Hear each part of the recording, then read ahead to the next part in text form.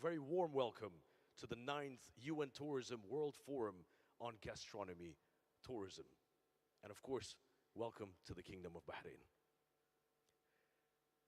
بالنيابة في البداية عن منظمة الأمم المتحدة للسياحة والباسك Culinary Center وطبعا وزارة السياحة في مملكة البحرين، أحب أرحب بالجميع في مملكتنا الحبيبة وفي النسخة التاسعة من المنتدى العالمي لمنظمة الأمم المتحدة للسياحة لسياحة الطهي. Of course, I'm absolutely sure with no doubt that everyone has had a very pleasant journey and stay so far in the beautiful Kingdom of Bahrain. And a very warm and hospitable experience you will have, I promise you that. Of course, to begin this first session of the day, we've chosen to begin by immersing you in the rich culinary traditions of the Kingdom of Bahrain. To celebrate the cherished Bahraini culture and heritage, it's my absolute honor to introduce to the stage Chef Halwa Swaleh, who will present 3 signature dishes that embody the essence of Bahraini flavors and culture. Ladies and gentlemen, Chef Halwa.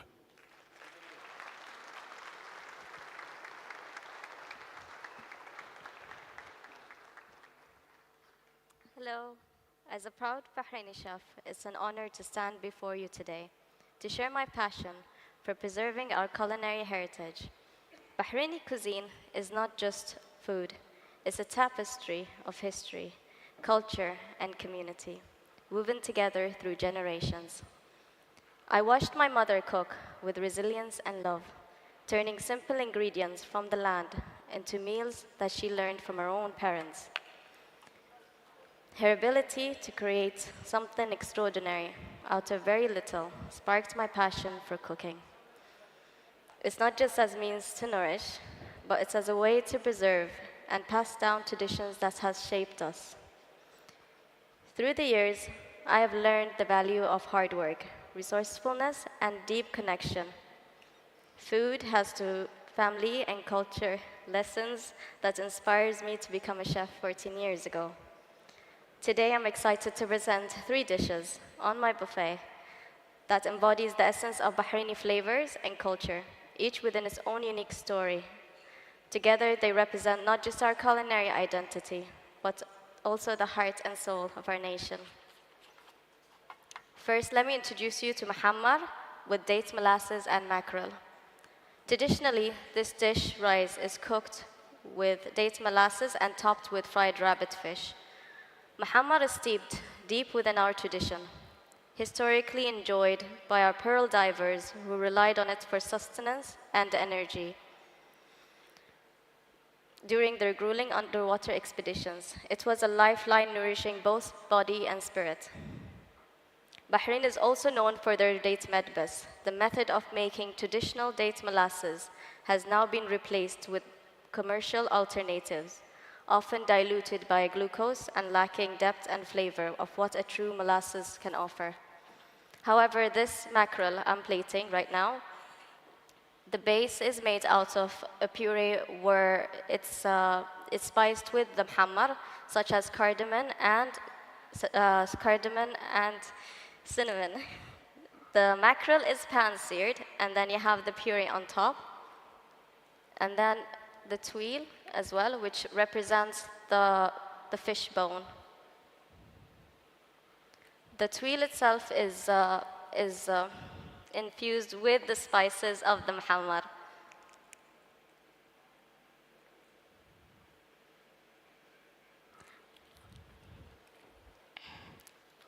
The puree itself is infused with my own dates molasses that I hand make.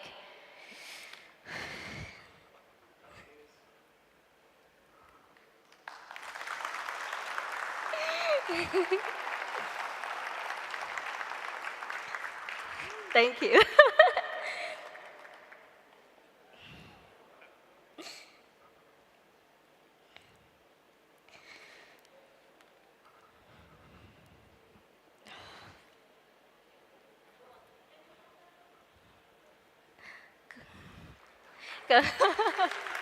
I'll have to teach you how to plate now. Now, I just got to say, I'm not the best at this, but let's give it a shot. All right, so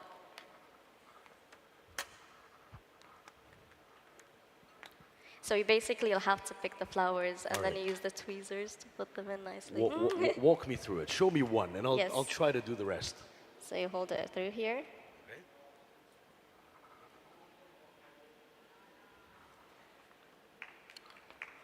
Yes. Here. Are you sure you want me to do this? I trust you. Here.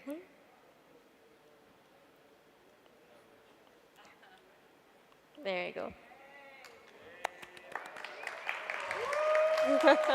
Thank you.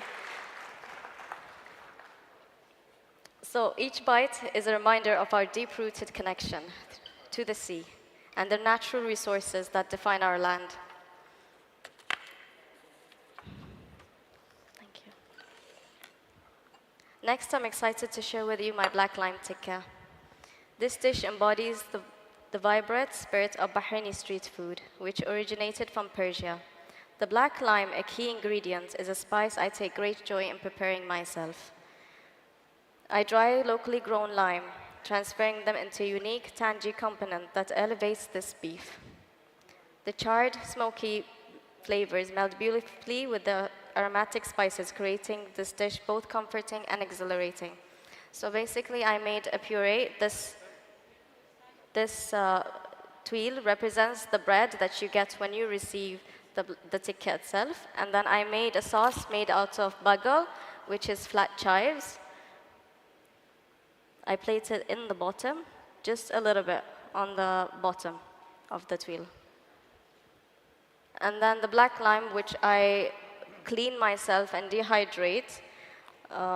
So it's a bit sour. If you do like sour flavors, that's the one for you.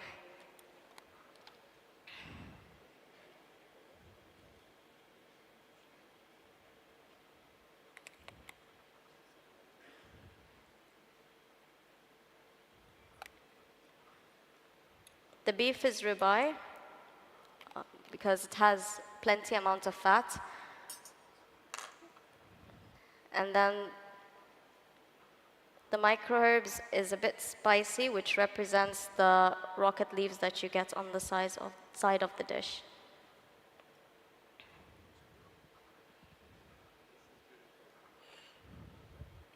Back in the 90s, we used to order a skewer of meat tikka. And then you would receive one skewer for free while you waited for the food to cook. Street food is all about connection between people and their culture, between generations sharing recipes and tradition, between generations. It's a celebration of community, and through this tikka, through this tikka, I invite you to partake in this celebration. Lastly, I have the dessert, Halwa Bahraini. Halwa is more than just a sweet dish. It's a symbol of hospitality in our homes, traditionally served to welcome guests.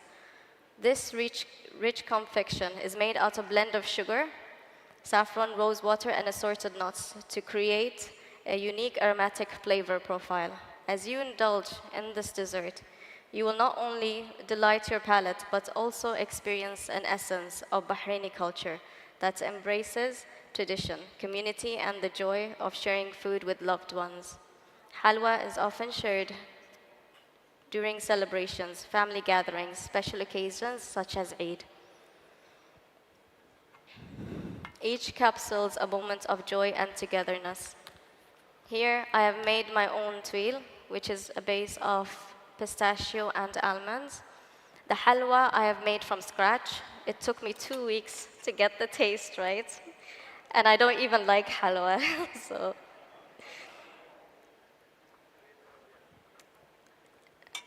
And then on top, I put some pistachio.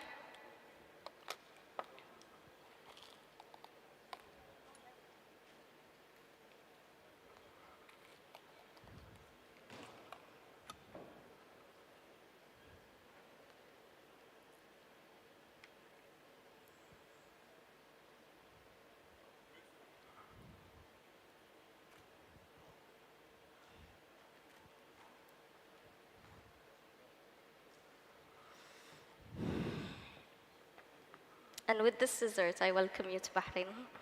I would like to invite you to savor each dish. Go on. This Is it just better? looks really good. I would like to invite you to savor each dish and reflect on the stories behind them. Each recipe is a testament to our heritage and a reminder of where we came from, and a celebration of our own identity.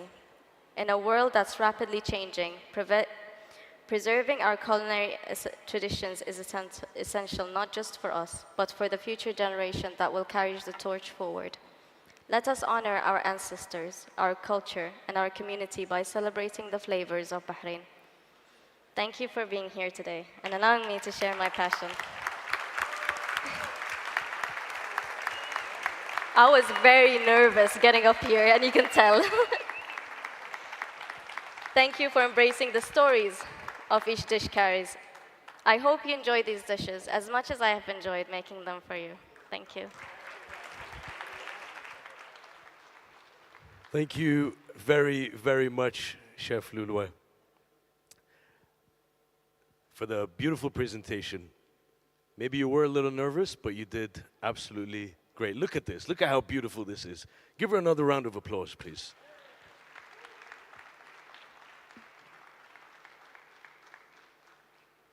So I know everyone would like to go on with the tasting experience, but before we do that, I'd like to invite two very distinguished culinary artists, Bahraini, to the stage.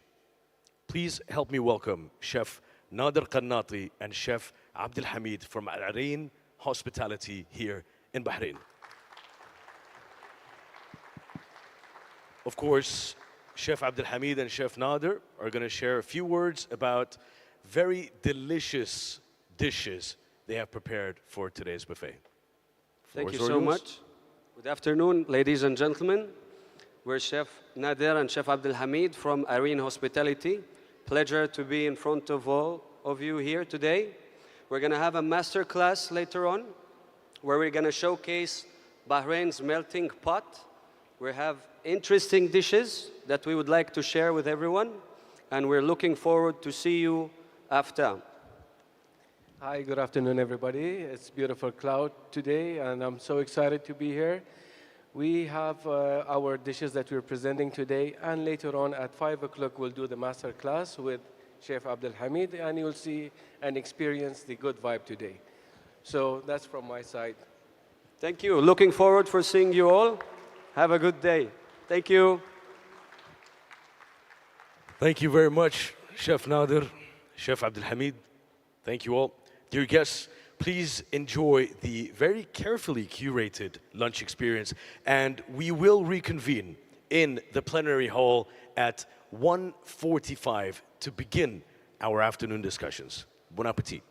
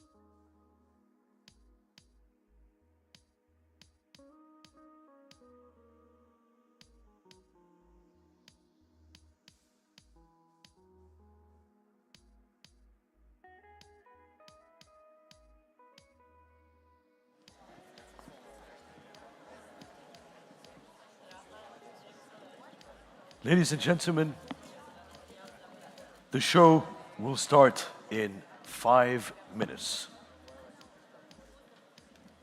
الحضور الكريم، الايفنت راح يبتدي بعد 5 دقائق.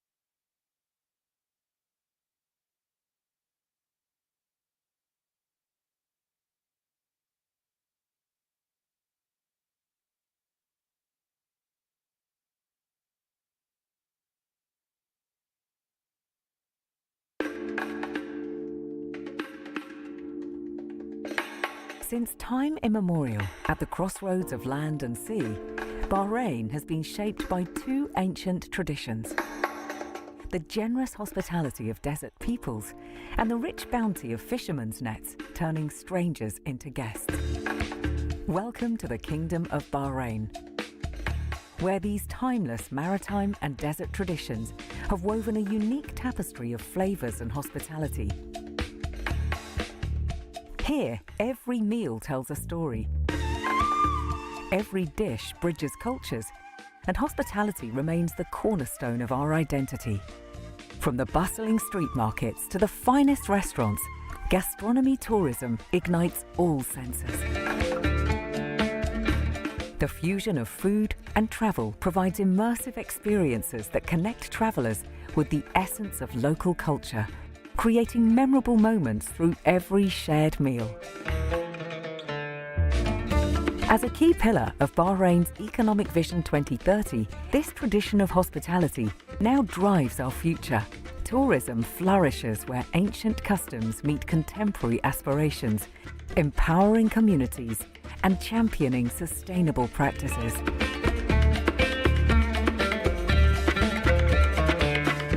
Today, as we gather at the 9th UN Tourism World Forum on Gastronomy Tourism, leaders, chefs, restaurateurs, and visionaries from across the globe come together in Mumar. Here, we shape the future of gastronomy tourism, celebrating our cultural heritage and forging partnerships that transcend borders. Welcome to the 9th UN Tourism World Forum on Gastronomy Tourism.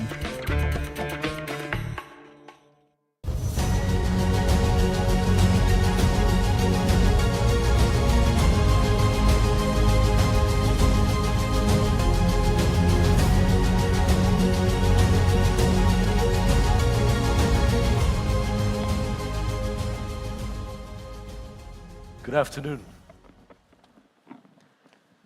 Distinguished guests, Your Excellencies, ladies and gentlemen. On behalf of UN Tourism, the Basque Culinary Center, and the Ministry of Tourism of the Kingdom of Bahrain, a very warm welcome to the 9th UN Tourism World Forum on Gastronomy Tourism. And of course, welcome to the Kingdom of Bahrain.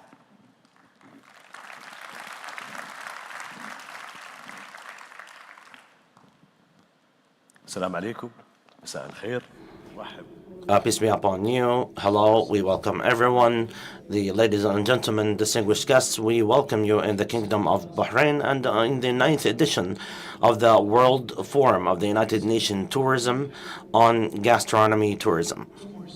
Ladies and gentlemen, this is a historical day and a historical event to take place in our beautiful kingdom. I'd like to begin by, of course, also giving some attention to our online participants, audiences, and viewers joining us from literally all corners of the world. A very good morning, good afternoon, or maybe even a good evening to you all. And thank you for being here with us.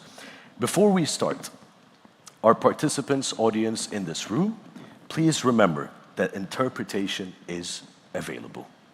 Channel 1 for English, Channel 2 for Arabic, and Channel 3 for Spanish. And we also, of course, whether you're here or online, we encourage you to engage with us and join the conversation on social media, and of course, tag the relevant accounts and use the relevant hashtags.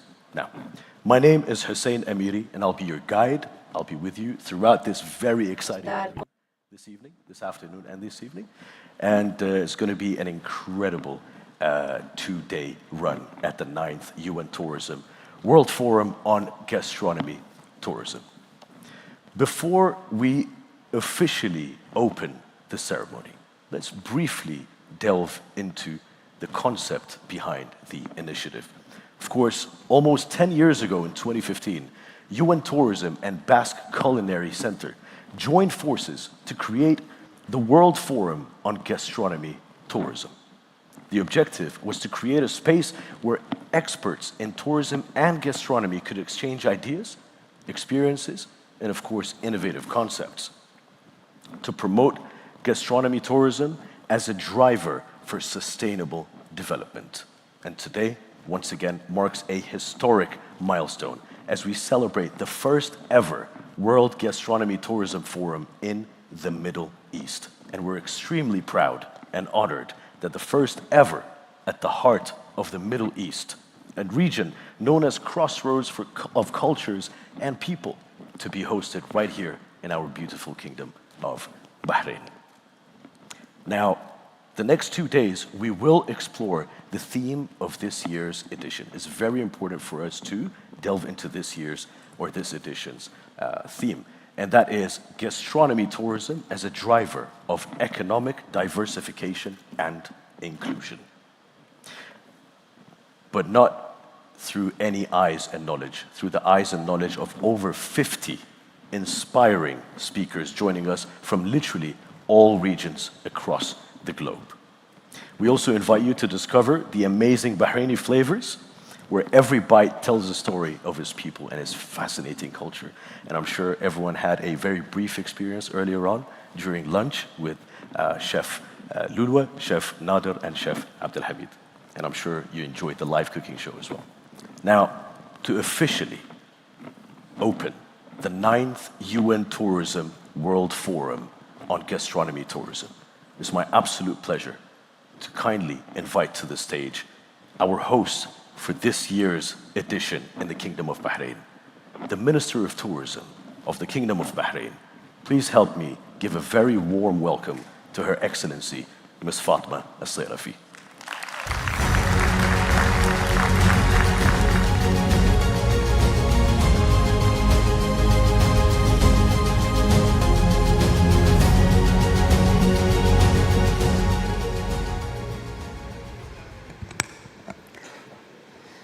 Your Excellency, Mr. Zurab, Secretary General of the UN Tourism, Your Excellencies, distinguished guests, Director General of Basque Culinary Center, ladies and gentlemen, Assalamu alaikum wa rahmatullah wa barakatuh. Welcome to the 9th edition of the World Forum on Gastronomy Tourism, a significant milestone as we host this esteemed event here in the Kingdom of Bahrain for the very first time in the Middle East. Firstly, I would like to express our gratitude to the esteemed government led by His Royal Highness, Prince Salman bin Hamad Al Khalifa, Crown Prince and Prime Minister, for the unwavering support that drives the vision of Tourism Strategy 2022-2026, making this important forum a reality. Thanks also is due to the UN Tourism for their trust and confidence in selecting Bahrain as the host for this prestigious event, reflecting our kingdom's commitment to advancing the tourism sector and highlighting both our rich cultural heritage and diverse culinary traditions. I would like to take this opportunity to express our honor to collaborate with such a prestigious organization, as we strive to ensure that this forum serves as an exceptional platform for global dialogue and cooperation in gastronomy tourism.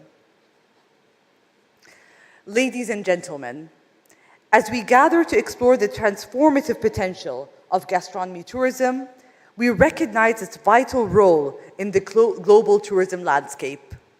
Recent statistics reveal that in 2023, Bahrain's tourism sector saw a remarkable 25% rise in visitor numbers and a 32% increase in tourism revenues, alongside a 10.7% growth in accommodation and food services. This surge demonstrates that gastronomy is not merely an experience, but a significant economic driver. This forum gathers experts from around 50 countries, bringing together more than 500 participants and visitors to learn from one another and exchange best practices in the gastronomy field. This diverse array of perspectives will enrich our discussions and inspire innovative solutions that can be implemented in our respective regions. As the Kingdom of Bahrain welcomes the world to this historic gathering, we reaffirm our belief that gastronomy tourism is more than an industry. It is a bridge that connects cultures, celebrates diversity, and empowers communities, underscoring our shared commitment to a more sustainable and interconnected future. Let us seize this opportunity to collaborate, to innovate, and amplify our culinary narrative as we shape together the future of gastronomy tourism. Together, we will work towards creating a more sustainable and inclusive gastronomy tourism sector that benefits not just our region, but enriches the global community as a whole. Thank you very much.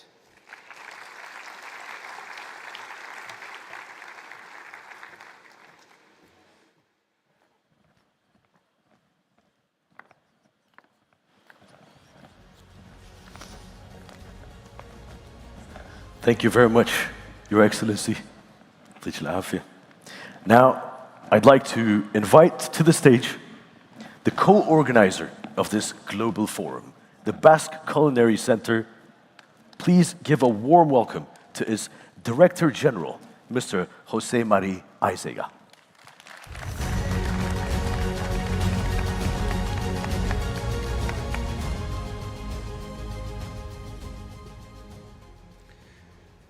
Your Excellency, Minister of Tourism of the Kingdom of Bahrain, Secretary General, authorities, participants, a pleasure to have you here. Hello to all. Marhaba. It's a real pleasure to be here in Bahrain, organizing this 9th UN Tourism World Forum on Gastronomy Tourism. Another great example of the collaboration between UN Tourism and Basque Culinary Center. 9 years ago, we thought that gastronomy tourism, being already a growing phenomenon, required a World Forum to share best practices in the sector and among countries.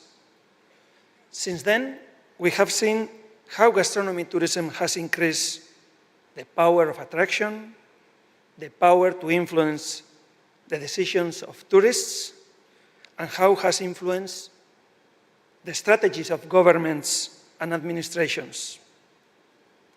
We also have seen the influence of gastronomy to create brands, destination brands.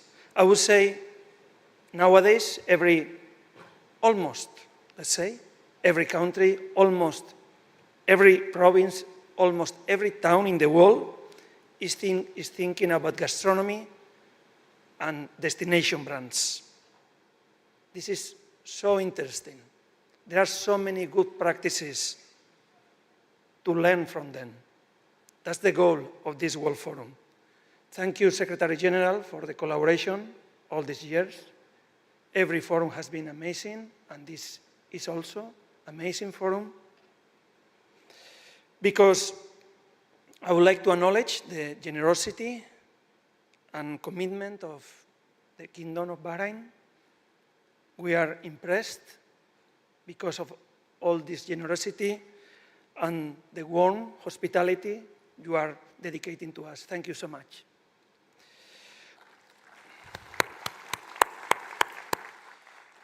Probably one of the biggest transformations in the last years is the change of the meaning of the word gastronomy. What we understood of gastronomy 15 years ago has nothing to do about the understanding that nowadays we have. Today, gastronomy is a very wide sector, a very diverse sector. It is a value chain, integrating food production, transformation, industry, hospitality, tourism. And also we are aware of the cultural, economical, and social dimensions of gastronomy. At BCC, we are driven by this vision from the very beginning. We think, and we thought when we created a Basque Culinary Center 15 years ago, that there are many professions in gastronomy. Of course, chefs, but front of the house personnel, managers, researchers, teachers, hospitality school teachers, journalists, F&B managers at hotels. There are so many professionals, and we have to create dedicated education program for all of them. At the Basque Culinary Center, we created a university center 15 years ago with this goal. Now we have students from 35 countries coming to San Sebastian. We are based on San Sebastian, a very gastronomic city in the border between Spain and France. And it is amazing to see the passion of young students dreaming themselves to be professionals of gastronomy. So I would say, from our point of view, education is key. Not only, I would say, initial education, but also ongoing education for professionals. Also, we created a research and innovation center because we thought that there were many opportunities to promote innovation in all the value chain of gastronomy. And I would say that research and innovation and entrepreneurship are very relevant also for the evolution of gastronomy. That's why also we have a startup competition in this World Forum. And also events. I would say gastronomy is a very incredible community with many passionate professionals all over the world.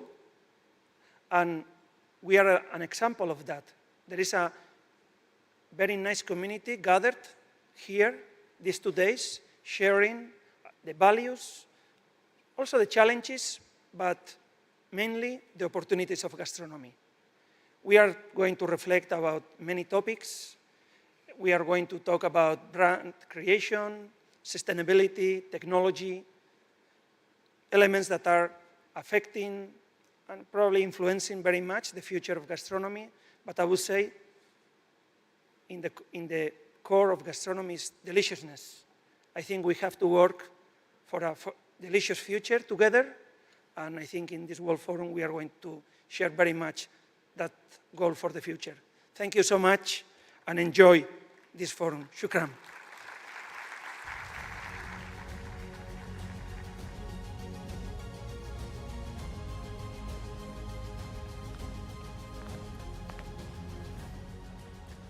Thank you very much, Mr. Jose Mari. Finally, I'd like with great pleasure to invite to the stage the Secretary General of UN Tourism. Ladies and gentlemen, please a very warm Bahraini welcome to Mr. Zurab Polonikashvili.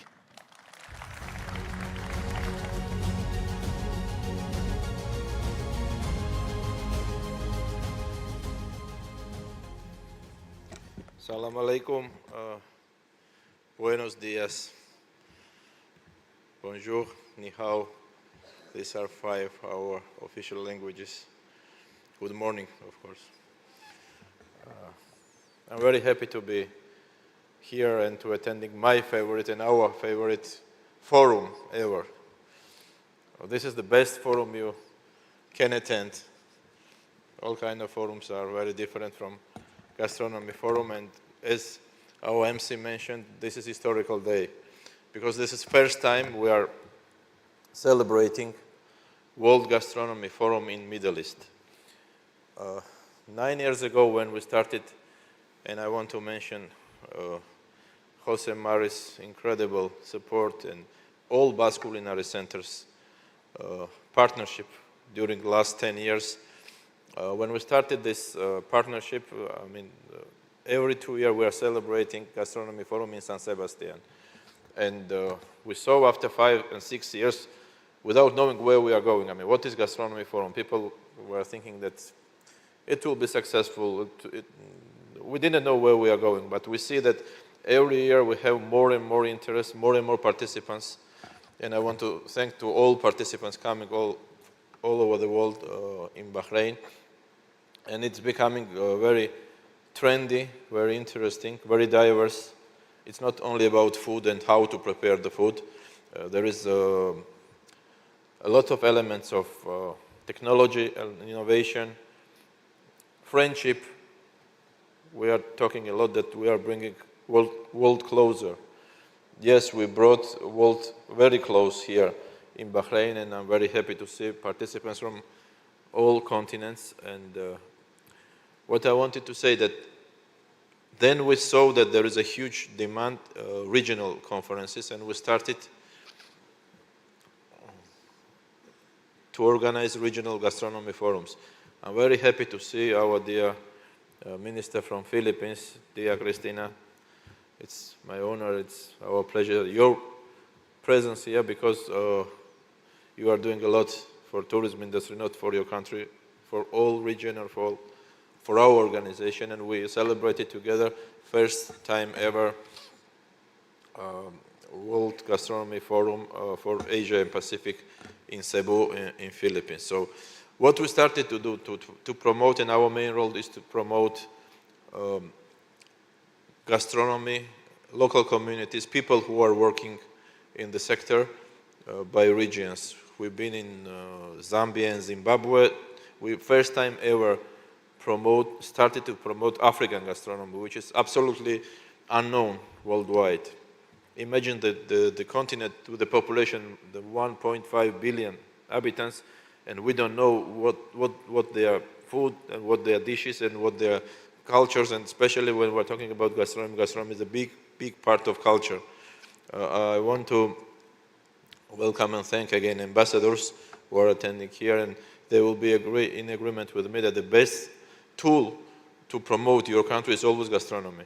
Gastronomy can make people to love in your country. Gastronomy can show the culture and the beauty of your country. And again, every year we feel how important gastronomy is in tourism industry. Dear Fatima, I can't explain in words, and thanks how we surprised are, and very happy to be in Bahrain again, but thank you to you and to your excellent team to hosting us, to showing us the best of your country in this 24 hours with so many things. We learn a lot of things. We meet with new Bahraini friends, and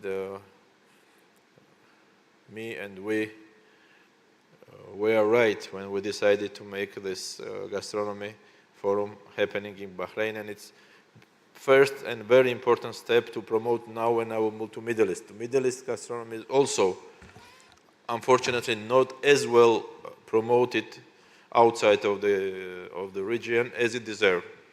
Like its culture, like tradition, I think we are doing first steps and historical steps to promote local gastronomy worldwide. We have here more than 600 participants from 40 or 50 countries. It means that 50 countries and people are from the industry, and they will talk about how is food in Bahrain and how is gastronomy in the Middle East. You know, this is something very new and really first steps. We have representatives from Latin America, first time ever, talking and participating in gastronomy forum from Japan, from India, I mean, from all over the world. And again, it's a great step, an historical step during the history of Middle East, and in this case, Bahrain. So thank you, all of participants, excellencies. We have Minister of Foreign Affairs, Minister of Social Labor, and all our friends who are participating and are with us. And I want to mention that today is the National Day of Oman, our neighborhood, lovely country, and I want to celebrate to Oman the National Day and wish them all the best. We don't know, maybe first Middle East Gastronomy Forum will be in Oman in future years. So thank you, all of you, and I will wish you successful, interesting days.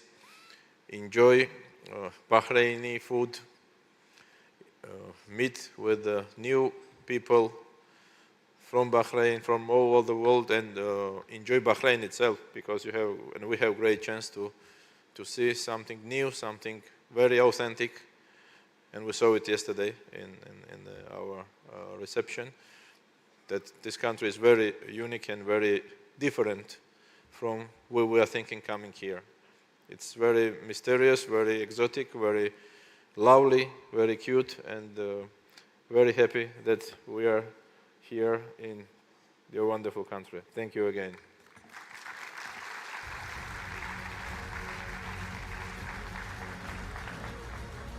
Thank you very much. Mr. Secretary General, if you could remain with us on stage, please. Okay. Yeah, if you could kindly take the center of the stage. And if I could also kindly ask back to the stage Your Excellency and Mr. Jose Mari.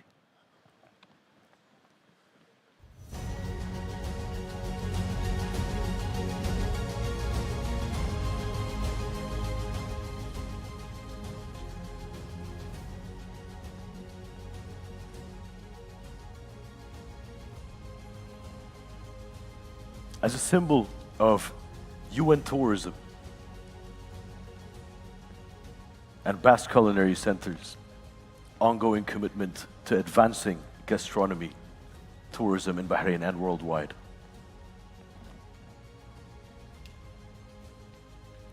If we could just have the official photo, and we'll go on.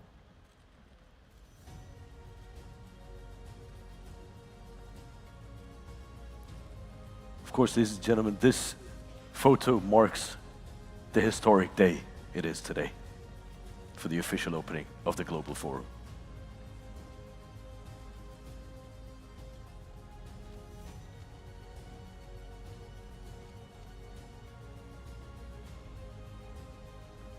Once again, ladies and gentlemen, as a symbol of UN Tourism and Basque Culinary Center's ongoing commitment to advancing gastronomy tourism in Bahrain and worldwide, and in the honor of the bond between gastronomy and tourism, please, if you could kindly, Your Excellency, accept this chef's vest as a gesture of appreciation and partnership.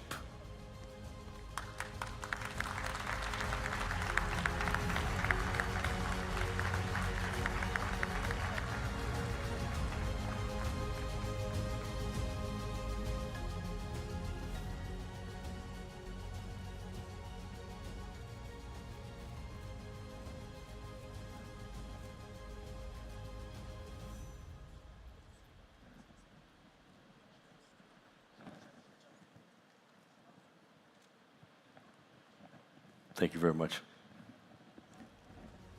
Of course, if you could kindly remain with us on stage. Thank you very much. On this occasion, once again, as a part of its commitment to promote Bahraini cuisine, UN Tourism is proud to present the Bahraini edition of a tour around the world's gastronomy, a project that highlights the unique products and culinary tradition of countries around the world. We're very happy to have Bahrain now also as a part of this global journey and culinary journey, a celebration of Bahrain's rich culinary heritage. If we could kindly have another photo of this moment before a very important announcement.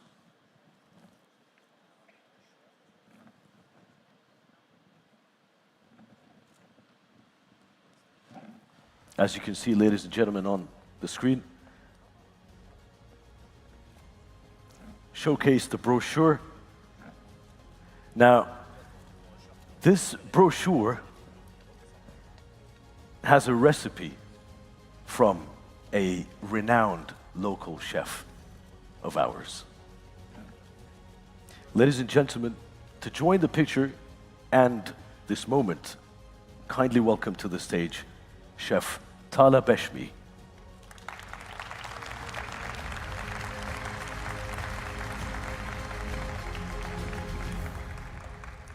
Of course, Chef Tala contributed to the brochure with her version of a recipe of madruba.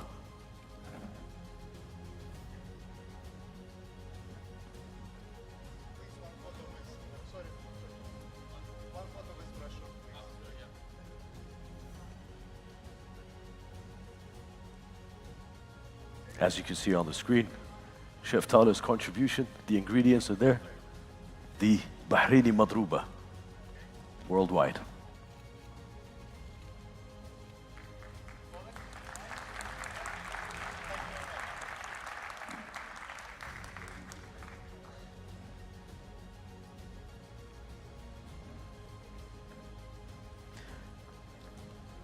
Now, distinguished authorities, as well as Chef Tala, if you could still kindly remain with us on stage. Yeah? So, the UN Tourism is very proud to count on a network of special ambassadors for gastronomy tourism, recognized for their dedication to promote sustainable gastronomy in their country and across the globe.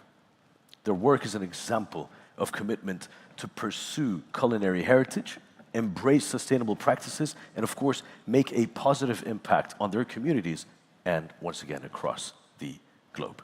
Ladies and gentlemen, on this very special occasion, the 9th World Edition of the Forum, the Secretary General of UN Tourism would like to recognize and welcome 3 new UN Tourism ambassadors for gastronomy tourism. Of course, we begin with our very own Chef Tala Beshbi, named MENA region's best female chef in 2022. Her innovative Bahraini cuisine brings absolutely new perspectives to the flavors of the Middle East, and a culinary ambassador of her own country, but now as well of the world.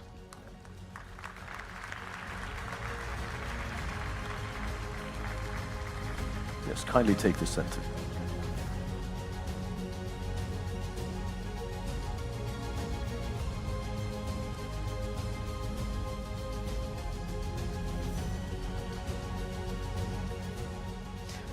Now, as I mentioned, there are 3 new ambassadors. So if you could kindly remain with us on stage so we can welcome the other 2 new ambassadors. Ladies and gentlemen, from Croatia, Chef Rudolf Stefan.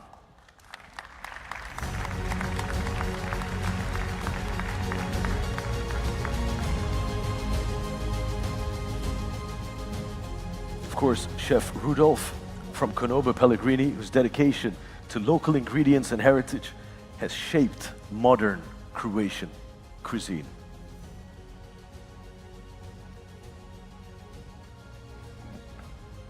Chef Rudolf, once again, ladies and gentlemen.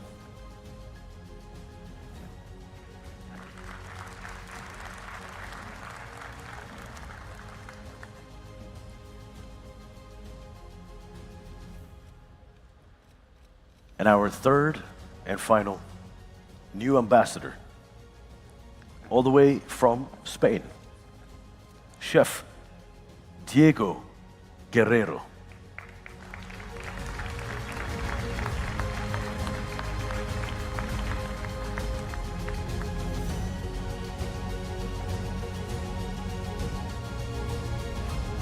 Chef Diego of D Stage Restaurant, a culinary visionary known for his creative and experiential approach to Spanish cuisine.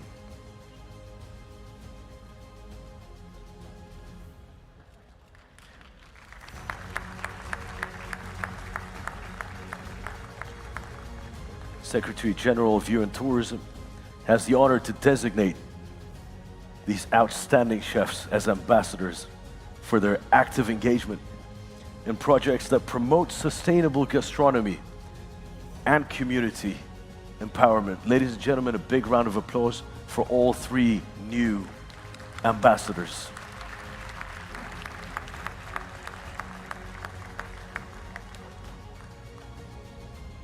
Congratulations. Of course, it's great to see the network of UN Tourism ambassadors grow more and more year by year. Thank you very much. Our distinguished authorities, if you could still kindly remain with us on stage. Thank you very much. As we said, it's a historical day. There's a lot going on, and it's all very, very exciting. Now,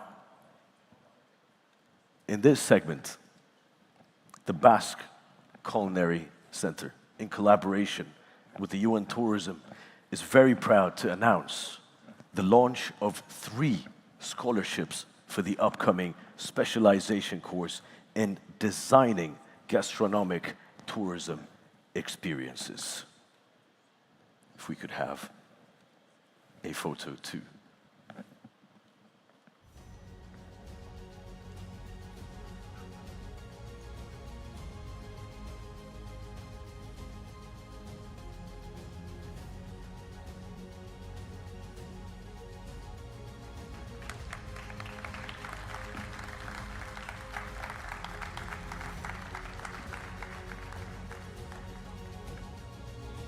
This, of course, once again, is another very important and historical initiative. Education and skills development are the pillars upon which to build talent for gastronomy tourism. This initiative will definitely, with no doubt, create a unique opportunity for those who win these scholarships to excel in their knowledge and build a future in this exciting area of gastronomy tourism. Now, distinguished authorities, if I could thank you very much and kindly ask you to take your seats. Thank you very much.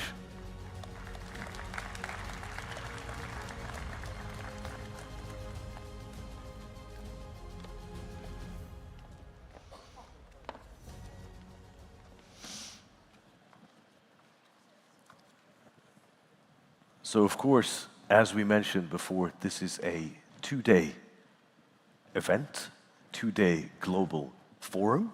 This is just the beginning. This is the opening ceremony. There are a lot of very exciting panels, sessions, and experiences that everyone is going to very much enjoy today as well as tomorrow. So we're very excited to see you tomorrow as well. So just another reminder for our audiences and participants in the room, the interpretation, once again, is available. Channel 1 for English, Channel 2 for Arabic, and Channel 3 for Spanish. And our online participants, make sure you engage with us. We want to feel like you're in the room with us. We want to see your engagement. We want to see you be a part of the conversation. So please engage with us on social media, and don't forget to use the relevant social media handles as well as the relevant hashtags. Once again, ladies and gentlemen, I'd like to welcome you all to our beautiful kingdom of Bahrain, where I'm pretty sure that everyone has had an incredible and very pleasant experience so far. It's a part of who we are. It's a part of Bahraini DNA and Bahraini identity. This is who we are.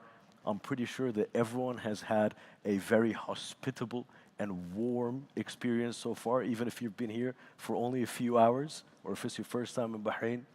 I'm pretty sure that this is your impression of our beautiful kingdom. Now, if I may ask, who, with a raise of hands, or you could even engage directly, who is here in Bahrain for the first time?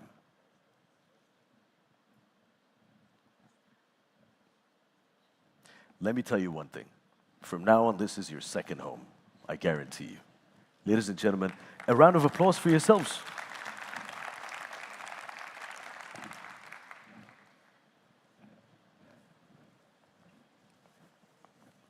Yes. So, we move on.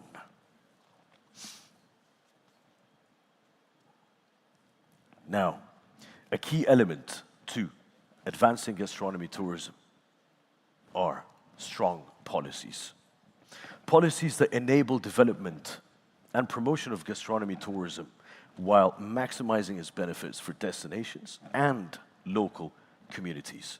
To explore this important topic, it's my absolute pleasure to welcome to the stage our esteemed guests for the high-level panel, Shaping Policies for advancing gastronomy tourism.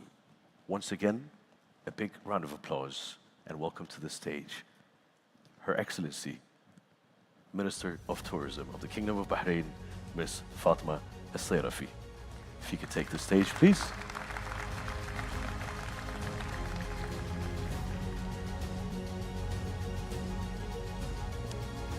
Her Excellency, Ms. Cristina Garcia Frasco, Tourism Secretary of the Republic of the Philippines. His Excellency, Mr. Sultan Al-Msallam, Deputy Minister of International Affairs, Ministry of Tourism of the Kingdom of Saudi Arabia. And of course, guiding us through this panel discussion, please welcome Ms. Sandra Carvalho. Ms. Sandra Carvalho is the Director of Market Intelligence Policies and Competitiveness at UN Tourism. Ms. Sandra, the floor is yours. Thank you. Thank you very much. A very warm good afternoon to everyone. Salam alaikum. And this is how much my Arab goes. And as this will be my second home, I hope that the next time it will be much, much better.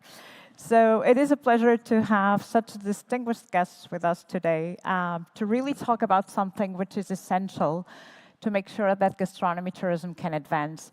How do we shape a policy framework? How do we have the strategy, the governance, the actions in place to actually allow us to maximize the benefits of gastronomy and tourism together? And this is what we're going to learn from 3 amazing destinations here today.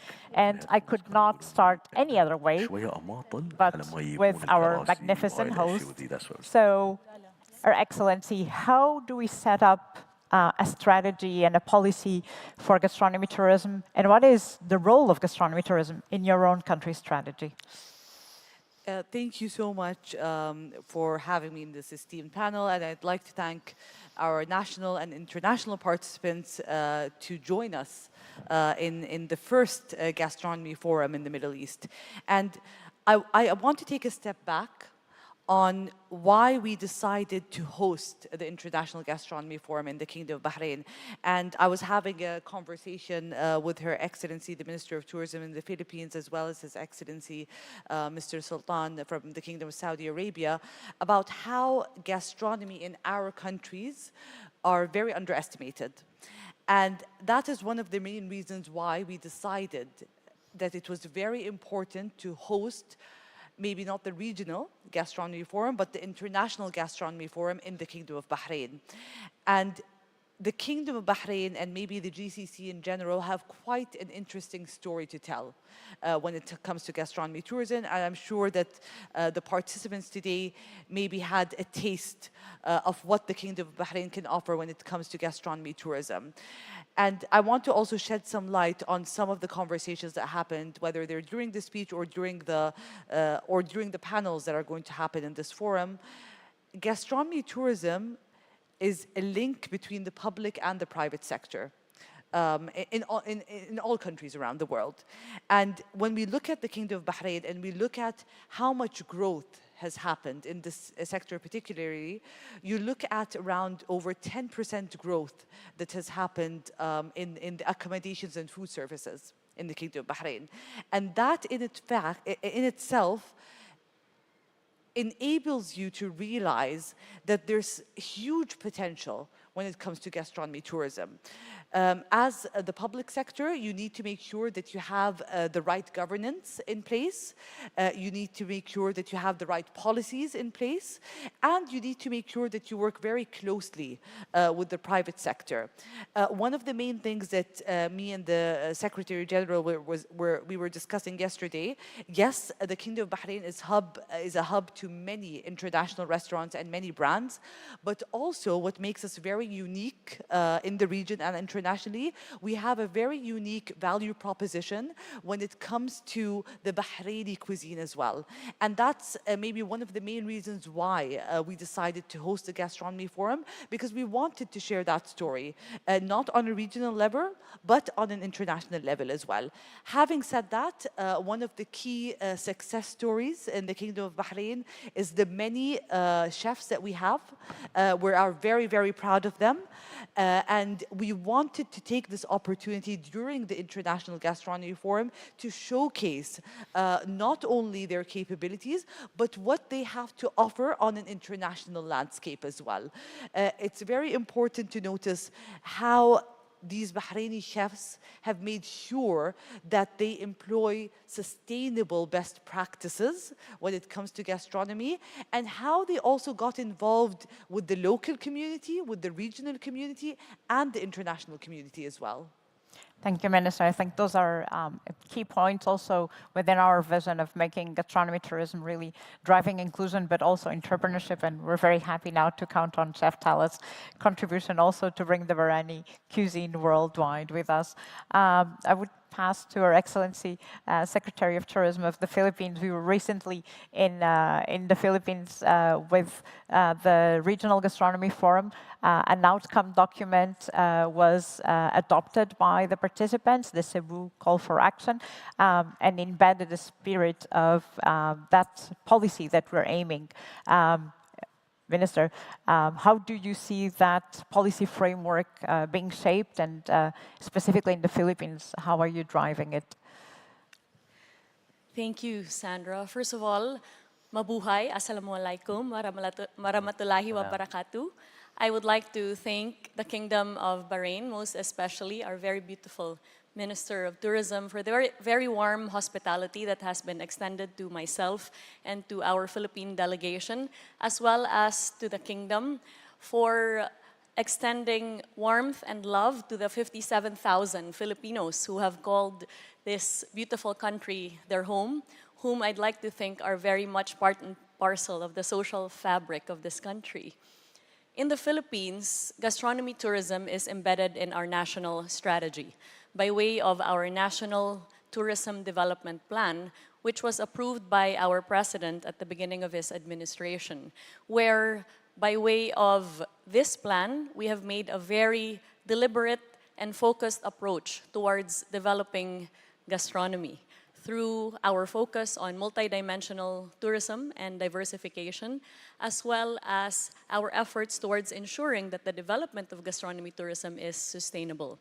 With that, we were pleased and very happy to welcome delegates from all over the world for the UN Tourism Regional Gastronomy Forum. And we are grateful both to UN Tourism, especially Secretary General Zurab, as well as the Basque Culinary Center for providing the Philippines a platform from which to have this conversation that resulted in the Cebu Call to Action on Gastronomy Tourism, a framework for the development of gastronomy tourism in Asia and the Pacific, which prioritizes first and foremost coming up with policies and strategies to ensure that gastronomy tourism is developed in a manner that is not singular only to one country, but is regional.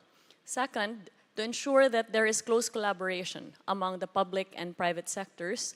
Third, that we ensure that it takes into consideration the entire tourism value chain, paying close attention to supporting small and medium enterprises, as well as our source, our farmers, our fisher folk, and especially our cooks and our chefs. This call to action provides an impetus for supporting gastronomy tourism in a manner that increases the value proposition of destinations, where we attach gastronomy tourism to every experience that is had in the destination, knowing fully well that over 54% actually use gastronomy as one of the reasons for travel, and domestically in the Philippines, it ranks as the #2 reason for travel across our nation. With the Cebu Call to Action on Gastronomy Tourism, we also anticipate that collaboration will be had with the public and private sector to ensure that we provide circular solutions not only to the development of gastronomy, but to consider also sustainability in the treatment of food waste. And finally, we are hopeful that through this framework for gastronomy tourism for Asia and the Pacific, that we would be able to ensure the sustainability of the development of gastronomy that ensures that local economies are uplifted by way of this fast-growing sector of tourism. Thank you very much, Minister, for highlighting again, as Her Excellency made, the importance of private and public collaboration and that common vision, no? And also one of the important key areas which we will have also a session and a masterclass, which is food waste.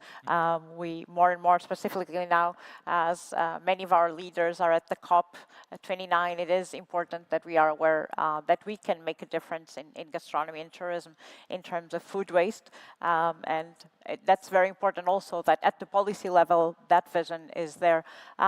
Our Excellency, from Saudi Arabia, where does gastronomy tourism fit in the overall strategy and in the Vision 2030 that the Kingdom has? Well, thank you for having me, Sandra. I have to make a confession. I'm starving. I don't know about you guys, but talking about food all this time made me want to go and try some. But thank you, Kingdom of Bahrain, for having me, and I hope that through this panel we can share ideas that can inspire the audience. But I'll go back to what the General Director of BCC talked about in his opening remarks about the definition of gastronomy and how it evolved over the years. And I think a good starting point is the connection between gastronomy and culture. And culture is basically two components. There's the tangible element, which is the sites. If you haven't visited the fort in Bahrain, you go for it. It's amazing. But again, there's the intangible part of culture, which is the culinary, the food, the music, the dances, the attire that I'm wearing right now is just part and parcel of culture. And if I deep dive on the intangible part of it, which is often forgotten, we see this amazing world of gastronomy. And let's talk about economics here.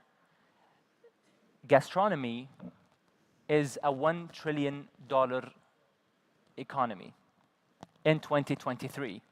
And it's projected to be $4 trillion by 2032. So it's real business, not only a representative of your culture, it's also representative of a big economy, especially the SMEs. And if we look at the Middle East, it's gonna represent about $250 billion by 2029, so that's a big sum, and we hope that it evolves over time. If we focus and zoom into Saudi Arabia, we established the Culinary Commission 5 years ago.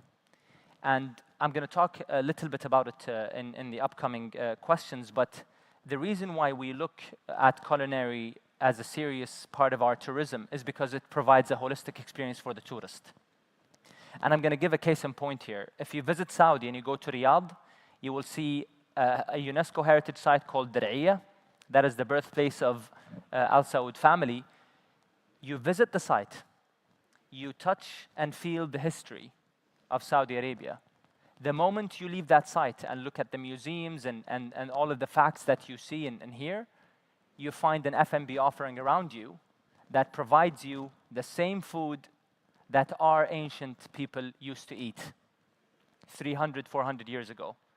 And you come out of that site having a holistic experience. You had the tangible culture experience, but you also had the intangible culture experience. And you can see that replicated all across Saudi. If you go to Al-Ula, you visit Hegra, which is the UNESCO heritage site, but you go to the Old Town and you see also a cuisine that is special to that area. Al-Ula is in the north. That is different from the central part of Saudi.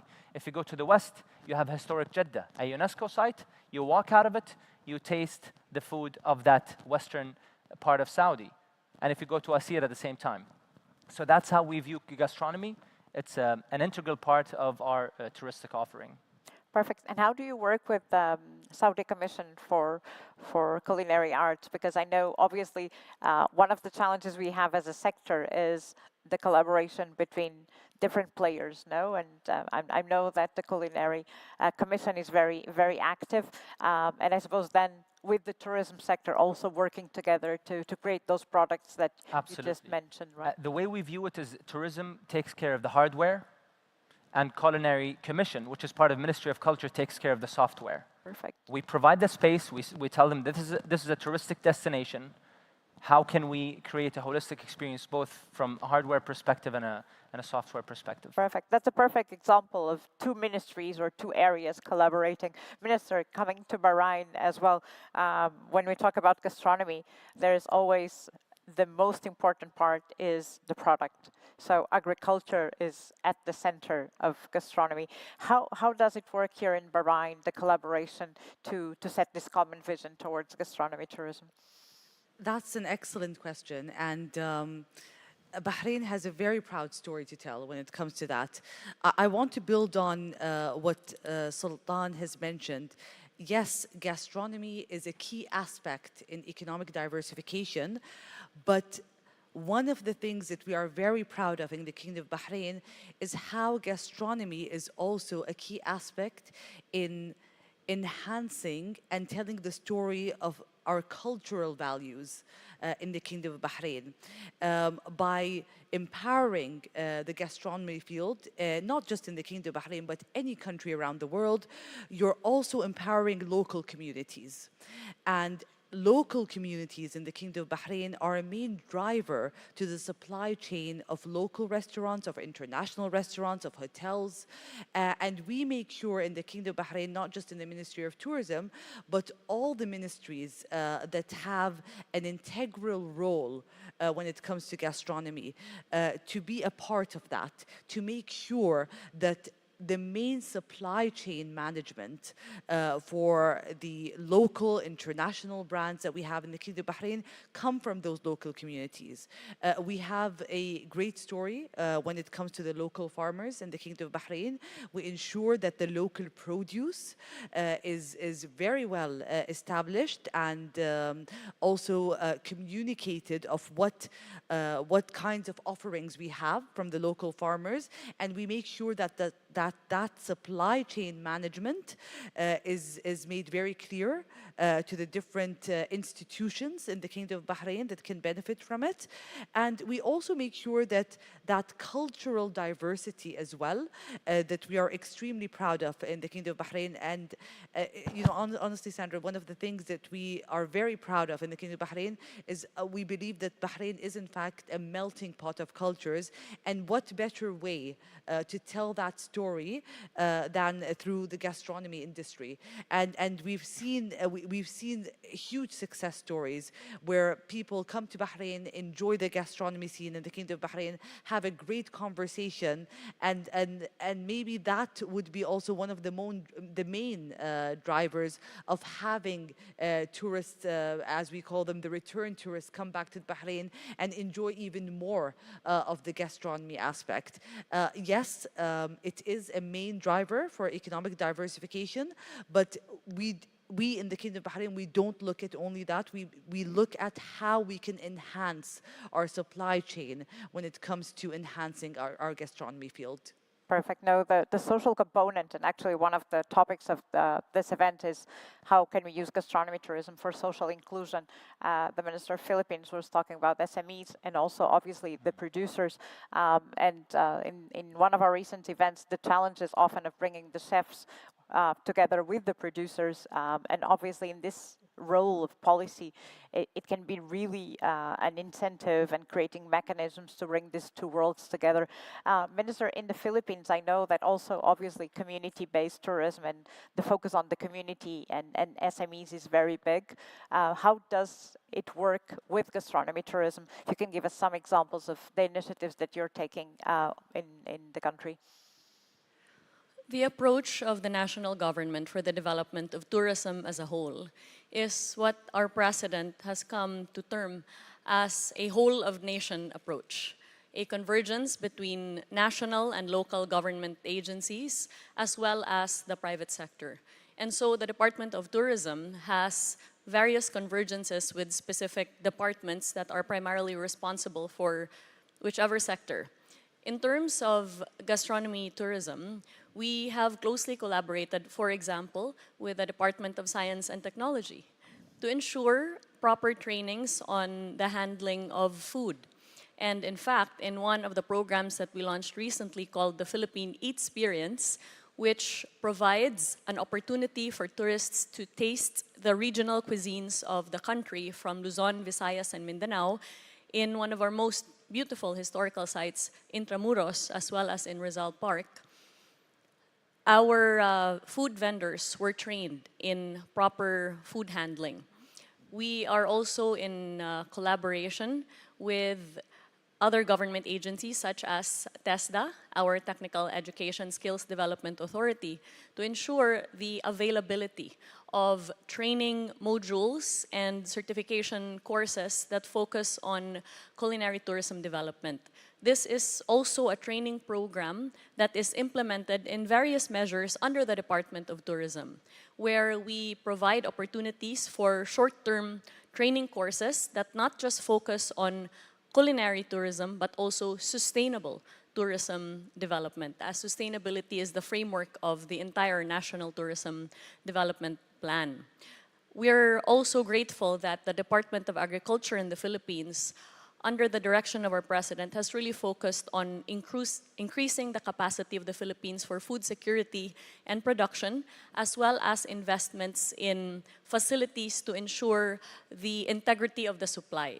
With that, much government investment has been had in the improvement of our seaports, for example, in the improvement of our roads to ensure proper logistical transportation for goods and wares, as well as our collaboration with the Department of Public Works and Highways, where tourism road infrastructure spending has increased, especially to new and emerging destinations, to ensure that our tourist destinations in the country, including our farm tourism sites, are always given the opportunity to be discovered and to be further developed.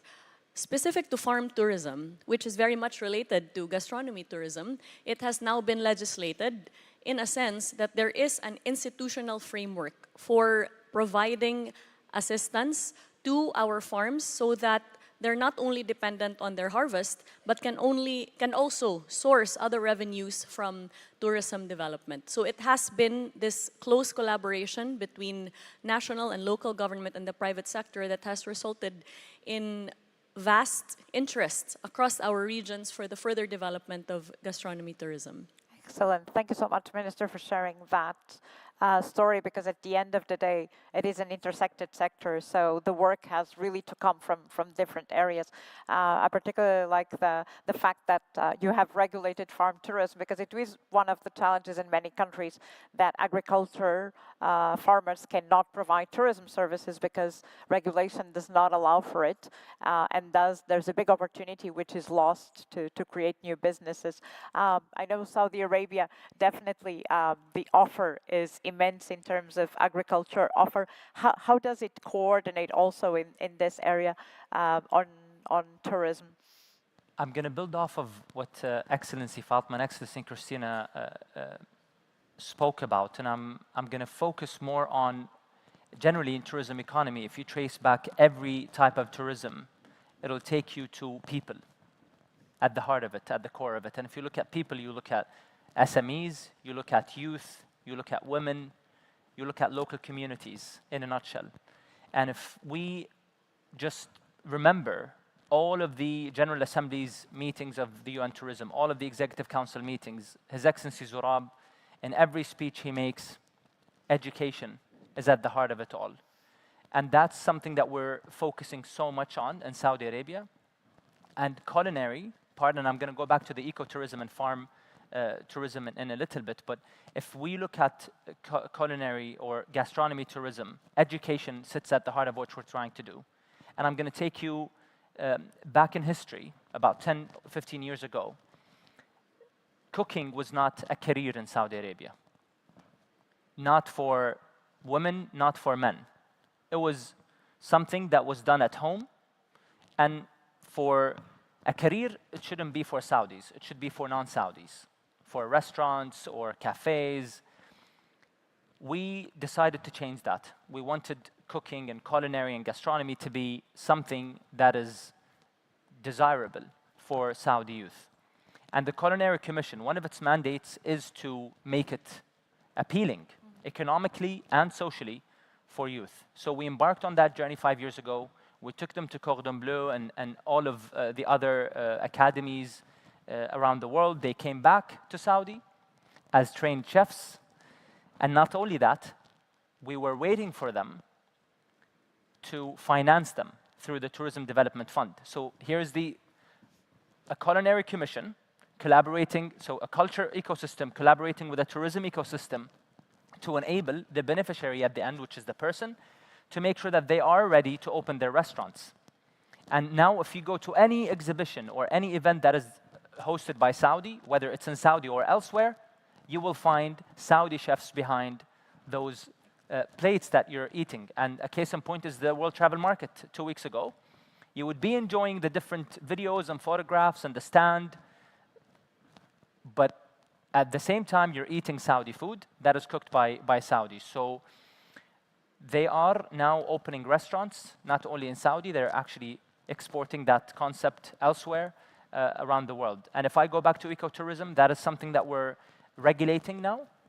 We have farms around Saudi, especially in the south, where farms are more famous, in Asir specifically, where the farmers now are not only creating that produce and giving it to restaurants, they're also welcoming tourists to come and visit the farm and co-create dishes to establish that emotional connection with gastronomy. Perfect. Thank you for raising a very key element, which is education. We're going to discuss it during these days, but I think this is a key point. One that we've raised often, the change in 10 years, as Jose Mario mentioned on gastronomy, also changed the perception of we're not anymore cooks, we're chefs. So that is a very important point and has raised the profile of the sector, which is excellent, but still a challenge to train and attract talent. So that's a great initiative to actually give that training, but also the financing, because for small businesses then to thrive, this is one of the main challenges. And once we're talking about challenges, Minister, I'd like to come back to you. First, now you have a strong vision of gastronomy tourism for Bahrain. We've heard your initiatives. What would you say would be your biggest challenges looking ahead into the future of progressing gastronomy tourism here in Bahrain? I wouldn't want to say that there are challenges as much as there are opportunities. There are a lot of opportunities for us to seize when it comes to gastronomy tourism. I want to build on what Her Excellency, the Minister of Tourism in the Philippines, mentioned about legislations. Legislations are extremely important.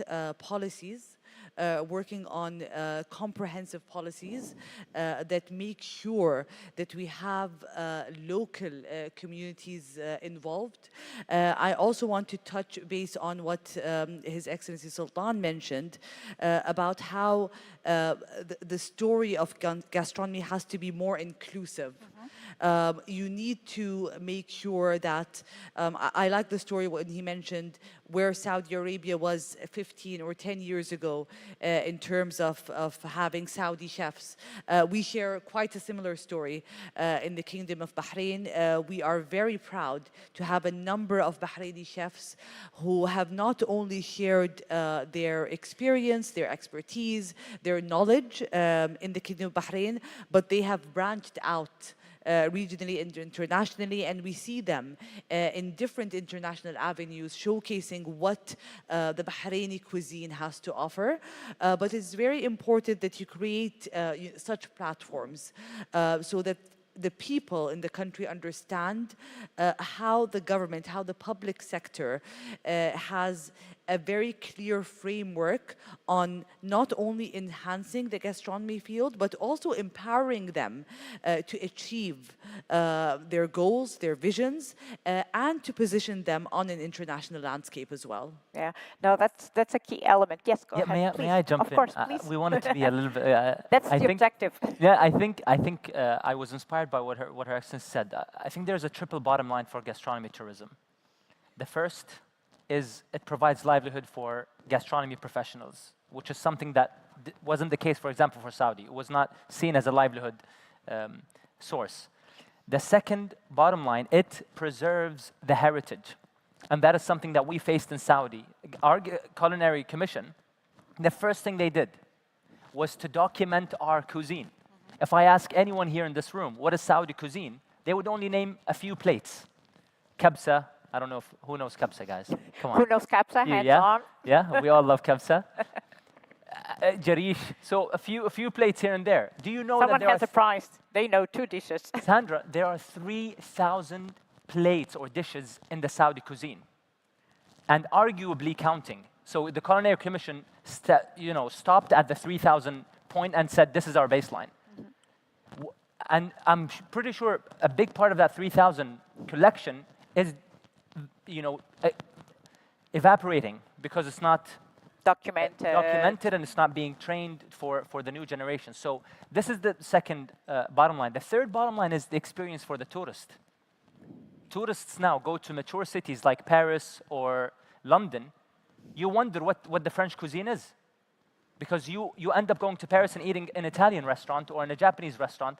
So how can we preserve and provide authentic experiences while providing livelihood for the chefs? I'm sorry for interjecting, but no. I think that's a very important point, and I'm happy you mentioned the mapping of the ingredients and the traditional recipes, because I think this is really at the heart of any gastronomy tourism development. You need to know what you have to preserve it and to promote it.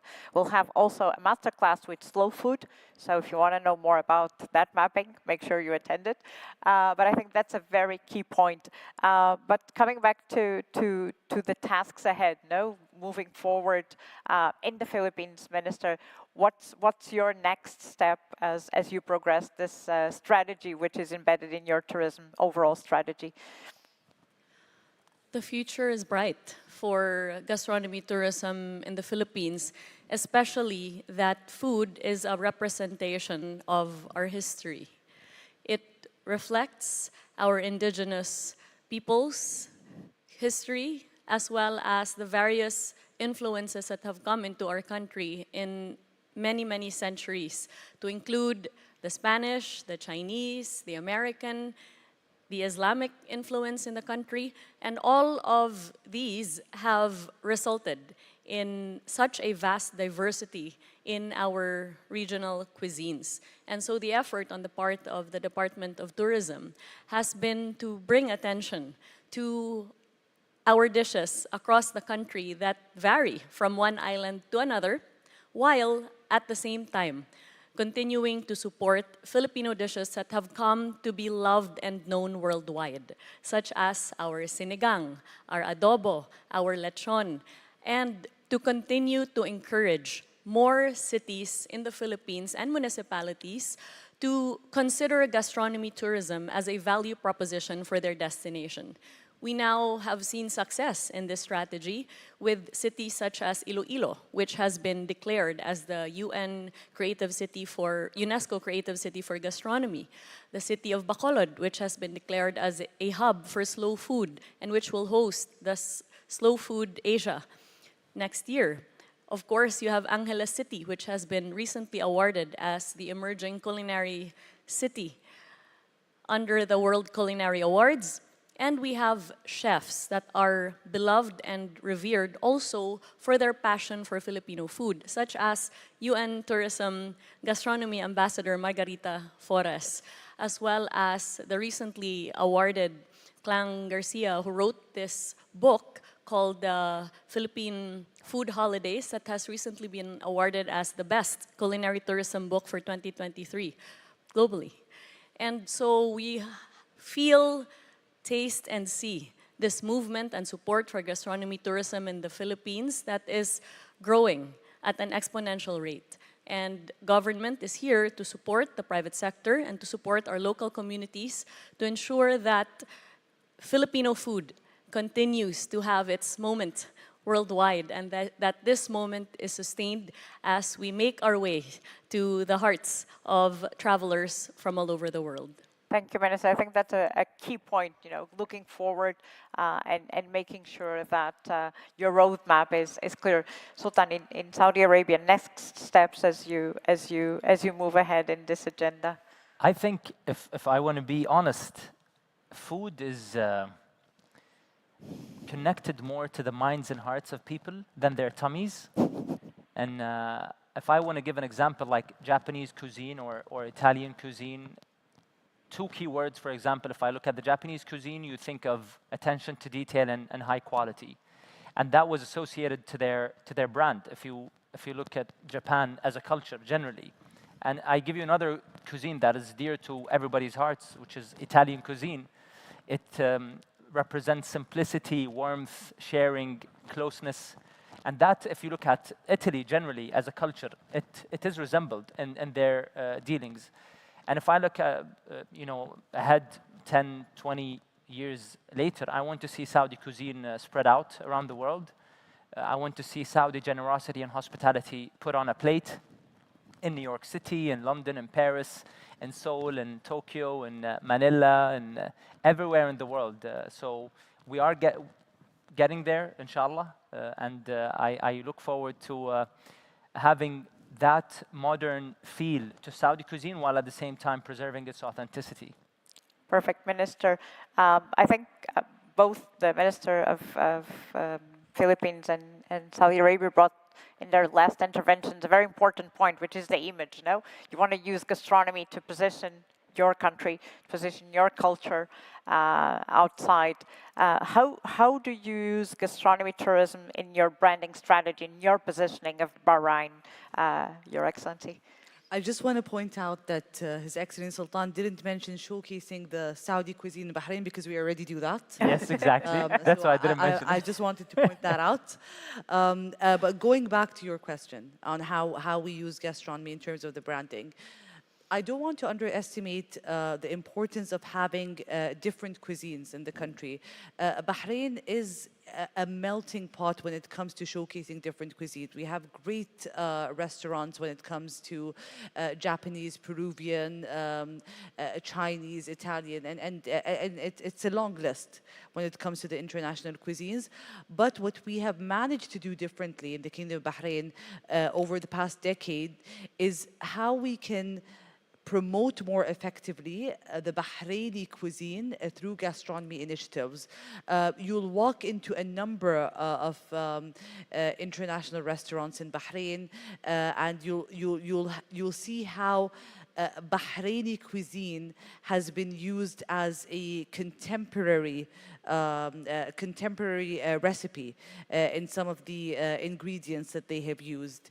And you'd also walk into a number of Bahraini restaurants that have been pioneered by the small and medium-sized enterprises in the Kingdom of Bahrain, and you notice how they have managed to do fusion recipes that showcase the Bahraini cuisine, but the way I'd like to see it is with a definite twist to it. And the great thing about gastronomy is you can manage to be so creative, and you can manage to be as creative as not only showcasing what your country has to offer, but also working with other cultures on how you can collaborate and work towards having a very innovative menu in your restaurant. And we've seen significant collaborations happen in the Kingdom of Bahrain with international restaurants and the local restaurants in the Kingdom of Bahrain. To be honest, I'm a huge fan of witnessing, not just as a Minister of Tourism, but as a Bahraini, of witnessing how you can infuse the Bahraini cuisine into the international brands that we had. And the great thing about this is, because we are home to a lot of international brands in the Kingdom of Bahrain, some of them which will be announced by the end of the Gastronomy Forum, we've seen that the local Bahraini chefs and the local owners of small and medium-sized enterprises in Bahrain have actually benefited from that knowledge transfer and those opportunities that the Kingdom of Bahrain has provided, and have come up with their own concepts when it comes to their restaurants. And we've also seen great success stories when you see local restaurants in the Kingdom of Bahrain have been so successful that they have branched out not only in the GCC, but also internationally as well. And those success stories we hold very close to our hearts, because it just showcases not only the resilience of those, I wouldn't want to say local communities, but of those local restaurants, but also how they have managed to build their brand in a way locally that has been internationally recognized in markets such as London and markets such as the GCC and in other markets as well. So that's just a testament to, I think, the conversations that happened during the panel, that gastronomy is definitely a bridge for enhancing and communicating further what the country has to offer in terms of culture, in terms of history, in terms of heritage. And the great thing about gastronomy is it's a story that shouldn't be told once. It's a story that you can tell over and over again, and you can build on the plot of the story. And I'm so happy to have the Minister of Philippines and the Undersecretary of the Ministry of Tourism of Saudi Arabia with me on this panel, because I believe that each one of us has shared a different yet similar perspective on ways how we can enhance gastronomy tourism. Thank you, Minister. I think that's a very important point that you mentioned as well, how gastronomy can bridge cultures, no, at the end of the day, and bringing many different culinary traditions together. I think one of the key elements also in our culture is the rituals, no? And I think this is a very interesting point in terms of what you were saying, to be recognized outside by those rituals, those products, and having more presence. Minister, in your case, we've heard of your strategy internally. How are you also using, obviously, gastronomy tourism in terms of brand positioning, in terms of the Philippines? In 2023, the Philippines released its enhanced branding campaign for tourism, Love the Philippines, where gastronomy plays a very important role in positioning the country as a preferred destination. Love the Philippines has 4 brand pillars. First, our award-winning and emerging island destinations we are continuing to promote, namely Boracay, Palawan, Cebu, Siargao, Bohol, and 7,000 plus other islands. Then, of course, we have our immense biodiversity, being one of only 18 mega-biodiverse countries in the world and home to 70 to 80% of the Earth's species. And then we have made a strategic decision to promote our culture, our heritage, our history, which is an identity, which is a reflection of the Filipino identity. And here, we provide the world with an opportunity to get to know our festivals, for example. Specific to gastronomy, we have the Bangus Festival. Bangus is a milkfish that is particularly abundant in the Philippines. We have the Pahiyas Festival, which celebrates the abundance of the harvest. And we have the Kadayawan Festival, which celebrates the harvest of fruits. And we have more specific pastry-based festivals, such as the Rosquillos Festival, celebrating a culinary cookie delicacy. The Torta Festival, which is like a bread-like pastry. We even have a Tuba Festival, which is our local alcohol, showing you just how deeply embedded gastronomy is to our local communities and our local culture. And finally, the 4th brand pillar is gastronomy, where we make sure to integrate in every tourist experience a gastronomical experience across the Philippines, such as through our Philippine Experience Heritage, Culture, and Arts Caravan, which we have taken across 10 regions, over 22 provinces, many other cities and municipalities across the country, which has a component called Salu Salo, where we introduce our tourists and our tourism stakeholders to the local foods of the destination. So within a 2 or 3 day itinerary, not only do they get to experience the heritage, the beaches, and the mountainside, but also importantly, partake of a delicious community prepared meal that reflects the heritage dishes of the destination as well as the indigenous influences of the locality. And by way of that, we have created also, I'd like to believe, this very great interest in our destinations to always include gastronomy as a component of their tourism offerings. And we are grateful that this strategic branding campaign has gained recognition from the World Travel Awards, with Love the Philippines having been recently awarded as Asia's leading marketing campaign. Very well. It's good to see gastronomy at the heart of it. I think, Minister. Sandra, I want to build on a very important point that Her Excellency mentioned about brand recognition and about the different festivals that happen. So in the Kingdom of Bahrain, through the Bahrain Tourism and Exhibitions Authority, we have quite a success story when it comes to festivals related to gastronomy and food.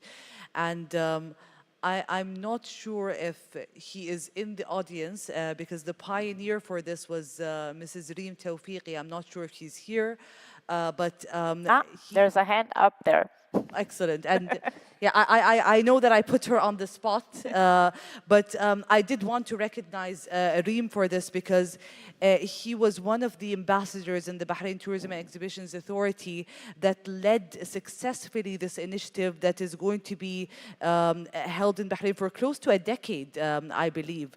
And one of the key success stories from the food festival that we have built on over the years is we've seen small and medium-sized enterprises in the Kingdom of Bahrain and startups, if I may say, join the food festival and gain significant brand recognition that they have took their business into the next step where we see them now as standalone restaurants with huge potential when it comes to significant footfall. And that's because the Tourism and Exhibitions Authority has created a brand or a festivity around the different gastronomical opportunities that there are in the Kingdom of Bahrain, showcased that talent and empowered them to actually not just be part of a one-time food festival that happens on an annual basis,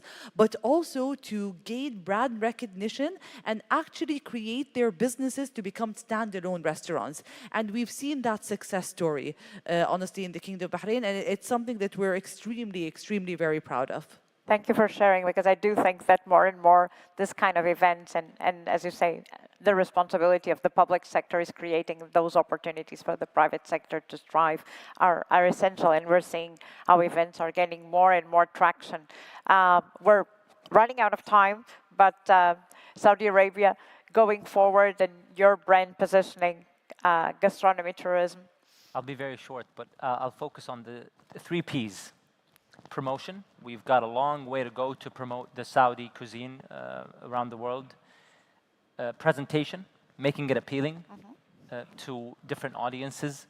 And the third is preservation, making sure that it lasts for many generations to come. Perfect. So with those 4 Ps, I really ask you for a big round of applause for our speakers. And I'm sure that we all get inspired by so many great actions and for the trust that without the proper policies, it will be very difficult to actually have any development in the gastronomy tourism. Please, again, a big round of applause to Her Excellency, the Minister of Tourism of Bahrain, Her Excellency, the Minister of Tourism of the Philippines, and His Excellency, the Deputy Minister of the Kingdom of Saudi Arabia. Picture, I think.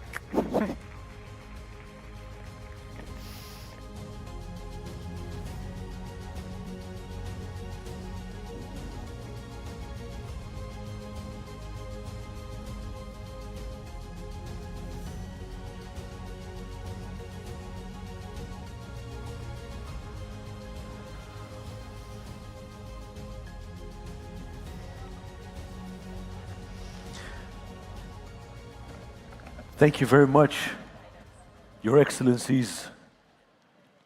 Thank you very much, Sandra. This was a very insightful panel discussion. Thank you very much. Of course, ladies and gentlemen, next in our program for the day, we'd like to dive into the concept of going local with a case study on high-end gastronomy and how it can be paired with sustainability, a game changer for destinations. To shed some light on this topic, very important topic of going local, please welcome to the stage, all the way from Barcelona, in Spain, Chef Sergio Torres, holder of 3 Michelin stars for his restaurant Cocina Hermanos Torres in Barcelona, as well as a green Michelin star for the restaurant's comprehensive, sustainable efforts throughout its operations. Ladies and gentlemen, Chef Torres.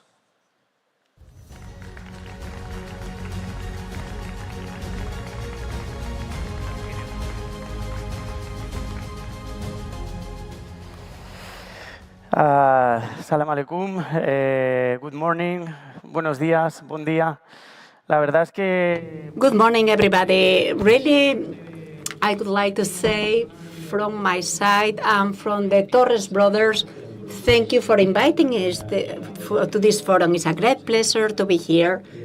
We will try to explain to you how the gastronomy and sustainability can change the perception of tourism in a city and the challenges we face. The example that we have is the one you can see here behind, is the kitchen Hermanos Torres, Javier and me. We come from a very humble family. Our grandmother Catalina, she was living in Linares in the south of Spain, and she migrated to Barcelona to take care of us. She was a great cook, and she used to take us to the markets. We used to cook at home with her, and we used to share great moments with her, because for her, cooking, it was everything. So when we were very young, we wanted to become cooks, and we found a cooking school, the School of Ardenit, from Josep Arnedosa, that he was a very well-known the medieval cook and Catalan cook, probably the person who knows the most about medieval food. Javier and me, by that time, we had a plan. It was to separate from very young age. With 14 and 15 years old, respectively, we started working in the best kitchens in Spain and Europe. And after, all over the world, we create a strategy, one working with the fish, another one with meat, another one with cookie, with bakery, and we created a strategy to get to work together and to create with our own means this dream that became a reality. Cooking Hermanos Torres, or the brothers Torres of the place where we can dream, because it's a place very generous. It's a space that is thought for the client. When Javier and me, we started thinking about this project, we imagine how the restaurant in the future will be. So we had the Green Star and other sustainable prices, but we wanted to create this sustainable technological restaurant. We have created a great project for energetic efficiency. We use ozono instead of chemical products to avoid that they end up on the sea.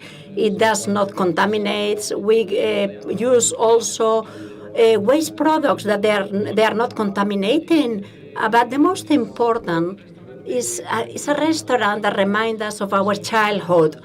We grew up in a kitchen, and this is a kitchen with tables and not a restaurant with kitchen. So it's a great honor to the space where we were living when we were children at home. This is the restaurant that we have here. You can see it in the picture, and we have 10 kitchens in total. Let's talk about Barcelona, my city, our city. We always thought that to become international, we had to be local, first of all. So it was very important to get to know our culture, our gastronomy. Barcelona is a cosmopolitan city and very modern city. It has a very good geographic situation in the Mediterranean, the climate, the sea, the mountain, the architecture of Gaudí and other great architects that were living in Barcelona, and a lot of cultural events which are based in tradition. And this makes that the city is very attractive to the tourism, and we can show the traditions of each place. The Catalan gastronomy is known all over the world with a tradition that comes from the medieval period. The first books of cooking come from 1520. Is a kitchen that is very old, and it reflects a combination of modernity and tradition that goes above fashion. So I can say that I have the copies of those books, and we can see the ingredients that they are very futuristic for that period. How the gastronomy could be a revolutionary factor, that is a big question. I think that the high kitchen, it goes above this culinary experience. It's a window for the culture, for the cultural habits.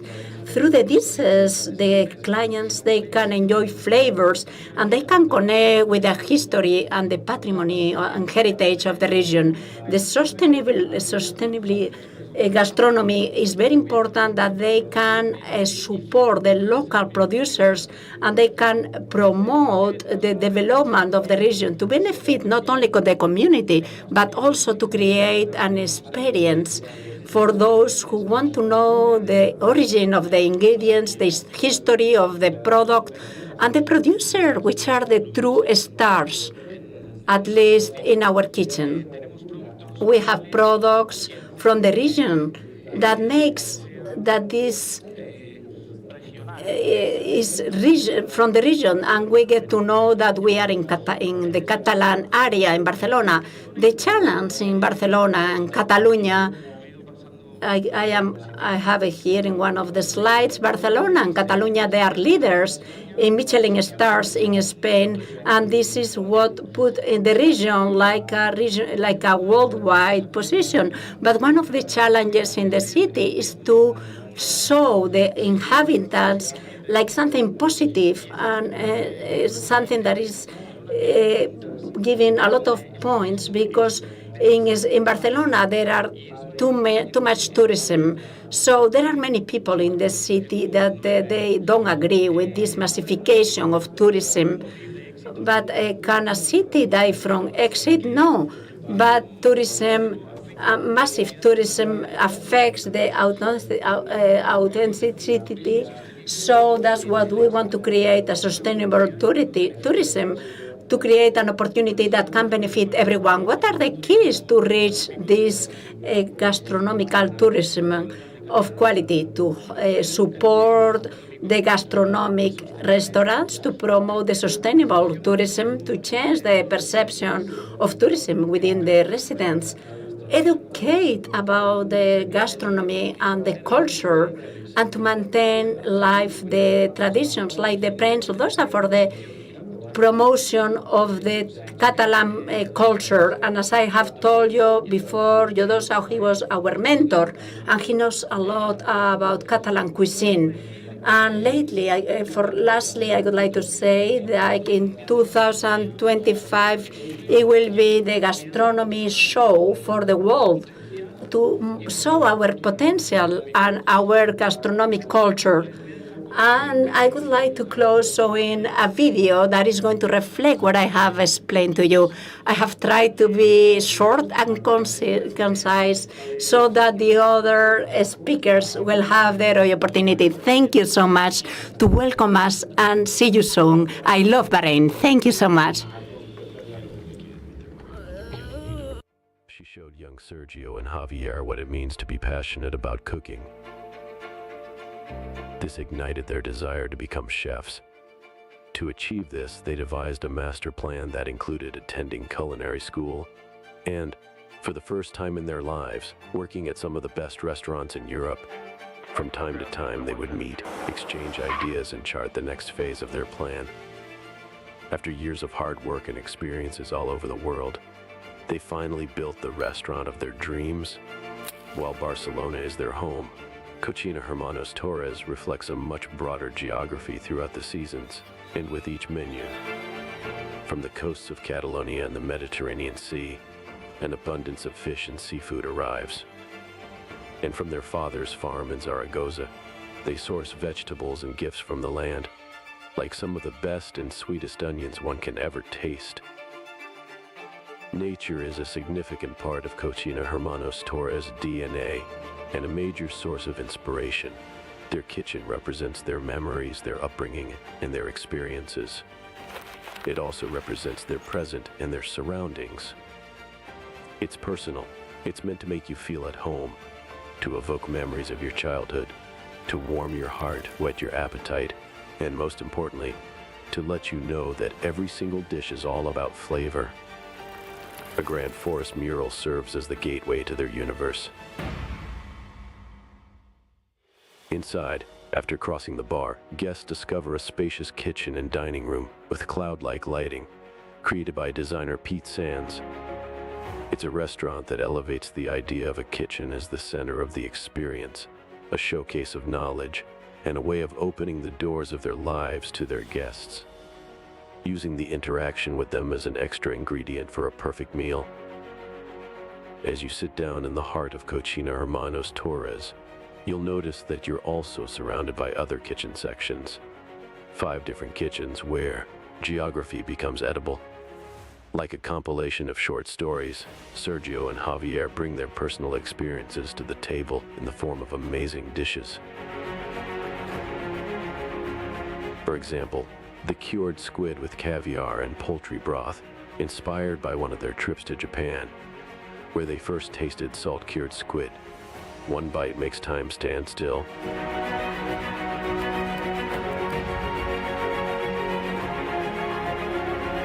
Another transports guests to a vibrant and frosty sunflower field. A third reminds them of the salted fish and roasted nuts of Alicante, and the creamy mussels. Moqueca with prawns, king crab, saffron, and coconut noodles take guests on a journey to Brazil, just as the brothers did when they opened their 2 restaurants there. From their father's onions from Fuentes de Ebro, they create an onion cream topped with the signature Barcelona rose.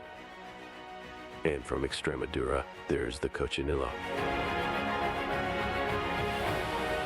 To finish with the sweetest jewel of all, each dish tells a story of tradition, territory, and identity, and is part of the realization of that lifelong master plan that began decades ago. It all started with their grandmother Catalina, and this is just the beginning for Cocina Hermanos Torres.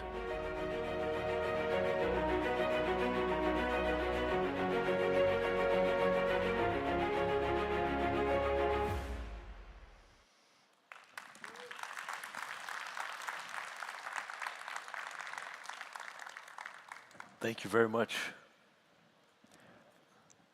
Thank you, Chef Torres, for the very inspiring presentation. I saw that everyone had the interpretation channels on, which is great. Channels 1 and 2 were active. Fantastic. For the next panel, we're also going to have one of the panelists is going to speak in Spanish. So if we can also please continue to use the channels 1 and 2 for interpretation, that would be absolutely fantastic. Once again, thank you very much, Chef Torres, for the inspiring presentation, and congratulations, of course, for the many recognitions that you and your brother have received throughout your careers. Talking about privilege and inspiration, our next panel features a group of excellence, global image, local cuisine, and ingredients, branding destinations through gastronomy. Please welcome the moderator of this panel, Ms. Celia Tunk, Secretary General of the College Culinaire de France. Please, ladies and gentlemen, Miss Celia.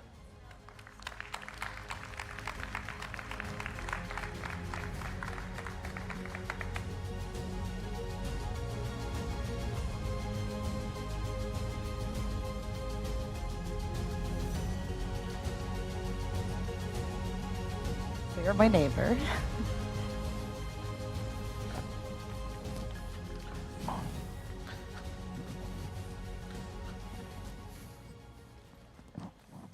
Thank you, everyone.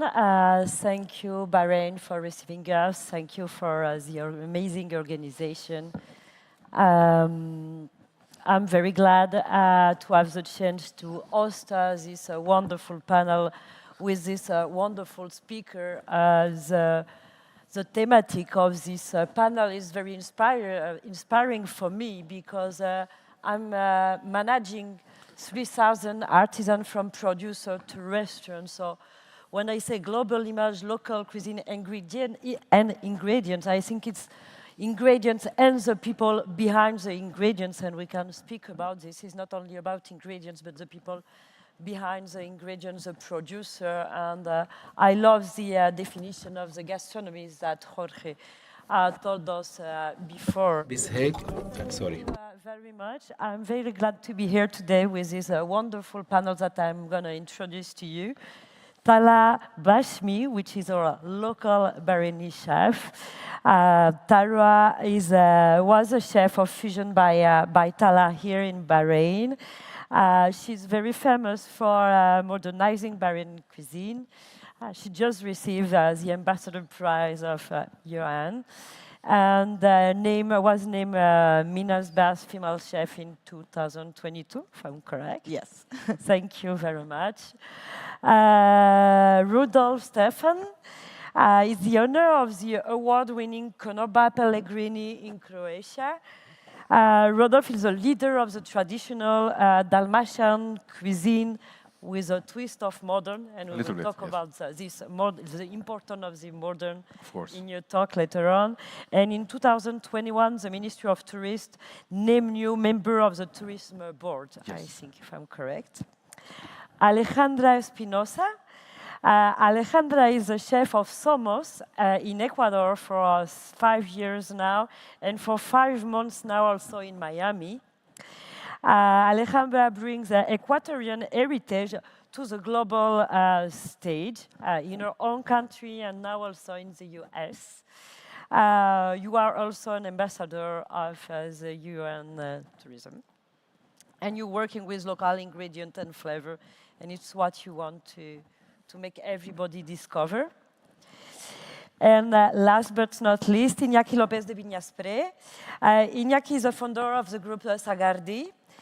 With his brother Michael, Iñaki has introduced authentic Basque cuisine to a worldwide audience with restaurants in Spain, but also outside of Spain.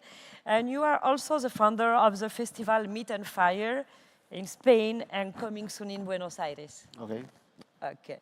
So I'm very glad to be here. We will do the conversation in English, except when I talk with Iñaki, I will switch to Spanish. So please take your headset and do not hesitate to translate in English or Arabic when I'm speaking with Iñaki. I'm going to start with you, Rodolphe. How does your emphasis on Dalmatian traditional cuisine has helped you to position Croatia on the global culinary map? And do you think your approach of combining heritage with innovation makes Croatia a more attractive destination to food enthusiasts? Well, it's good afternoon. I'm really privileged to be part of this forum. Thank you, the hosts. And it's a little bit difficult question to answer it about Dalmatia, but I will try to do it in one sentence. Dalmatia is the region where we celebrate the life around the table. And the Konoba, I kept the term Konoba in front of my restaurant because that was the place where we kept all the goods, what we had, the best prosciutto, the best wine, the best schnapps, the best dry figs. Everything was inside Konoba, and we were crying in Konoba, and we were celebrating. So what is the trigger for Dalmatia? The most important thing is merenda. It's not a lunch, it's not a breakfast, it's something between. And for us, it's crucial. Even nowadays, with my friends, all of them are from different professions. But for me, it's a tough job to cook and prepare merenda for them. And we do it every 15 days. And on this way, we celebrate Dalmatia. And I think that's the reason why we should come to Dalmatia. And Croatia, of course. Of course. When we were preparing this panel, you told me also about a foundation that you've been part to send young chefs from Croatia to go abroad to learn cuisine, and also about a festival that you have created. I think the name was Chef Stage.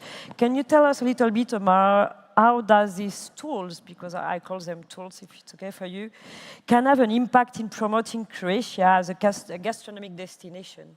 Well, Croatia is a young country. It's only 30 and something years old. And of course, but we are located on an incredible location. We have incredible heritage from Venice Republic, from Ottomans, from Austrian-Hungarian, even the France. So we are blessed and luck. But not so many people knew about Croatia and Croatian cuisine.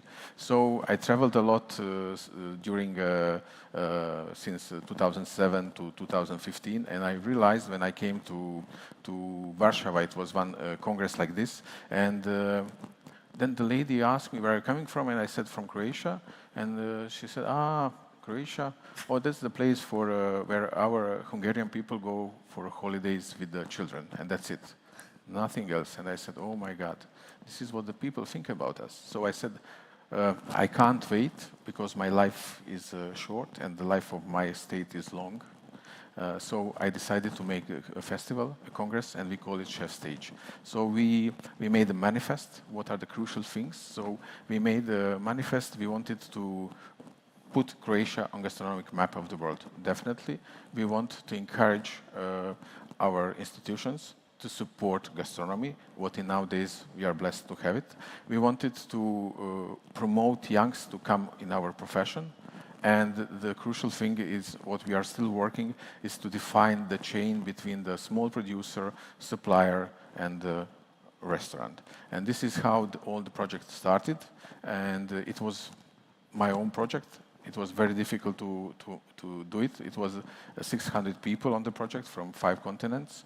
But we managed, and we started to tell the story, and we made foundation. We made foundation for the young chefs. So what we did competition. We had free winnings, and we sent them abroad to do the training.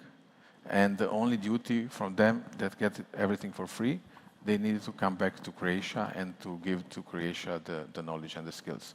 So after the COVID, I couldn't support the project anymore because it was my project. But what I think is success, the big companies continue to do this project. We'll come back to that later on because I think also education, and Jorge told us about the importance of education. It's a key also in what you're promoting and doing. Alejandra, you have the same issue, a country which is not worldwide known today for its cuisine. How does celebrating Ecuadorian flavor in Somos influence the global image of Ecuador? And what strategy do you use to communicate the richness of Ecuador biodiversity through the dish that you're doing in Ecuador, but also in Miami? And you told me it was not very easy because it's a big diversity in your cuisine, and sometimes it's easier to promote something more streamlined than something very diversified. I often use Peru as an example because Peru is an amazing country. We have done a great job in promoting the gastronomy in Peru, but also because in their communications they simplify a lot the message. Using one head chef in the front of the scene, one product, one dish, and one cocktail. And so everyone knows ceviche, even in France. We don't in the fish tartare with ceviche, even if it doesn't look of ceviche. So sometimes also simplifying a message when you want to communicate abroad can be a good way to enter in the head of the people that you want to target. First, I'm so happy to be here to share a little bit of my country with you all. I'm very honored to have the opportunity to explain what is going on in Ecuador. So most of the tourists that come to Ecuador, they will spend a week there and they will go to the Galapagos, arrive to Quito, which is our capital, then go to Galapagos and then leave. So I have one night to make them want to stay longer and want to know more. So our main strategy at Somos is to, in every single dish and in every single thing that we give to the customer, to be intentional and to give a little bit of every single region. We have 4 regions in Ecuador. And we want to communicate about those 4 regions, and we want that client to want more. And there's been really beautiful stories where we have clients from all over the world that were planning to leave that night and they want to stay longer because they're like, oh, I just got a taste of what you have to offer, but we want way more. And I think that's one of our biggest opportunities to give the image of what Ecuador can offer besides the Galapagos. Nice. When we prepared this panel, you told me about difficulty you had convincing investors to follow you in your dream to open a restaurant, Ecuadorian restaurant in Miami. Like, okay, why Ecuadorian? Don't you want to do Italian or something more fancy and that everybody knows? So can you tell us a little bit about that? And tell us a little bit, so you decided to do an Ecuadorian restaurant. Is it easy when we launch a project abroad to find the appropriate product and the supply chain to be able to keep your culinary identity? Because the subject is about cuisine and products. Is it easy? So first question, yes. It's hard to sell something that does not exist. So if you go anywhere, you'll be like, first, has anybody here visited Ecuador before? I will also. There we go. Oh, look, 2. Okay. We have 3 hands, and yes, 4. Yes, 3. And for me, that is like a big opportunity because I want to make something to change those hands so next time they can be way more. But returning to the question, in Miami, I was trying to sell a concept that we don't know it's going to work because simply it doesn't exist in the market. So convincing investors was really hard for me because if I was going to present them a French, Italian, or Japanese restaurant, they will be like, sure, we know it's going to work because we've seen it before. There's data to prove that this concept can work. But Ecuadorian, we don't think so. We don't think it's going to work. After a lot of doors got closed, one open, and for me that was the opportunity to showcase what Ecuador has to offer and a little bit of our gastronomy. So it's been amazing. It's the beginning, but I know that the small steps will go really far away. And then to your second question, our supply chain has been helped a lot by Peru because we share a lot of similar ingredients and they have exported their food worldwide. So I'm able to find products that I need to do Ecuadorian cuisine anywhere I go. Bravo. Nice, thank you. When we're talking about this product, I want to switch to Spanish now and talk to Iñaki. Iñaki, con la presencia que el grupo Sagardi tiene. With the presence of the group, not just as in Spain, but outside Spain, outside the world, how are you sure that the Basque cuisine could be a symbol, that a cultural identity will be also strong inside Spain and outside of Spain? Well, I would rather say that it is very important to have very clear that who you are and where do you come from. And I think the representatives that are here chairing this panel, they know the identity of their own origin and where they are. And in a word, that I would rather say that is a threat, that we are making that the things are the same. In many countries, the gastronomy, it is actually similar to the retail. So sometimes the high-end restaurants, you don't know if you are in New York, in London, in Berlin, or in Barcelona. But I think in this context, it is very important to have their own identity. And in Sagardí, we are very clear about that. We don't have Spanish food, but we have Basque cuisine. So perhaps you can talk about the Group Sagardí. Group Sagardí, we have 27 restaurants. We are represented in 6 countries in the world. And our identity was that to show our Basque cuisine outside our Basque area. And this identity is very clear, and it shows the reality. I think that at the end, the cultural and environment actually is very strong. And at the end, Salardi, it's a group that has the flagship with the combination of this product. And I also wanted to mention that we took the decision to not adapt our kitchen to other kitchens.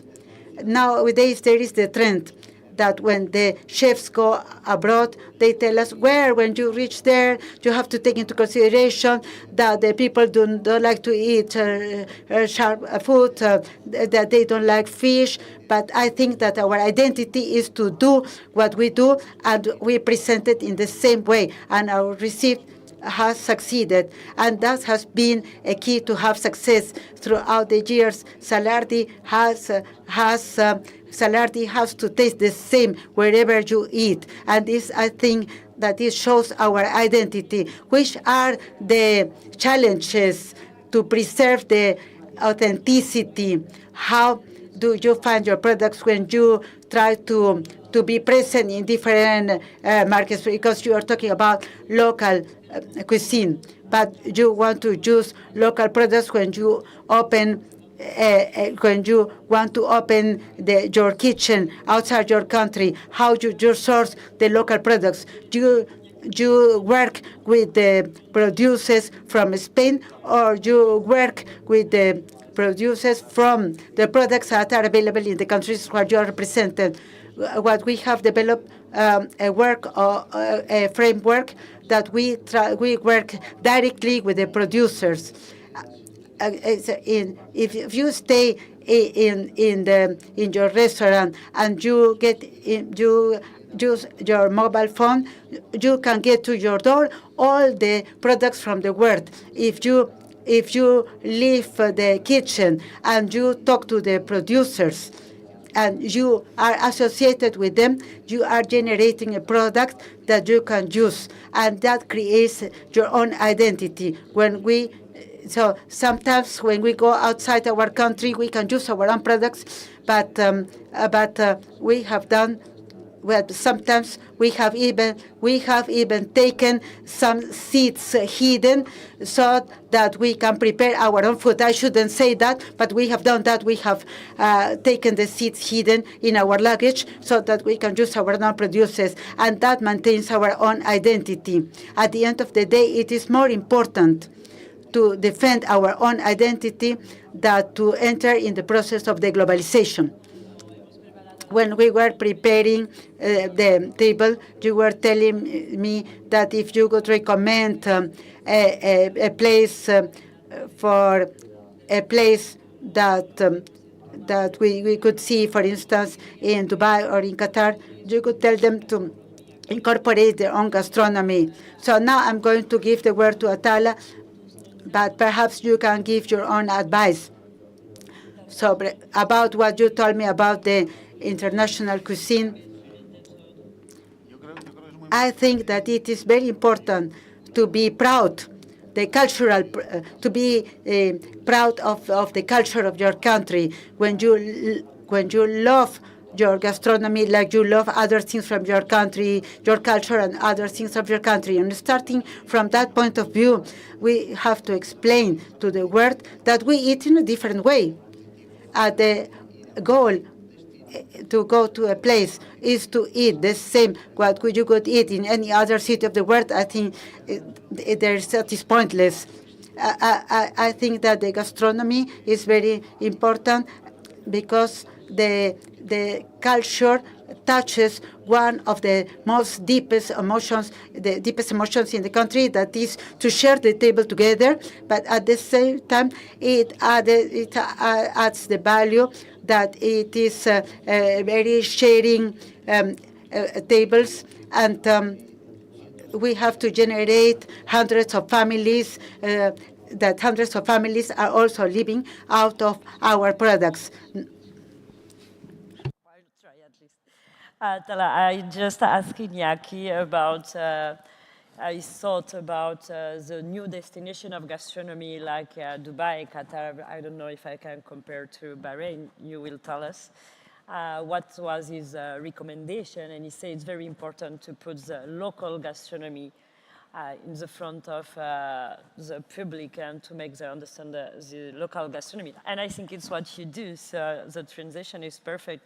Can you maybe share with us how modernizing traditional Bahraini dishes has affected the perception of Bahrain as a culinary destination? The Ministry of Tourism told us a little bit, but from a chef it's important. And what element do you focus on to make your cuisine appealing as an authentic to global tourists, but also to local tourists? Because I think in your restaurant you have the two sides. You have local people coming to your restaurant, but also people from foreigner people.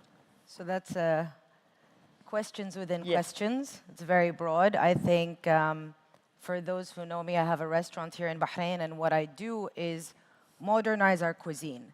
But as I think I was speaking with some of the chefs, you need to know and understand and respect tradition before you can modernize something. You need to learn the foundation of something before you can take it further. To respect it, to honor it, whether it's flavor, whatever it may be. So for me, what I've learned is what makes a chef unique is where they're from. If I were to make French food, would I make it better than someone from France? Would I have the memories connected to it? No, probably not. Could I make it tasty? Maybe, yes. But is that what makes it special? No. So for me, what was really important is to represent an underrepresented cuisine regionally. I think Khaliji cuisine is UAE, Saudi, Qatar, Bahrain, and Oman. People don't understand outside. I guess the marketing for Arabic or Middle Eastern cuisine is very good forward to hummus, but our food is much more than that. Levant cuisine has, I guess, bigger audience of understanding. So what I try to do now is put the local focus on our cuisine. So as you said, my restaurant would have 50-50 locals and expats. How do you create food for everybody's palate? Do you give people what they want? I think we, again, touched on this earlier. Yes. Do you give your guests what they want? We know what they want. We know the palate. We know the expectation of what they would see on a restaurant menu. Or do you try to re-educate a palate? Try to shape palates again, because in order for us to progress, we need to move forward somehow. You have people who say, I would never eat raw fish. But how do you know if you never tried it? You know, we have, in this part of the world, again, let's say meat is more on the well-done side. But how do you know unless you've tried it cooked otherwise? So for me, it was taking little steps first in terms of allowing people to taste food. I mentioned to you during our talk that with my tasting menu, I ask guests 3 questions. I ask them if they eat raw. And the reason for that is it explains to me a little bit about their palate and their things that they enjoy. Second question is, are they adventurous eaters? And third question is if they have any allergies. So it's not really the guest that chooses the tasting menu experience, but we also choose them. Because end of the day, I want my guests to leave happy, full, and have a great experience. So I don't know if that answers all the questions. Yeah, a part of them.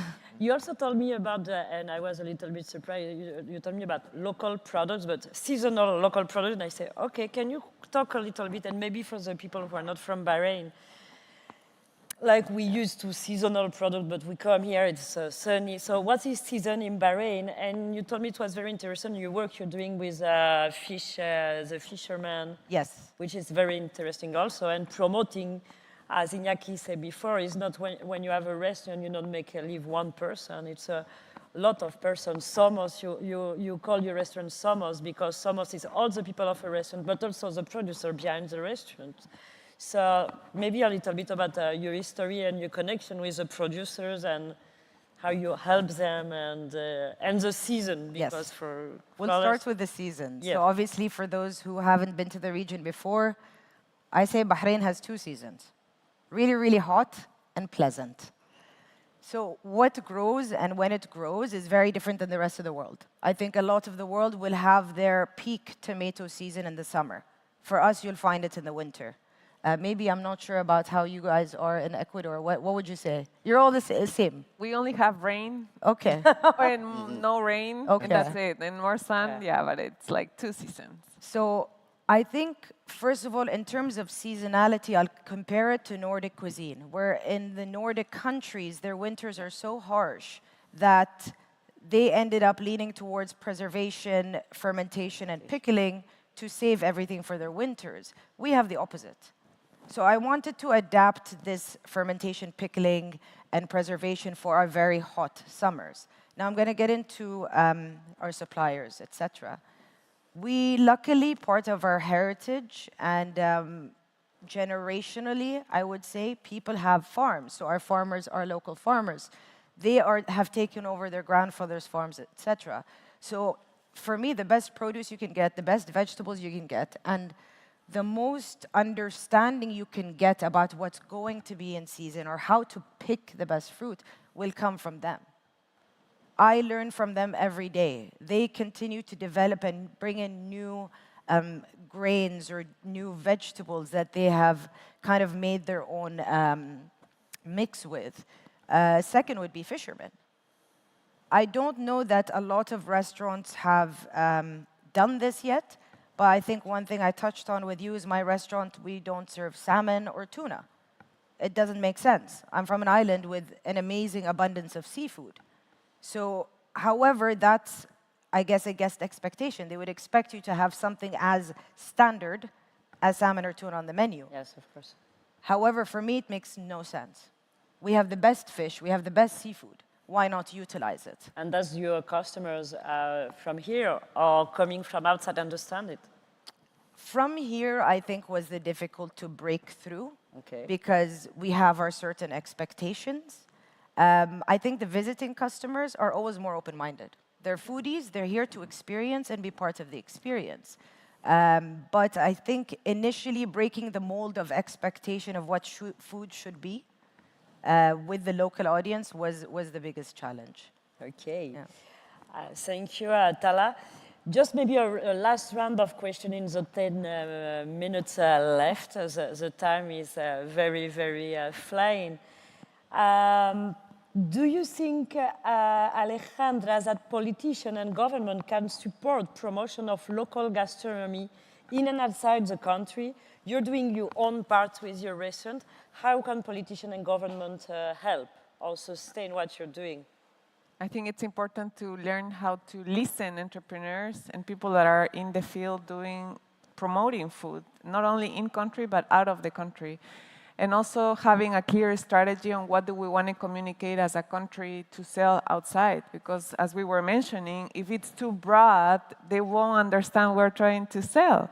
Or if it's too complicated or if it's too weird, we do want to maintain ourselves authentic, but we also want to create a product that can be sold around the world.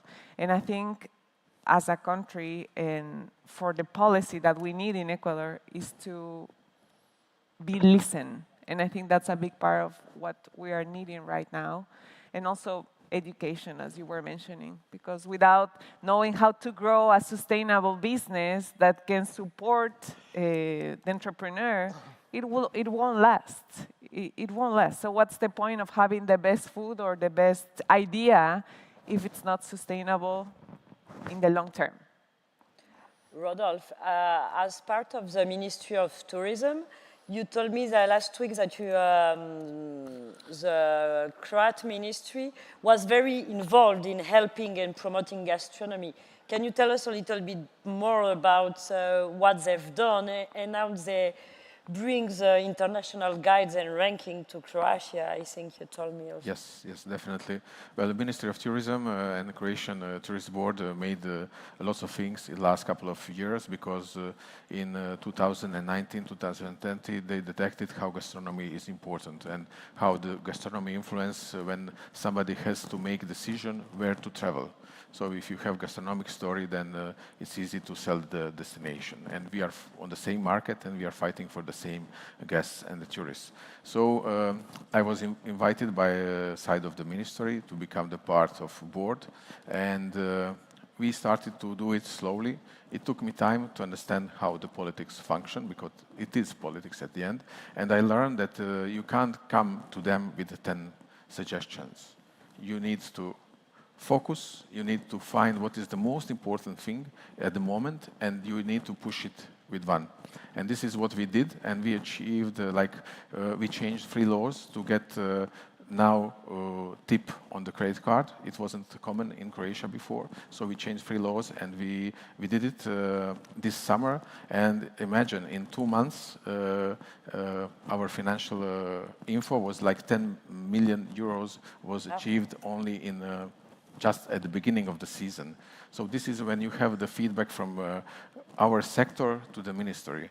So what we achieved, we did a working group, especially for the gastronomy, and now we collaborate together. So all the projects we talk, if we talk about 50 best guide, about Michelin guide, about the promotions, we work together and we fight for the budgets together. And I think it's much easier to do it. So what we had many complaints that daily restaurants in Croatia, this is the restaurant that are touching most of the guests, are not providing value for money. That people feel that we are too expensive for what we offer. So what we did, we created a workshop now. It will happen in December. And we will do the best Croatian chefs. We'll do 10 Croatian traditional recipes adapted to the daily restaurants. And we will invite not only the chefs, the big supplier and the artisan food industry to be the part of this, because they need to support it as well. So before we would spend like 2 years to act, and now we act in 30 days. Okay. And this is crucial, and I think it will give great results. Great, thank you. We talk about government, about the help of the guide. Maybe also I'll re-switch in Spanish, but if we can launch the video en Iñaki, después nos dice lo que es, pero también hay los eventos. Iñaki, if you can tell us later on about the events and what the politicians have spoken before, please, can we see the video? Meat and Fire, a festival that unites the magic of the grill and respect for nature. Meat and Fire is more than just a festival. It is a celebration that combines a deep respect for nature with the magic of grilling. This extraordinary event honours the connection between producers, farmers and chefs with the general public, and takes us back to primal cooking with fire.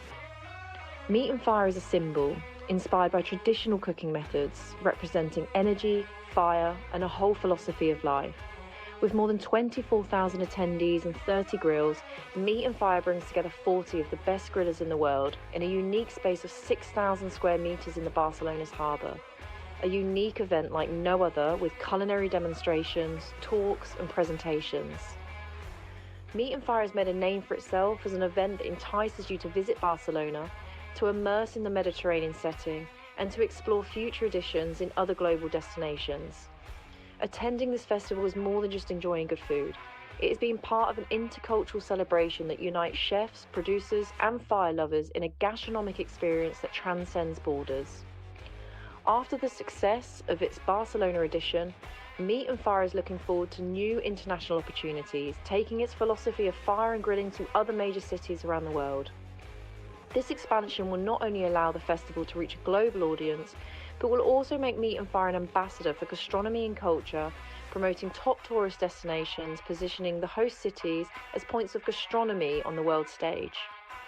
The combination of such an iconic venue as Barcelona, with a possibility of future international editions, ensures that Meat and Fire will not only be a culinary benchmark, but also a must-attend event on the global events calendar. Cheers to good meat and fire. Iñaki. Muy rápido. Muy rápido. Muy rápido. Very fast, Iñaki. How do you develop the tourism with fire? Well, it has been for the last 3 years in Barcelona, and next year it will be in Buenos Aires. It's an international event about culture of meat and firewood. There is nothing older than the fire. The human being started with the fire. And in certain way, we want to reproduce the diversity of meat in a special place. It's an international project, which is very important. One day it will come to Asia, and for us, it's a phenomenal project. I think that this all connects with the value of the gastronomic tourism. And for me, I have one sentence I would like to mention. In the next 50 years, I believe that the Formula One, it will be gastronomy. Thank you. I would like, I will change to English. Finish with you, Tala. When we talk a little bit about your prize at the 50 Bells, the Minas Female Chef, do you think this prize play a role in tourism, but also in empowering women and inspiring future generation? Do you think it can be something? I think you told me that you received the prize and you were a little bit beginning. So I'll keep it short and sweet. I know time is short, but before 50 Best came to the region, I think most of us in the region as chefs were hidden from any kind of limelight or spotlight. We felt like we weren't seen, and we don't know how we compare to other countries or other restaurants around the world. We're kind of always hidden in the dark. So one, I'm very grateful 50 Best came to the region. And I mentioned to you when I got the award for Mina's Best Female Chef, I actually said to myself, and I don't know if Tim knows this. Oh God, he's looking at me. So when I got the Best Female Chef, I was happy, of course. But at the same time, I was like, what do you mean female? What do you mean female chef? So there's no female doctor or female lawyer. But at the same time, it took me a little while to think about it. I guess I just grew up wanting to be a great chef and not a good female chef. It took me a while to understand that this platform is one of the best platforms I would have been able to get as a female chef in this industry that we know is mostly dominated by men. And having this platform is about what you do with it. And I'm very grateful to have had that, and I hope it inspires many, many women in this industry. And I think that's really what's important at the end of the day. Then thank you for this very positive message. We're running out of time, so I ask you if you want to do just one sentence each to give the last word to the audience, very, very quick. It's not a sentence, it's two words. Cultura, gastronomía. Culture, gastronomy, and economical development. It has to be delicious. It can be the most beautiful plate in the world, but if it's not delicious, you will not remember it. And it has to be memorable and warm. So remember that. Rodolphe. I think we need to be honest, we need to be authentic, and we need to be modern. Yesterday, I tried for the lunch date. I was surprised with the dates from Bahrain. No time for story. I heard it. I hear they connected correctly. Thank you. Tala. Food is what unites us. Food, what is vital. Thank you all, and I want to also say thank you to all the producers behind all the restaurants that are never in front of you, but product and cuisine as the main ingredient to promote destinations through gastronomy. Thank you all for your time. Thank you.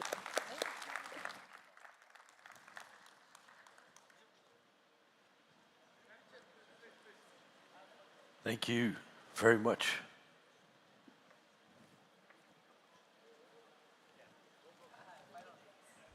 Thank you very much, Celia, as well as all the panelists. Very interesting discussion with a lot of relatable topics that I believe we all had some form of relevance to. Thank you very much. And of course,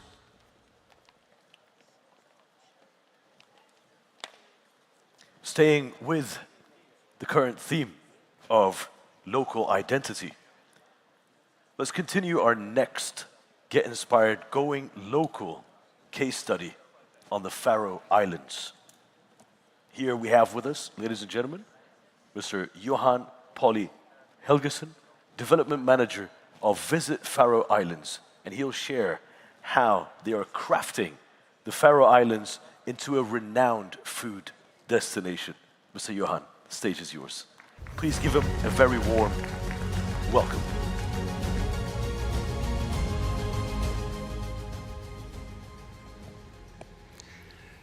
Good afternoon, everyone. I've traveled a long distance to be here with you today, and I must say it's been amazing so far, and I want just to thank you very much for this invitation. It's an honor to be here. I work with tourism development at Visit Faroe Islands, and today I'm going to tell you a little story about the Faroe Islands, tourism and gastronomy in my country. The Faroe Islands means sheep islands, and when you're in the Faroe Islands, you'll see sheep like these everywhere. They wander freely all over the country, and actually sheep outnumber people there. So I think it's justified to call it the sheep islands. What you are is where you are. This is an almost evident fact that your geographical location is a defining factor for almost anything. Your history, your culture, the weather, nature, and not least the food available. Geography defines your identity, and it also defines which opportunities and obstacles you face when we're talking about tourism development and gastronomy. The Faroe Islands is a tiny and remote archipelago of 18 islands in the middle of the North Atlantic Ocean, inhabited by only 55,000 people. Only 1% of our country is land, 99% is ocean.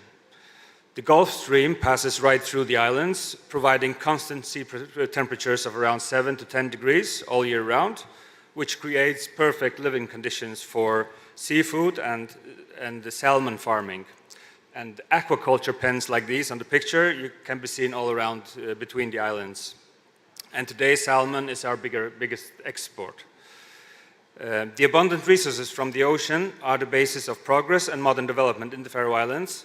It's also an important part of our food traditions, and there you can find some of the best, freshest and best seafood of the world, and of course lots of lamb on the menus.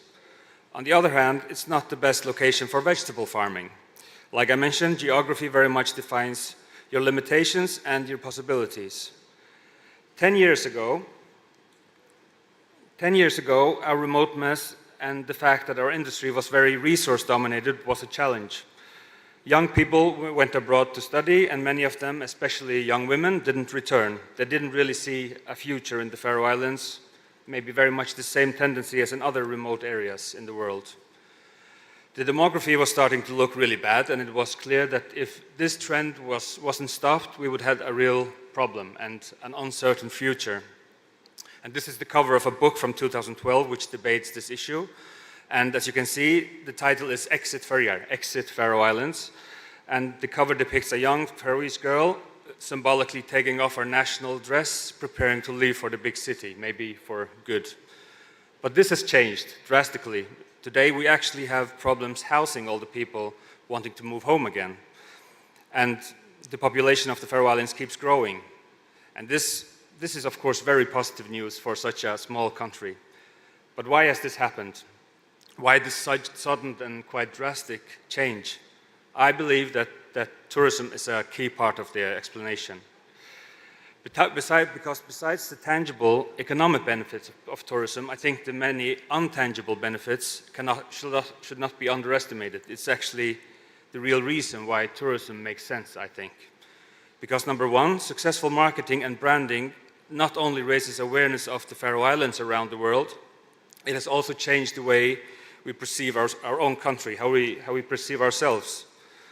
And living in a place where other people aspire to visit is a source of pride. So the Faroe Islands is suddenly not this boring, remote place where time stands still and nothing happens. I think tourism has changed that. And number two, tourism diversifies the labor market and attracts young people, maybe especially women, which today possess over 70% of jobs in the tourism sector. So tourism is an eye-opener and sheds light on new opportunities, not least within the local cuisine. It has made the Faroe Islands a more vibrant and diverse society. And moreover, tourism creates demand for unique Faroese products. Visitors want to buy Faroese woolen sweaters. They want to experience Faroese food, music, and culture. So in short, tourism strengthens and develops what is unique Faroese. We have managed to build up a more significant tourism sector these last 10 to 15 years, not least through successful marketing campaigns. Campaigns that have also been based on the evident fact from my first slide that you have to be true to your DNA in all marketing efforts. And the good thing about marketing today is that it's no longer the budget that defines your opportunities. If you have a sufficiently good idea and the competence to use modern media, you can raise global awareness with almost no cost. And this is, of course, a good thing for such a small organization with limited staff and budget like ours. And when it comes to the gastronomic scene, we've had almost a revolution in that area. The Faroe Islands has tapped into the new Nordic food trend and joined this movement of sustainable modern cooking, bringing traditional food to new levels. Thanks to very few ambitious and innovative restaurateurs, today we have a vibrant gastronomical scene, especially in the capital of Tórshavn, where you can find many high-end restaurants. And this picture is actually taken outside the flagship restaurant, Cox, which people from all over the world travel to visit. And this restaurant has been located, was located in the middle of the nature, and you arrive at a meeting place where an off-roader then drives you past a lake and between the green mountains until you arrive at the restaurant, which is in an old grass-roofed house. And I think the whole setting is kind of like from a Hobbit village or something like that. Restaurant Cox has earned 2 Michelin stars and a green star as well, and has sort of been a locomotive for the gastronomic scene in the Faroe Islands. They set a high standard and educate lots of new chefs with high competences, and this has had a spillover effect into other restaurants and heightened kind of the overall level of the Faroese food scene. Another restaurant called Rast, which means fermented, serves only fermented food. Again, because of our location, the salty and the humid air with the right temperature makes it possible to ferment meat and fish just by hanging it outside. And you'll see these dry houses all over the country when you visit. And this picture shows fermented cod and a leg of lamb before it's been cut down and prepared. And it has kind of a very strong umami taste, and it's an absolute must to try this specialty if you visit. This is just another example of high-level cooking based on traditional food.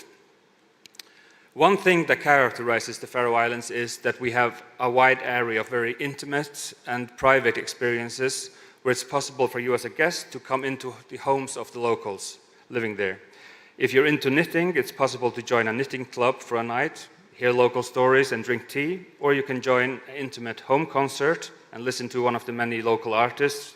We even have a music festival based on this idea where you can go from house to house and listen to these concerts. A very private and intimate experience, quite the opposite of a Bruce Springsteen concert, you can say. And another home concept is the possibility to dine at people's homes. We have a very liberal legislation in this area which allows anyone to use their home as a private restaurant. This is a concept that only builds on trust between the guest and the host. So there's no regulation at all, and no authority is involved when you start serving like this. The requirements to do this is that you have to serve the food in your home address, and you have to use the kitchen that you use on a daily basis, and you have to limit yourself to one group per day. That's the only regulation there is. And the idea started as an initiative to give people outside the main area, outside the capital area, the possibility to serve food for visitors and to benefit from the growing tourism in the Faroe Islands. And I think it's a really great way to distribute guests all over the country and to create this private space where guests and locals can meet. And the concept is called heimablutne, which directly translated means home hospitality. And this is Ole on the picture here, a local farmer who was one of the first people to start this concept together with his wife in their home in a little village. And as many other heimablutne providers, they serve lamb from their own farm, their own potatoes, and rhubarbs for dessert. And there on the table you can see again the fermented lamb. To round up, I would like to tell you about our new tourism strategy, which we titled Home.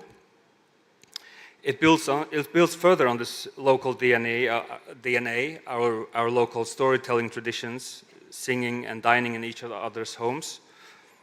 Tourism is about sharing your home. It's also about respecting the home of others when you're a visitor.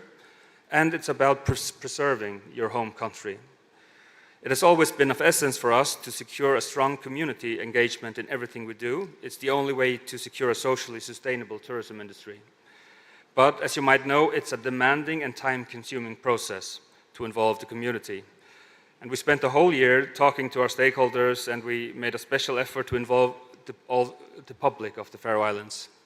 We wanted to give everyone the chance to have their voice heard in the new strategy.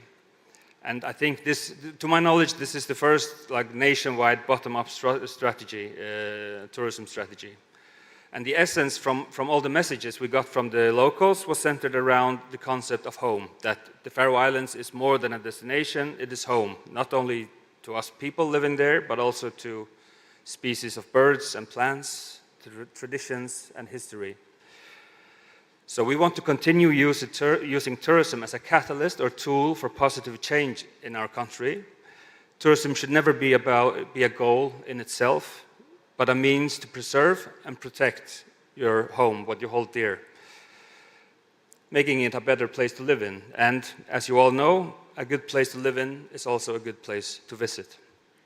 Unfortunately, I don't have the time to lay out the strategy. My time is already spent.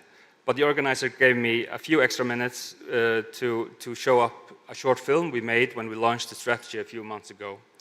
So I will end my presentation here by just giving you a little timeout and just lean back and enjoy some images and tones from the Faroe Islands.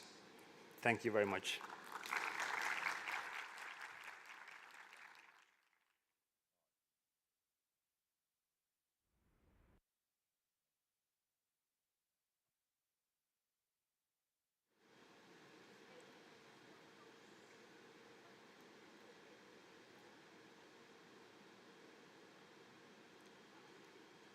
Doesn't play? Ah, there.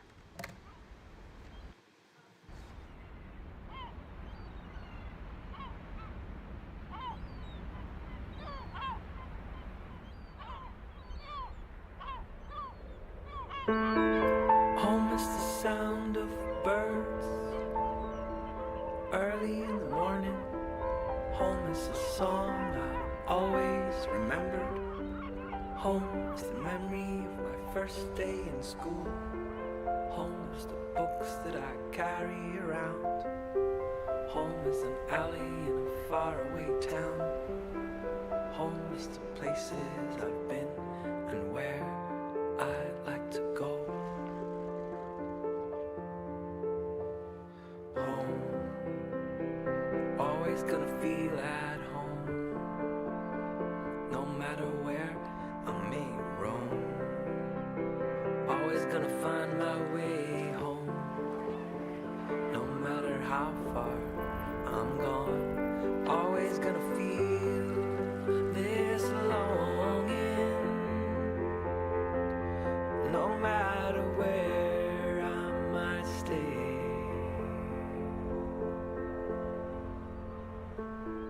Home is a feather twirling in the air.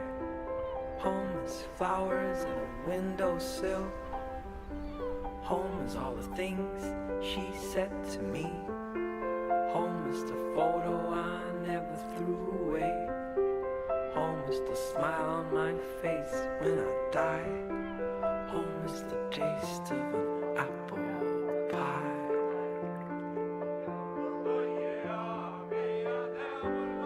I met a woman, she always lived in the same place. She said home is where you're born and raised. I met a man, he sat looking out to the sea. He said home is where you wanna be.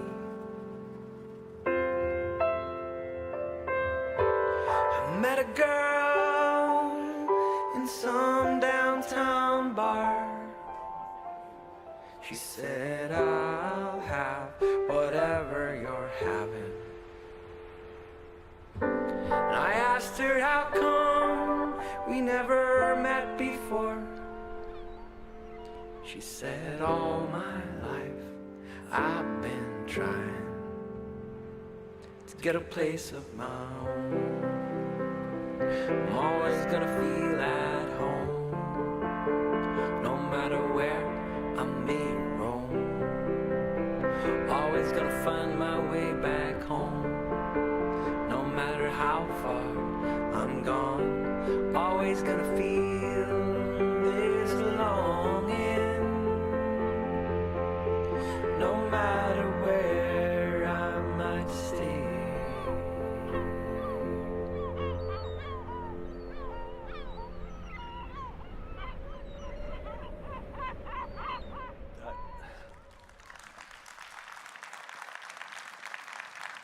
That was a great short film and a great presentation, Johan. Thank you very much. Dining at home as a restaurant, that's incredible. That's absolutely incredible. Just out of curiosity, anyone here in this room has been to the Faroe Islands? Yeah? Okay. I think after this, Johan, I think we're all going at some point. Honestly, you took us on a really, really nice journey and showed us a lot of beautiful things in your country. So thank you for that again. Thank you very much. Ladies and gentlemen, moving on to our next session. Of course, is a high-level panel, but this time exploring gastronomy diplomacy and the role of Arab cuisine in cultural diplomacy. Extremely interesting. We will discuss how Arab gastronomy protects and promotes the regional tradition and heritage and how to promote it further all around the world. So, I'm very pleased to welcome to the stage, and I'd love for you to give her a very warm welcome as well, Ms. Besma Al-Meiman, who is the UN Tourism Regional Director for the Middle East. Ms. Besma.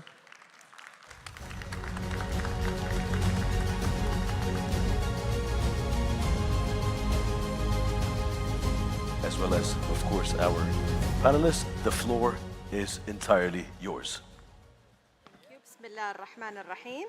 Dear guests, attending the 9th edition of the UN Tourism World Forum on Gastronomy Tourism, which is being hosted for the first time in the Middle East in the Kingdom of Bahrain, makes me extremely happy.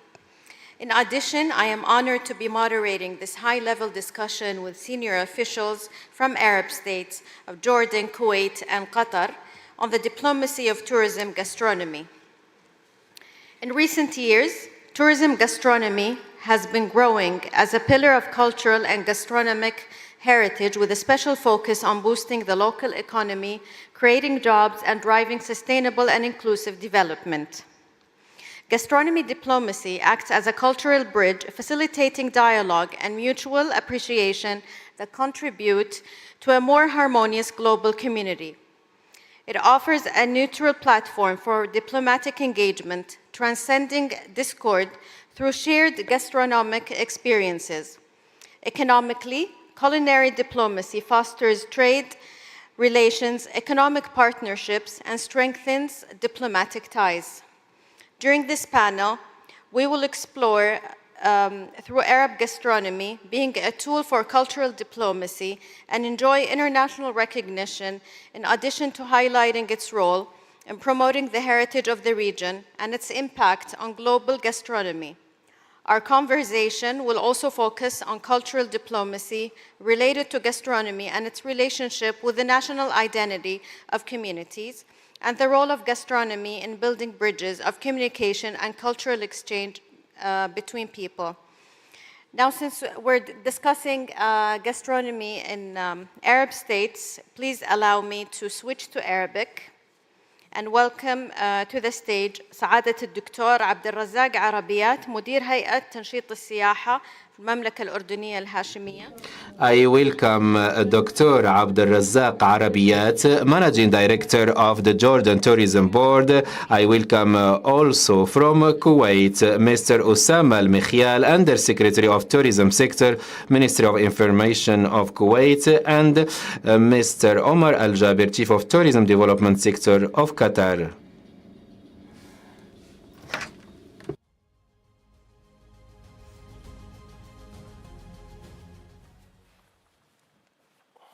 شكرا لكم على تلبية الدعوة وعلى وجودكم. Thank you very much for answering our invitation and being with us in the international edition of this very important conference, which is held for the first time in the Middle East in the Kingdom of Bahrain.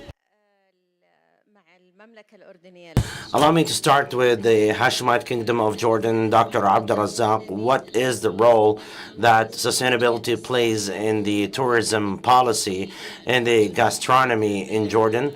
And how does it work on enhancing the local partnerships with the agriculture and producers? And are there partnerships between the different sectors or any joint initiatives among ministries that contribute to promoting the gastronomy tourism and also enhancing the experience of tourists in Jordan? Thank you very much. In the beginning, thank you very much to the Kingdom of Bahrain for the great hospitality. We feel that we are in our home, away from home, and indeed we are among family.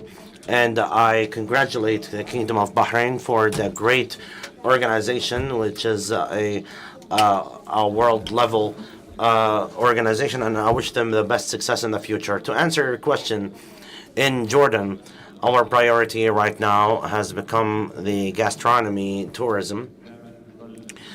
Always, tourists, when they come to Jordan, their feedback that we collect from journalists, they usually talk about Petra, they speak about the Dead Sea, and also, but they speak also about the culinary art, which has a lot of diversity. So therefore, the Ministry of Tourism had established a national strategy to promote this product at a national level.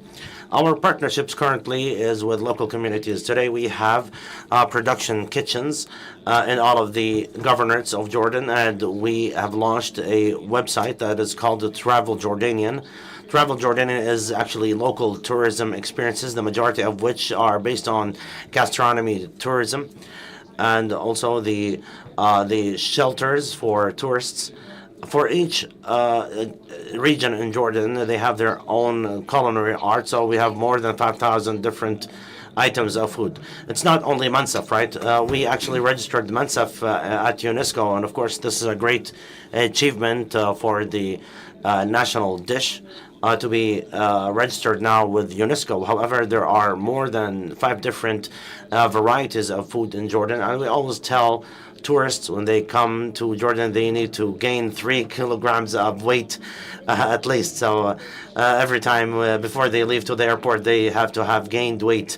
We are also working on linking the gastronomy tourism with the producers and with the factories.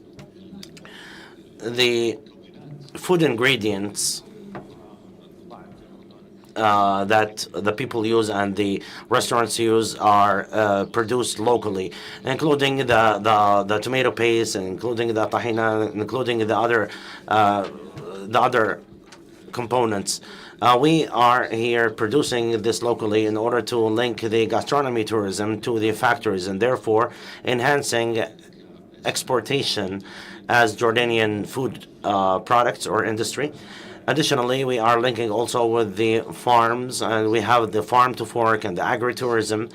It has become a type of tourism that is only focused on gastronomy and tasting, and also interacting with the local communities through the gastronomy tourism. Thank you very much, Doctor, for presenting the initiatives. And I have visited Jordan several times, and every time I come back from Jordan, I have gained weight.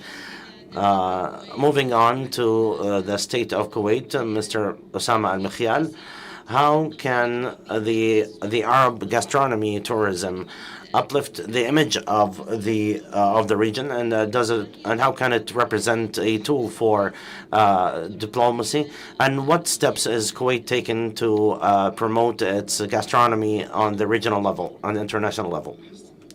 In the beginning, I would like to thank the Kingdom of Bahrain for their hospitality, and of course, we are accustomed to such level of hospitality. Regarding your question, recent years have witnessed an increased demand for gastronomy tourism experiences, which of course reflects the tourism identity of any country. Gastronomy tourism today is not only a means to meet the demand of the visitors for food, but people, when they visit any country, they ask, what is your main dish? Or what is your unique dish? In Kuwait, they come to the Kuwaiti cuisine restaurants or traditional food restaurants. The Arab cuisine or the Arab food table reflects hospitality. And this is great about the Arab culinary art. Regarding your second part of the question, the state of Kuwait has an investment fund through which we support SMEs. The majority of the people that we support are the young men and women who have established Kuwaiti cuisine restaurants. Their experiences are very impressive. I believe that they have established restaurants here in Bahrain, in Arab countries, in East Asia, and also in the United States and Europe. So this reflects our culture and our cuisine, which we are very proud of as Kuwaitis.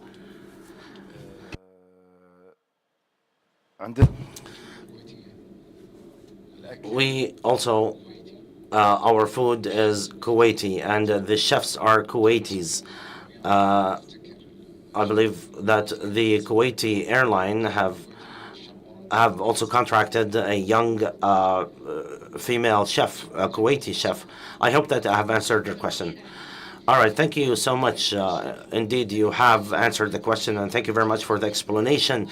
The steps taken by the state of Kuwait are indeed lessons to be learned. I know a lot of people in the GCC countries that go to Kuwait during the weekend just to taste the food in the restaurant. So it's not just a story we tell, it's the reality. Moving on to the state of Qatar, Mr. Omar Al-Jaber, what initiatives do you propose to implement among countries to promote the Arab gastronomy tourism all over the world and also among Arab destinations?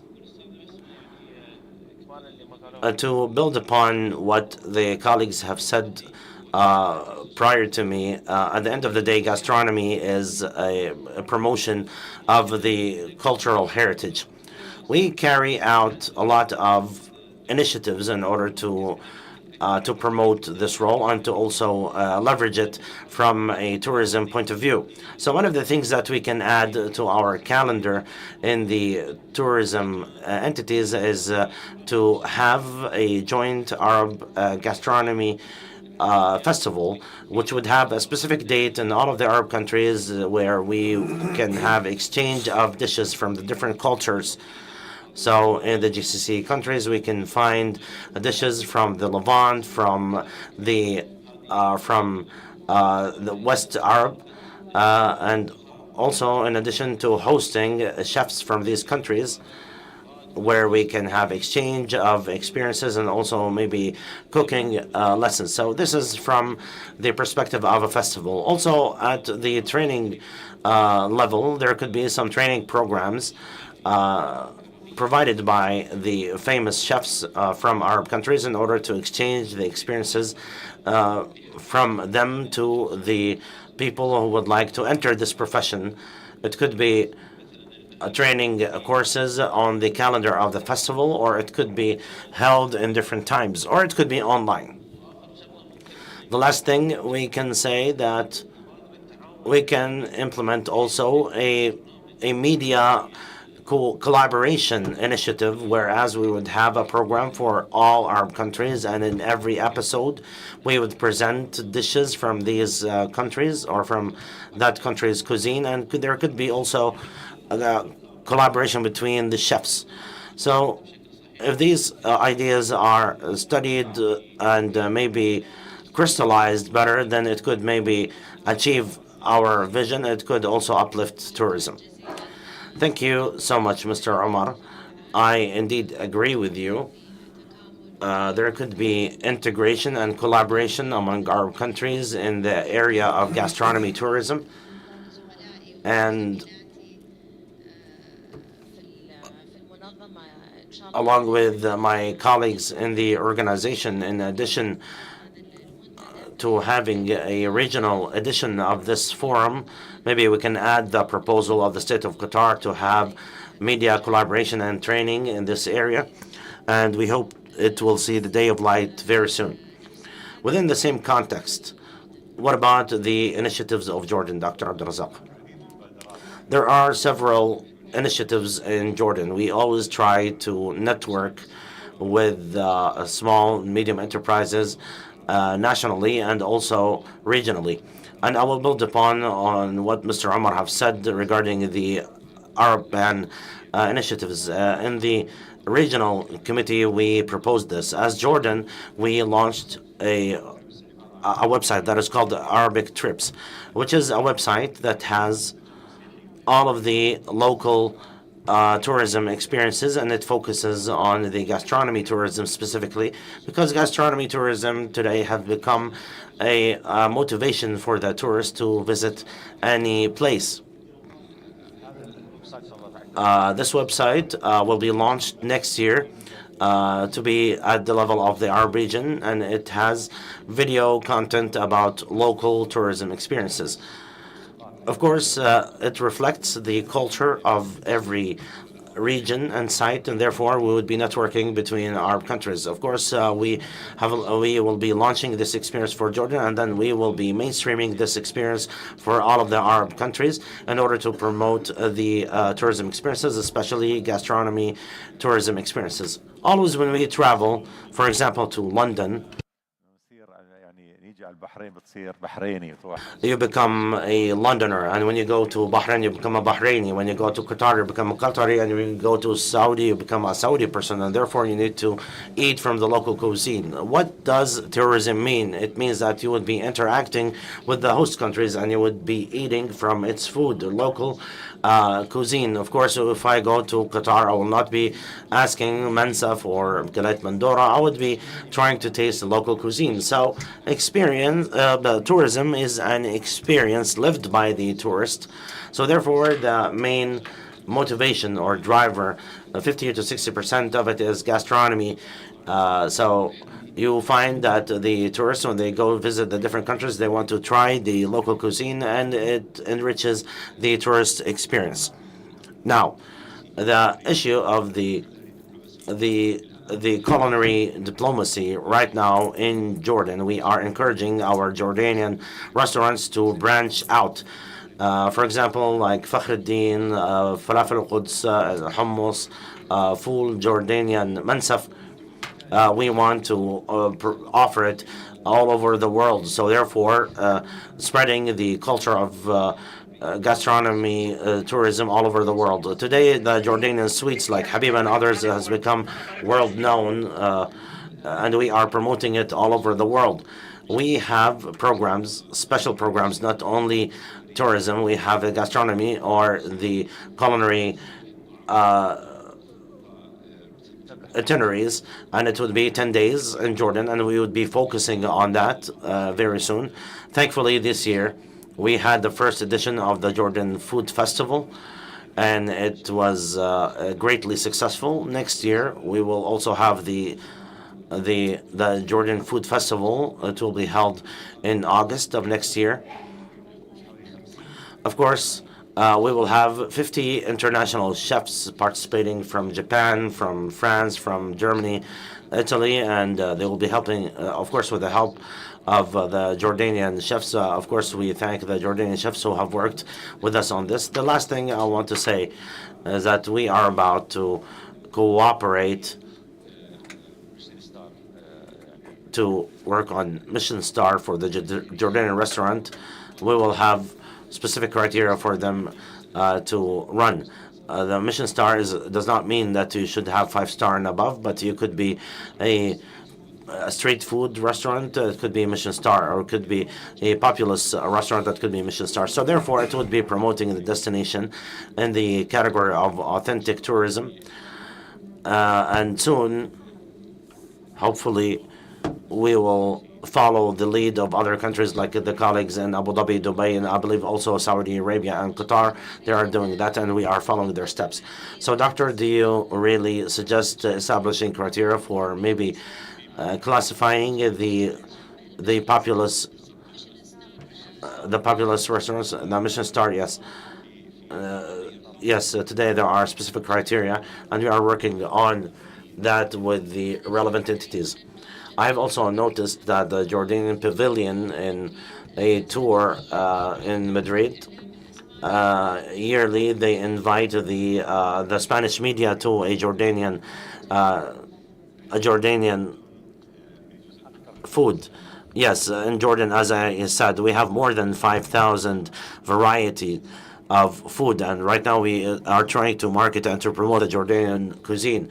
What's unique about the Jordanian cuisine, allow me please, the Jordanian flavor is different in the Jordanian cuisine. Why? Because the produce we use in making the salad is actually planted in the Jordan Valley. The Jordan Valley is 400 meters below the sea level, so the soil there and also the concentration of oxygen in that area allows us to have produce that have more flavor in it. So the flavor in the tomato or the cucumber, you find that it is very strong and the people enjoy it.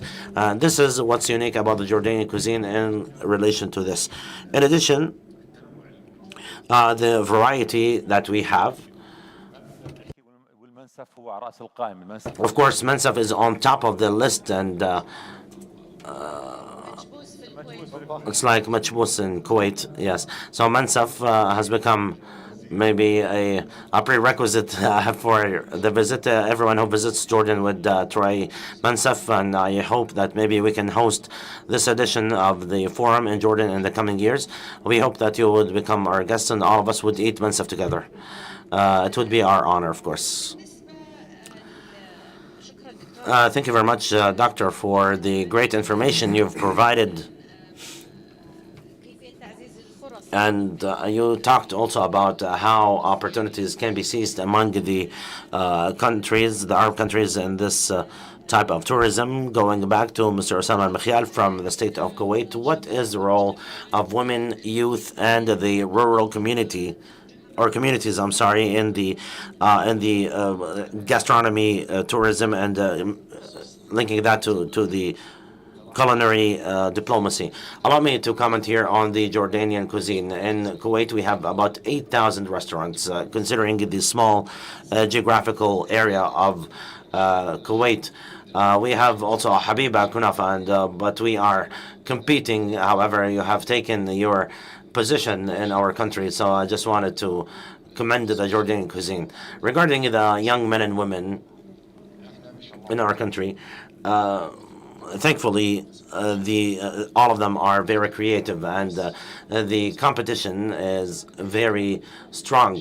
It's not easy to attract customers with a new restaurant. Young men and women today, they have great innovations in their restaurants. For example, we have a Japanese restaurant that is very famous in Kuwait, but it's with Kuwaiti taste, Kuwaiti seasoning. And also we have Italian restaurants, the pasta and the others, it is also made with a Kuwaiti taste. So they make mixes. This is what made them very unique and very successful. And they seems to have fused the cultures, Kuwaiti culture with the cultures of the world. So I believe that this is a great form of diplomacy. Let's assume it is a person from Japan who comes to our restaurant and they taste our cuisine. Then this creates intimacy. And also when we participate in events abroad like expos, we take some of the young men and women to actually present the Kuwaiti cuisine, even though that they have established a Kuwaiti restaurant everywhere in the world. So our gastronomy culture is thankfully spread all around the world. Thank you very much. Thank you very much, Your Excellency. Indeed, the Kuwaiti cuisine had transcended the boundaries of the region and the boundaries of Kuwait. We see the Kuwaiti signs of gastronomy in Europe and everywhere. And the Kuwaiti cuisine outside of Kuwait and the Kuwaiti table around the world gathers tourists from all over the world. So indeed, Kuwait is really the trailblazer in this type of diplomacy, and they succeeded. Indeed, the engagement of young men and women in this form of tourism is indeed activated. All of the Arab countries have great opportunities to study the situation of every country and to maybe utilize the success stories, and maybe we can create tourism integration. Last but not least, we have Mr. Omar. The question to you, sir, is what initiatives or instruments that the state of Qatar applies to utilize gastronomy tourism as a means of preserving the cultural heritage. Again, I emphasize that culinary art or cuisine is a part of our cultural heritage. In Qatar, you find gastronomy in different levels, different events and occasions. So today we are seeing the Qatari traditional dishes being served in all of the hotels. So in the morning hotel or even on the menu, you would find a Qatari dish, or even in the lunch and also dinner. Other than the hotels, we also find the Qatari dishes on the Qatari airline, which is the official carrier. And recently, the Qatari Airlines have coordinated with a Qatari chef who's Nof Al Mirri, and have renewed the menu on flight, whereas we've added some of the Qatari dishes to it. This is very important to reflect our national identity and our cultural heritage for the visitor in the hotel or on board of the Qatari Airways. Let's not forget also that in Qatar last month, as you've said, you were with us in the Qatari Tourism Award in its second edition. One of the most important awards was the excellent experience in the category of the Qatari cuisine, and Belhembar restaurant had won this, who have served the Qatari food in the genuine way. Of course, so we congratulate them, but this seems to be a plug-in, but they deserve it. There is great attention by the state of Qatar in this type of initiatives, and we try to focus on it to shed light on it. Building upon that, today in Qatar Tourism, we have signed with the Michelin Star to be with us, and they started the examination process of the local restaurants and the street foods and the international and also the big brands. And we will announce the winning restaurants at the end of this current year in a very large ceremony.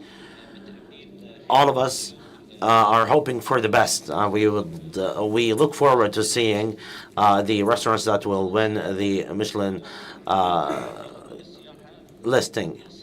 Also, in Qatar tourism, last year we had the 14th edition of Qatar International Food Festival. It was in the Expo Garden. We had about 170 shops participating for the F&Bs. A part of these restaurants that had participated, whether they were local restaurants or international restaurants, but they have branches in addition to hotels. And there were also 10 restaurants that were engaged that do not have any presence in Qatar, but they came from abroad to participate. This is also very important for us to create a space for exchange of experiences, and that the audience or the visitor of this festival would really enjoy the cultural diversity in terms of the food and beverages available there. This year, the Qatar International Food Festival will be in its 15th edition. We invite all of the audience here to visit us in Qatar. It will be in February 12, and it will last for 10 days. It is one of the most important festivals that we have in Qatar, and it has a lot of interest by everyone. Everyone loves food, of course. The last thing I can add to answer your question, Ms. Basma, last year we had the first edition of a festival which we called ancient food, or the food of our ancestors, so to speak. So it's traditional cuisine, right? Yes. Yes. The food of our ancestors, and we selected the restaurants that have an old history in Qatar. For example, we are talking about a restaurant that has been opened since the 50s or 60s of the bygone century. Our ancestors, our fathers and mothers had history with them during their time of youth or even their time of childhood. The competition was very strong, and also the selection process was quite difficult. We wanted to make it competitive. It was during the month of Ramadan for the 30 days, and we had to extend even beyond Ramadan. This is due to the great demand and interest in it. It has given the opportunity to the new generation to try those restaurants of our ancestors. This is number one. Number two is that these restaurants are not available in all of the food and beverages programs that could offer maybe delivery, home delivery.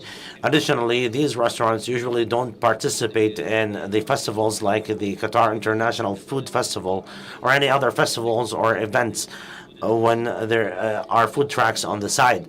The majority of these restaurants, considering that they are old and they are very unique, they are just present in their headquarters and they don't have the intention to expand.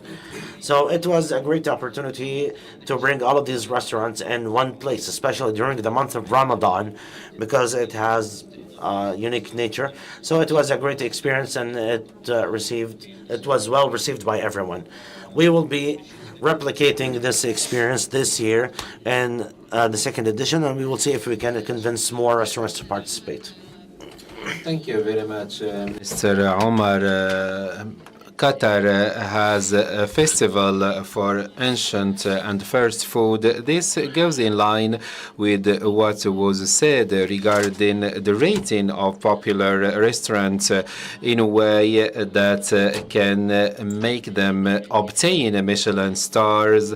And we can work together with my colleague Sandra also in order to set a criterion to rate the popular restaurant, because maybe the Michelin star does not apply to them, but this restaurant deserve to have some rating that reflects their quality. Going back to the awards of the Festival of Qatar, and I had the honor to be part of that festival 2 weeks ago, the chef Naufal Marri had that that memory present, and Qatar Airlines contributed to enhance the experience of the travelers, and this distinguishes our airlines in Jordan, Qatar, Kuwait, and even the transit passengers. They get to know a few things about the gastronomy, and they taste the local dishes and plates. That's part of the tourism. So I would like to say that thank you very much for enriching this session, this panel discussion session. Thanks for sharing your experiences. Maybe we can have recommendations that can be applied regionally until the sea light, and the future will be brighter. Thank you very much.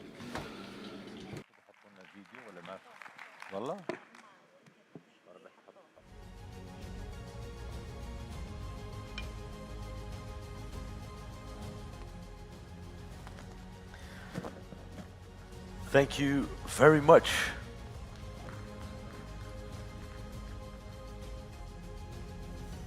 Thank you very much to Ms. Besma and Para ahora, panelists for a very, once again, relatable and inspirational discussion. Now, ladies and gentlemen, to finish today's session on the main stage, we have a perfect example of going local, of a going local initiative, and we're delighted to welcome to the stage the founder of From Farm to Fork in Jordan, who will share with us how local produce and farm-to-table practices can shape gastro-diplomacy.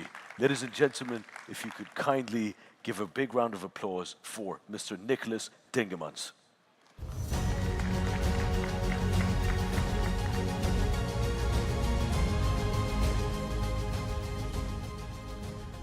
Assalamu alaikum. Yatik alafia to the Kingdom of Bahrain for having us here. It's my pleasure to present to you two journeys. One journey is short, but it spans 10 years, and the journey on how it brought me to Jordan. Let's give it a start. All right, my journey started actually in 2014 when we started having Michelin chefs working with regional products in my birthplace, which is the Netherlands. Surprise, I'm not Jordanian. I come from a rural area in the Netherlands, and I also have Javanese roots from Indonesia, so I am a child of the double Far East. When we started our project, we first had a book called From Farm to Fork in Twente, which was in 2014, and it culminated actually also in a culinary conference with these chefs. And the main goal was actually to talk about the value chain from farm to fork and being proud about regional products. That culminated in 24 chefs from 12 provinces working with 2 different ingredients from those 12 provinces. So you had 24 hero ingredients. And the chefs are the ambassadors of their region. That ended up in a book, and the book ended up coming live to stage where we actually cooked on different large HoReCa trade shows to actually enhance and encourage the industry. In Rotterdam, we did something in 2018. I then moved from the Netherlands when everything was done in my country, moved to Curacao, which is a Dutch Caribbean island, and we implemented a farm-to-fork project over there, working with small regional farmers on the island. Then I moved to Amman, to Jordan, in 2020, and in 2021 we wrote actually a proposal for sustainable culinary tourism in Jordan. And that is actually the journey and the reason why I'm here today in front of you. So, to start off our vision, to keep it very simple, our vision is that Jordan's eclectic cuisine, rooted in Bilad al-Sham, or for the Western people, the Levant, and the Arabian Peninsula, is one of the most significant contributors to the Mediterranean diet and global culinary heritage. I know that sounds very large, but I truly believe that it is. Our mission is to promote culinary tourism with a central role for sustainable gastronomy at the intersection of agriculture, culinary arts, heritage, destination management, and more importantly, responsible tourism. And our goal, when it comes to the outside world, our guest, is to meet the ethical culinary expectations of conscientious tourists and business travelers, while at the same time encouraging a healthy food culture for the local community and local residents. Sustainable food, culinary tourism should not only be directed at the outsider, it should also be directed to the insider. So we have a value system that's over the past 10 years that we have built up. Is basically based on 4 core values. It's the starting point, it's the DNA of our project. Everything related to sustainable gastronomy and also new food and beverage leadership is firstly, if you start at 12 o'clock, health cuisine, environment, responsible innovation, and socio-economic impacts. I have some more information on our website that you can download, but those are the 4 core values that we embed at the bottom of the pyramid of all the projects that we do. We are very inspired by different people in the past 10 or 11 years. I have to start, first of all, with paying homage to Mr. José Marí, because I was a big fan that in 2011, the Declaration of Lima was signed, which was actually 9 3-star Michelin chefs that were in Lima, Peru, making an open letter to the chefs of tomorrow. I won't go through it, but I really encourage you to Google it. It's actually on the 50 Best website, but it's a very inspirational document. Michael Pollan, In Defense of Food. Also, the UNWTO guidelines for the development of gastronomy tourism, which actually came out in 2019, and we made our strategy in 2020. So about 70%, Sandra, really is true. We have actually implemented much of that into the document for Jordan. I wrote about it also in an article in 2020, and one of our very special inspirators is also the Slow Food Foundation for Biodiversity, because they have a section called the Ark of Taste, and they're actually from Bilad al-Sham, and then we're talking about Palestine, Lebanon, Jordan, and the Levant region. There are about 26 or 30 indigenous ingredients and artisanal cooking methods registered by the Ark of Taste in Italy, which is very special. So I won't go too much into detail with this. This will be downloadable from the website afterwards, but we have created this system, and what is the scope of culinary tourism? If you look on the left side, it's the urban part. The top side is basically what you do with farmers markets, cooking workshops, etc. On the bottom side, of the left-hand side, you will see independent restaurants, banqueting, catering, and the MICE industry, very important. Like now, we are in a large conference center. We're actually practicing culinary tourism. Meetings, incentives, conferences, and events is therefore very important. If you go to the right top quadrant, it's more seasonal agritourism. And then you go to year-round agritourism on the right bottom. What does it mean? Because you could basically say that the left part is from farm to fork. That's the ingredient which ends up on the plates of the restaurants in the city. But you can also go from fork to farm, which is basically agritourism. You go from inspiration at the table, and you go to the farms because you want to know where your ingredients come from. And if you dissect that, that basically means that you have micro-activities on the top part, and it's usually fragmented. These are the farm tours that we are talking about. It's not always as organized and institutionalized as, for instance, the hotel or restaurant industry. And then so the bottom part is more macro activities. This is also where the numbers come in play, and also where the largest revenue is made. And there's a lower frequency on the top part, and there is a higher frequency on the lower part. So when it comes to our ecosystem, very important. We have several sessions already today that really talked about the ecosystem. You have to work together with different parties. Just very quickly, TOs and TAs is the tour operators and the travel agents. So that's the point of departure for the people that are coming to your country. Airlines, airports, Ministry of Agriculture, Ministry of Tourism and Culture, very important. Educators on the bottom at 5 o'clock, and at 7 o'clock, farmers, keepers, fishermen, beekeepers. And of course, chefs, hotels, restaurants, rural cooks, HBB stands for home-based businesses. We have discussed that also today with the example of the Faroe Islands, for instance. That's a home-based business. And then media and trade shows. So that ecosystem for us, what does it mean? We had endorsements in some parts of the project from the Ministry of Tourism and Antiquities, but also from the Ministry of Agriculture. Our main partners is actually the first one on board was the Embassy of the Netherlands. It's my embassy. It was an encouragement because we did farm to fork in the Netherlands, and then we moved to farm to fork in Jordan. And a very major contributor is actually Dr. Abdelrazak, thank you very much, from the Jordan Tourism Board, that have actually hosted 3 major culinary tours in the country last year, and also at the beginning of this year. And then we did collaborations with, for instance, FAO, very important. This year, for instance, is the year of the International Year of Camelids. The camel as an instrumental animal that actually is very important for the Arabian Peninsula.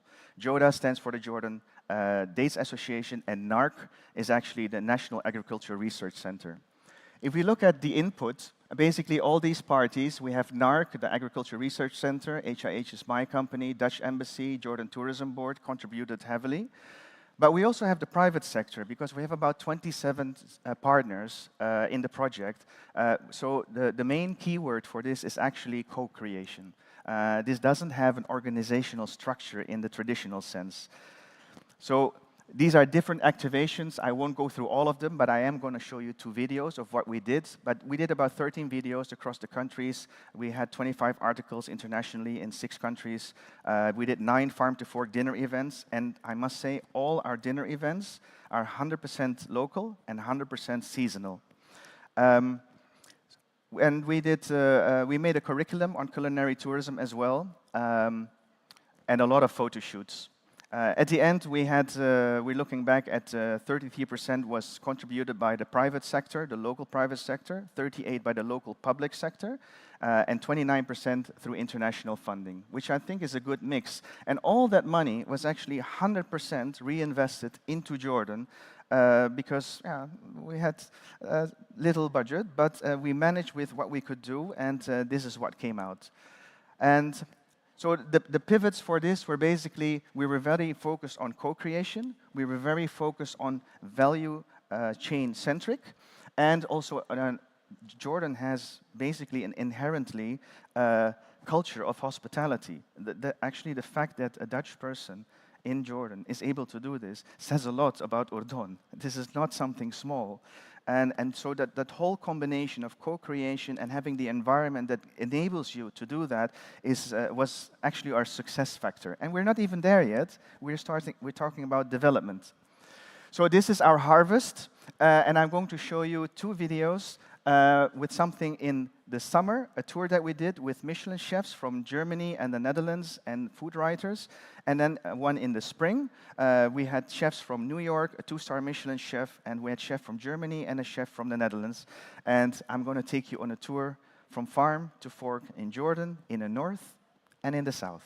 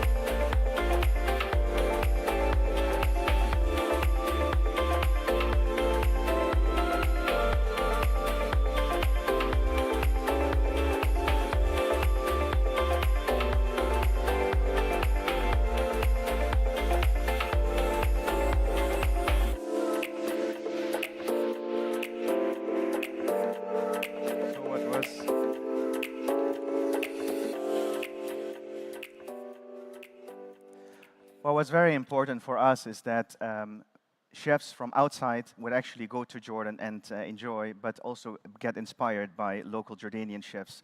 I'm going to speed it up now because we're coming to an end. In the past year, we have basically focused more on connecting chefs to farmers due to the situation in the region.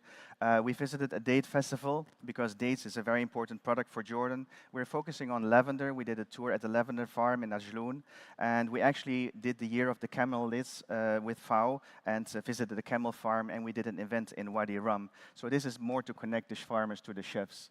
Now, the key takeaways basically for how do we look back, we developed 7 steps to develop sustainable culinary tourism. Just as a quick overview, we feel that we should start with inscribing your value system. After you have done that, it is good to cultivate your own ecosystem. And step number 3 would be to write your culinary narrative. And step number 4 would be to educate and raise awareness, which also means towards the industry, that people in the north understand about ingredients and dishes in the south, for instance. Celebrate food heroes, chefs, beekeepers, farmers, and for instance, also special days like World Sustainability Day. Invite leading chefs and writers and experts. Test yourself. Is my narrative correct, yes or no? They will tell you. And finally, draw your food map. With drawing your food map, that is actually our next step. We did the first 6, and now we are finishing our book, From Farm to Fork in Jordan. Jordan actually has 12 governorates. So what we will do is have a book that provides knowledge about 24 local farmers, 24 local chefs, 24 local products from the 12 governorates. And there will be special chapters in there, and then after the book is done, then we prepare a culinary roadshow in Amman and Aqaba, but also go abroad, export your food to Kuala Lumpur, Gulf, and Amsterdam. The type of photos that the guests will see is actually accumulated over the past years are these kind of pictures that take you on a journey through the 12 governorates in Jordan, from the north to the south and the east to the west. And this is basically the ending for, let's say, from farm to fork in Jordan. And maybe our next chapter could be about from farm to fork in the Arabian Peninsula. But for now, we're really focusing on finalizing from farm to fork in Urdun. Thank you very much, ladies and gentlemen.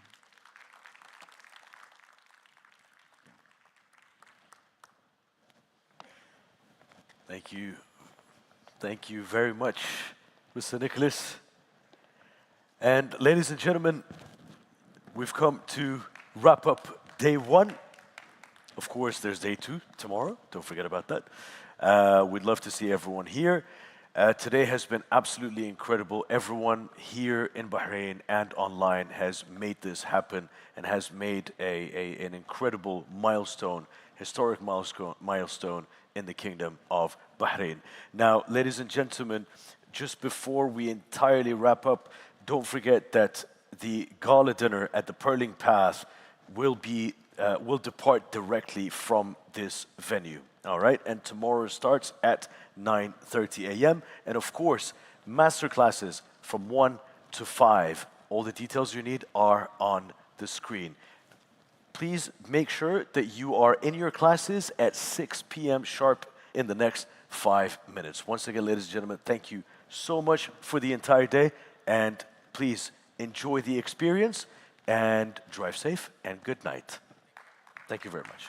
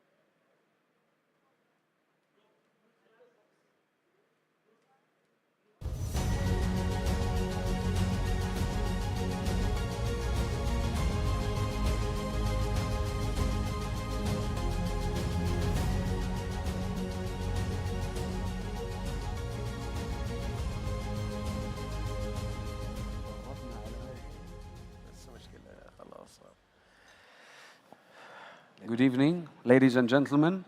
Hello. It's a great pleasure to be here participating in this masterclass for today. I'm very glad to be sharing the stage with Mr. Nader, who's the director and the development business in our Arena Hospitality. Thank you, Chef. Thank you. My name is Nader Qannati. I'm a business development director for Al Areen Hospitality. My focus is into developing, overlooking all the businesses from when it comes to food events and participating in all the sectors, especially tourism. So that's why we're here today. My background, I used to be a banker, so I completely changed my career. I studied my first culinary school in Paris at Alain Ducasse School.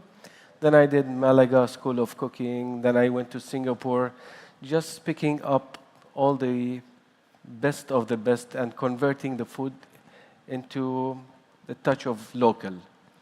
So that's where we are now, and we'll be happy to present at the United Nations 9th edition with Master Chef Abdul Hamid. Thank you. You can go ahead, Chef. And Mr. Nader, who's also a chef, as he mentioned, he have been here and there, and he had his own restaurant in yes. Q Cookery, right? Yes. Where you had, we can say, different fusion from Spain, a little bit Persian, some Bahraini spices in the mix, paellas and stuff. So if you can elaborate a little bit on what you were cooking there.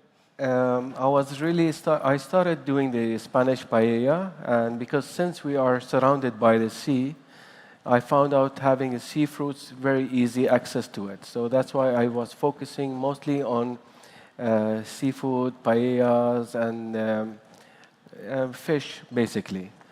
And over time, I had to switch a little bit to a different local twisted cuisine, and a little bit from Persia with all these backgrounds that I had.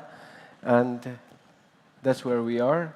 We made it, but unfortunately, sometimes you have to look into cutting losses in some point of time because of the market wasn't really strong. Also, I believe it was the COVID time for the pandemic. Right, that had exactly. a big effect. So that's it affected so much. Well, luckily for us, we have him on the team, so it's a good thing in the end, I believe. Okay, for me, my name is Abdel. At the moment, I'm the executive chef of Areen Hospitality, where we manage multiple projects at the moment. We have 3 hotels. We have so many others that are coming during the coming year. We have also different restaurants here in EWB, and we have more projects coming next year that are considered big. We're going to have 7 outlets there, and 1 restaurant is going to be very unique, where I get to showcase my philosophy and how I approach the traditional ancient recipes, but I like to present them in a modern and molecular gastronomy aspect. So studied in a Swiss academy, graduated finishing hotel management and culinary arts. I've been to different parts of the world, luckily. Just took my knife set and traveled. That's another perk of being a chef. Been to Mexico, been to the States, and then Jordan, Bahrain, I'm here, and before this I was in Dubai. And today I'll be sharing with you how we change a traditional dish, as I mentioned at the beginning, and make it into a modern contemporary cuisine. So we have witnessed in the previous days that Bahrain is becoming a melting pot in a way where a lot of different diverse communities, they join without changing the essence of Bahrain itself.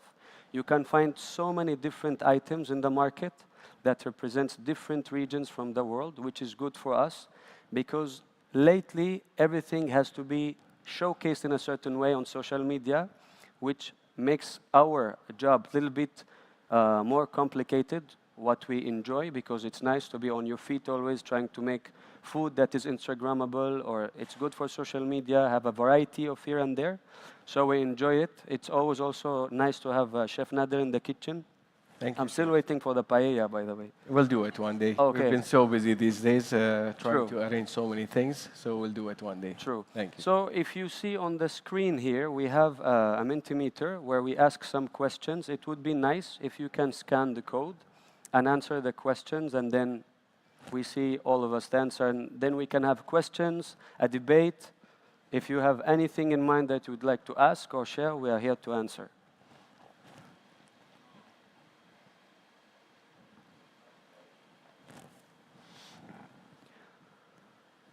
So, moving forward for today, we'll be representing two very famous dishes in Bahrain. One of them is very authentic Bahraini, and the other one came to Bahrain, arrived here, and then it was implemented in so many different ways that are exciting. And then we will showcase how we see it from Areen lens. Because in Areen hospitality, what we try to do is we bring different cultures together. Because personally, I also believe that the whole world is just one big table. And we are the diners there. And it's a big restaurant that all the time there are people dining in, eating everywhere, the whole time, the whole day. So if we really look in depth for different ingredients, we share almost the same stack. It's just different steps, I believe. True. You And agree? as you can say, food always commute people.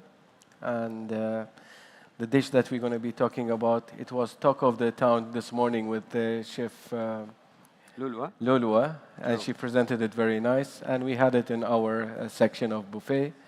We're going to be presenting it very authentic way and how it's been given to the customer. And with Chef Abdul Hamid, he's going to do the twisting part of it. We can start.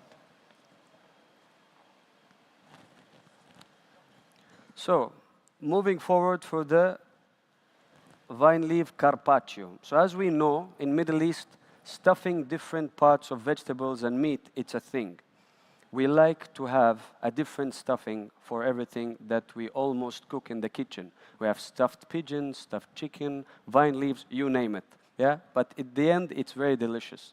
So today we are representing this in a different way where we make it as an carpaccio. And then we have everything that you can see laid on top. And then it will look similar to this. We made an AI-generated picture to help with the visual aid. And then we will show how it is done. But first, we will show you the traditional dish, how it's plated. And then we will go to that part. Please, shall we? Please.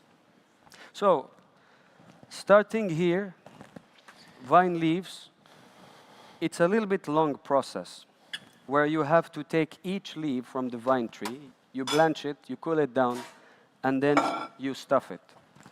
So the traditional way is very simple.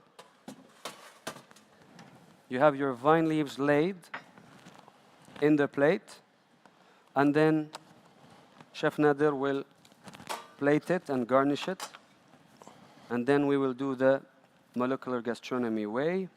Let me help you, Chef Nader.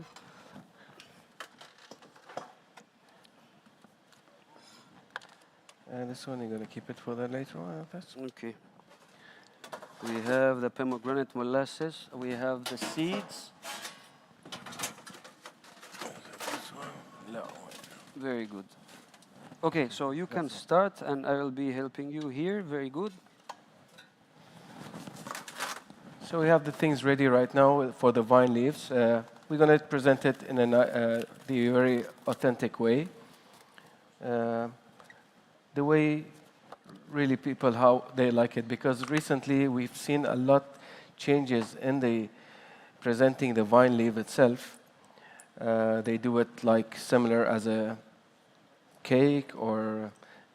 That one is really interesting, by the way. So Exactly. they layer the whole leaves on top, and they make different layers of rice, vegetables, and the way that it's cooked for a long time. It's for 3 hours. You stack everything in a pot, and you slow cook it on a very low temperature. But in the end, you get this mix of sweet, sour, salty.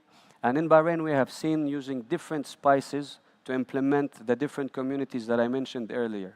So it's really interesting. As you can see here, it's very traditional that we serve it And also we have a piece of lemon on the side where you can just squeeze it because acidity brings all the fat together. It brings up the flavors. And that's very beautiful. That's So just a simple dish that we came up with. The beauty part now that this will be converted by Chef Abdul in a really beautiful way. Thank you, Chef Nader. The vine leaf carpaccio. Thank you. Can you. go ahead, Chef. Yes. Let so, remove all these from you. I appreciate it.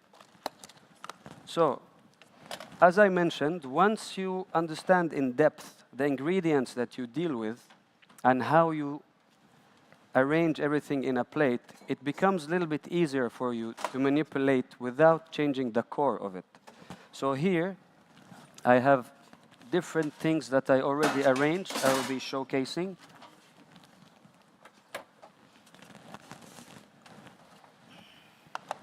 You can open this for me, please, and then just put this inside.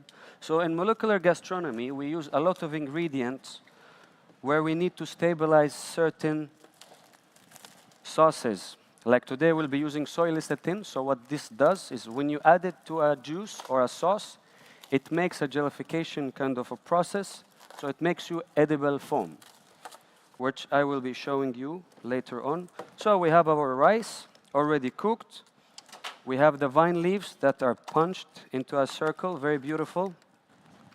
And then we have our mint and mini meatballs. Because you can serve this in two ways.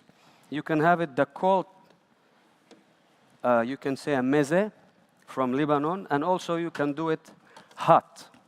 And they're both very delicious, by the way. So starting off, we will have the vine leaves here, where we're going to arrange it. And we plate it in a nice way that it will be later on as a canvas. So this is something I usually do. I imagine the plate that I'm having between my hands as a canvas, as a painting, where I can then play around with it, have the breakdown of different colors, and then lay up the ingredients there. So what you want to do here, actually, you want to understand the delicacy of the ingredients that you work with. Sometimes it's very, very delicate. It can be very fragile. So you need to be careful when you are dealing with this ingredient. So I remember also before we made like a maki roll for a very special guest that was also made from vine leaves where they like it. But we also need to be careful because not everyone accepts change. Sometimes people need time to accept change, which is also another challenge, I believe, in molecular gastronomy. Because some people, they prefer the things to be traditional. Honestly, if we pay a close attention to the world, we can see that everything is becoming smaller, more mobile. You can control it better. So if I can bring different cultures in one plate where we can all share a table, I think it's a nice feeling, True. right? Yes, yes. Which was also Chef Nader doing in his restaurant by making paellas, very nice, different implementation. Okay, so then we make a very nice quenelle here. I know it sounds difficult, but it's not. You just have to practice, and then you can have a nice quenelle, yeah? So we try to shape the rice. I'm gonna soften it here a little bit. And as I said before, we have to make it pleasant to the eye.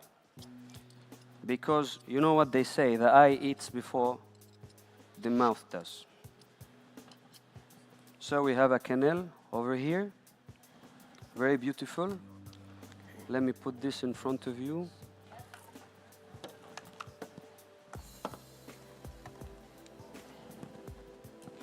So we need to also make sure that we don't have one ingredient that is too much. So it needs to be balanced in a way where you can taste everything and it tastes good together. So this rice is cooked the traditional way for a long time with mixed vegetables, a little bit of tomato, a little bit of red bell pepper, some spices from the Middle East. We use cinnamon, we use a little bit of cumin.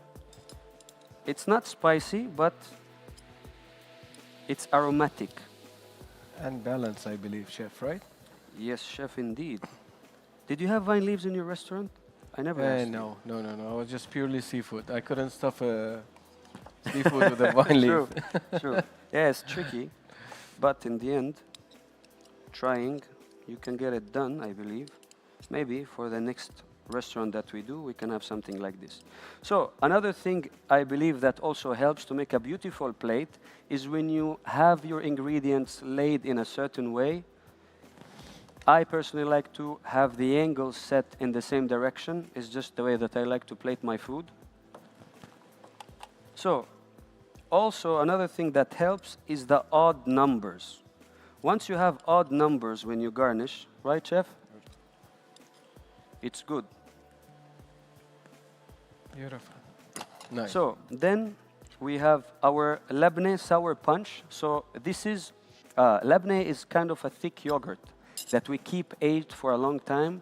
The consistency becomes a little bit hard. It has a very nice sour punch, and we have some lemon zest to it and some garlic powder. So we will be making nice dots in here because this gives it a kick.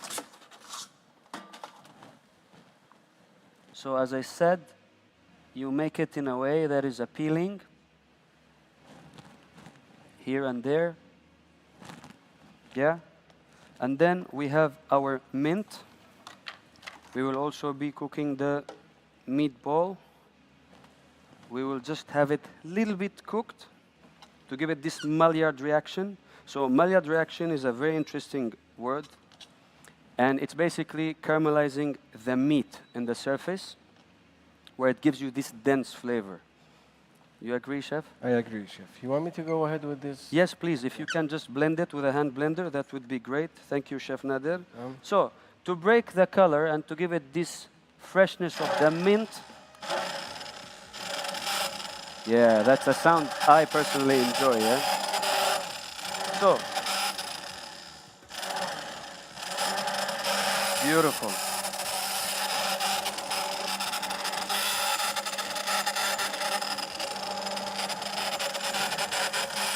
Thank you, Chef Nader. Our blender is 8,000 cylinder, yeah, so sorry. The big engine. Okay. So here we have the mint, as I said. We're going to be putting a little bit of olive oil here, and then we just sear a little bit the meatballs, yeah? So it needs to be very simple, as I said. You just take the ingredients that you already have, and you play around with it. Little bit of pomegranate here and there, because it will also give you the crunchiness, the sweetness, because dairy and fructose from the fruits goes really well together. And breaking the colors as well, so that's what you see. No? Exactly. So, as I was saying, we will have the meatballs seared.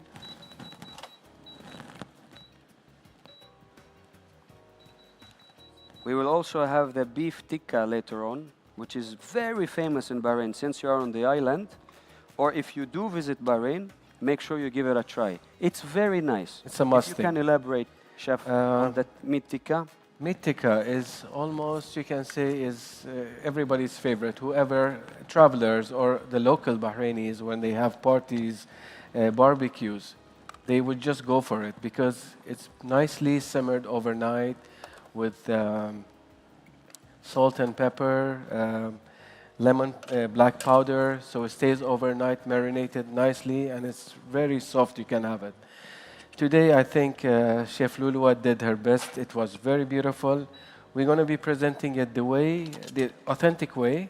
Then, with Chef Hamid, is going to take it to the next level, which is, you'll see the surprise that he has hidden. Yes. So later on, when we go for that plate, I'll be explaining a little bit of the equipments that we have here on stage, because I know some of you will be wondering, what is that? It looks very weird. This is, yeah. So don't worry, I got you figured, okay? I got you covered, sorry. I'll be explaining. So one of the things that we need to understand when we approach the meat is temperature control and time. Because different meat cuts have different we can say substances when it comes to the percentage of fat, the lean part, and the meat.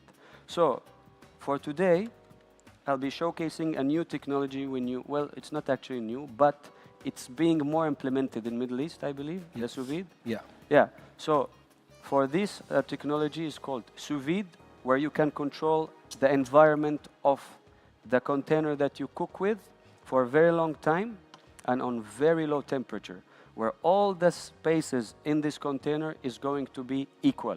It's not like a pot, which gives you a perfect cooking in the center. Consistency. So here, exactly. Yeah. So here we're just cooking the meatballs. We give it a little bit of a sear. We don't want to overcook it, so it stays juicy.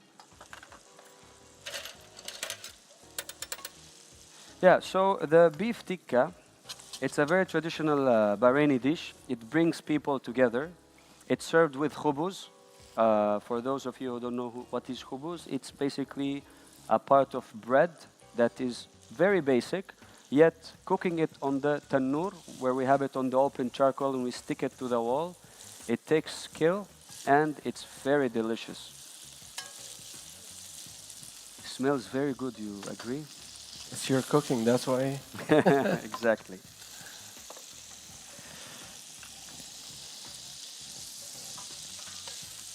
That's perfect. You're okay with it? Yeah. So, as I said, thank you. We gave it a nice sear, a nice color, and then we will be just scattering it around here and there. So then, another thing I wanted to shed some light on is that lately, I believe that everyone wants the food to be interacting, right? They want to have some sort of an interaction with their plate. Exactly. So why I chose this is because in the end, the way to serve it, what you can actually do, this one ran away. What you can actually do is you can have it wrapped and then you cut it into portions and then you can serve like an Italian carpaccio. So this is the dish. It's complete. Vine leaves carpaccio. You can put the traditional way next to it so you can see true, the difference of how it's been presented. That's a great idea. And here it is. Thank you. Thank you. Okay, for our next one, as I promised, it's going to be the beef tikka taco. And again, I would like to take a moment to explain what I have here on stage. So we have the sous vide machine, as I mentioned earlier. So it's a device that you put in a water circulator, and it balances the whole temperature together. True. So for today, we used ribeye, Black Angus, which is very fatty, it's very nice. Therefore, we needed to control the temperature to bring it low, so we can have the perfect doneness inside. We also have a spuma. Spuma is where you charge with liquid nitrogen your sauce. So you bring it to a certain temperature, and then you charge it with liquid nitrogen. And then what happens is this thermal effect when it becomes very airy, where we'll be showcasing after. So what we did actually today was that we implemented the tortilla dough from Mexico, and we have it mixed with some flour, like we are doing, you're making a khubuz, which is the Arabic bread. So, Chef Nader will show us how you actually press tortillas. We have the tortilla presser here. Yep. So what you really want to do is you want to apply a little bit of force in here with having a little bit of oil so it doesn't stick, correct? And then Chef Nader will show us how it will be, which is a good exercise also if you're stressed or you're upset with someone. So you take it and you keep doing this and then you feel better, yeah? So. The dough is with you? Yeah, it's over here. So we have the dough here, which is 50% corn flour from Mexico, and another 50% is the khubuz, which is the flour that we have here in Bahrain, just all-purpose flour. And then the recipe is almost the same. So as we can see here, you keep doing this in multiple times until you have the spread one. Yeah. Exactly. Until you have the thickness that you require. So here, we will be also cooking the tortilla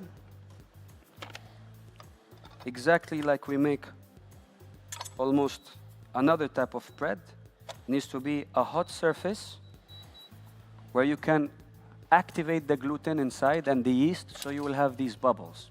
It's a very interesting process, which is another thing why I love the kitchen, because every time you look in a different angle, you will realize that there's something going on. It's like micro world everywhere, here and there, a lot of reactions, a lot of things happening at the same time.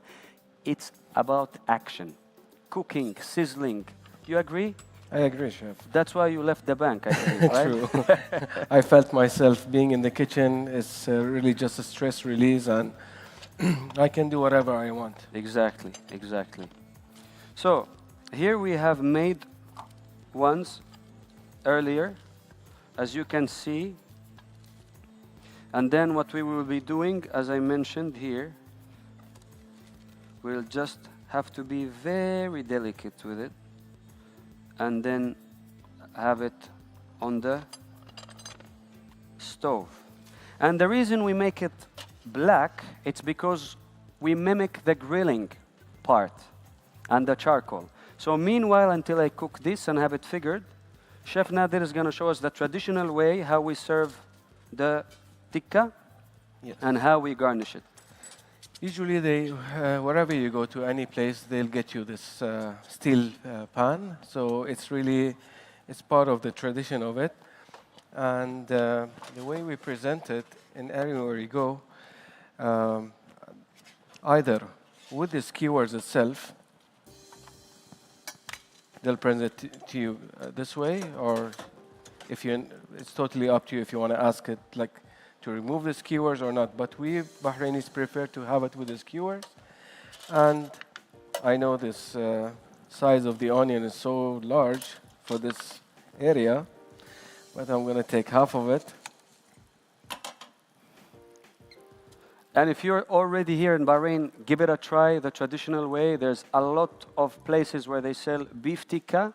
It's very nice, it's very tasty, and from one venue to another, a location to another, you can feel that twist of difference. So it's not always the same, but I guarantee you it's delicious. Also, bagel, we believe it's a very big thing in Bahrain, Nader, yeah? Yes, it's a part of the chives family and spring onion. And it really blends with this food, exactly. This is how it's been presented to most of the places that you go. And now Chef is going to take it to the higher level of gastronomy presentation, and we'll see the difference, how it will look. Thank you, Chef Nader. So, we're done with this. It's perfect. Thank you. Yeah. So, as I mentioned earlier, dealing with a plate that has different aspects, you need to understand what is the breakdown. So for here, as I believe, if you can give me this other plate, the glass one. This one? The white plate, yes. So, no, the other one. Okay, it's over here. Perfect. So, we start by having our tortilla over here, and we made it greasy on purpose because once we had the fats from the pan, it gives it a strong flavor. As we all know in the kitchen, it's basically about the fat. The more fat that you have, the more flavor it has. Same thing when you make a dressing. If you don't put olive oil for your dressing, it doesn't taste right. So you have to have fat in there. So we start with the tortilla, and then we will have our liquid nitrogen press over here. We already prepared in this puma, as I mentioned, our yogurt sauce. So it's labna, little bit cooking cream, and little bit of garlic powder and lemon zest. It's very tasty. It's very nice. This combination gives you the kick of freshness, I believe. It's really beautiful. For me, I put labna on everything. Creamy, very beautiful. I tried it with them. Yes. It was amazing. Also, it's another item, I think, when foreigners come to the Middle East, they actually fall in love with labne. They love it. It's a little bit similar to sour cream. So here, if you can hear this, this is the thermal effect when the liquid nitrogen hits the hot sauce. So we charge with another one because we want it to be very airy. And this has to do with the mouth feel, because once you go for molecular gastronomy, you don't serve one big portion. You need to have small plates where you get to experience and taste a lot of different flavors. So we have it here charged, and then we have our meat here, as I said, cooked beautifully sous vide, where we can control the temperature.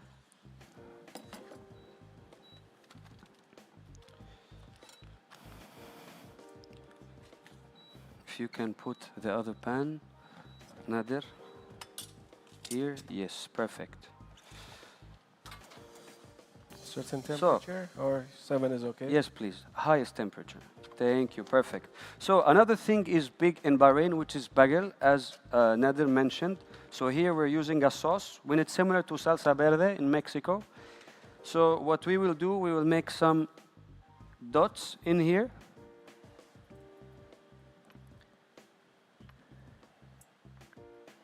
It will give you this kick, as we spoke before.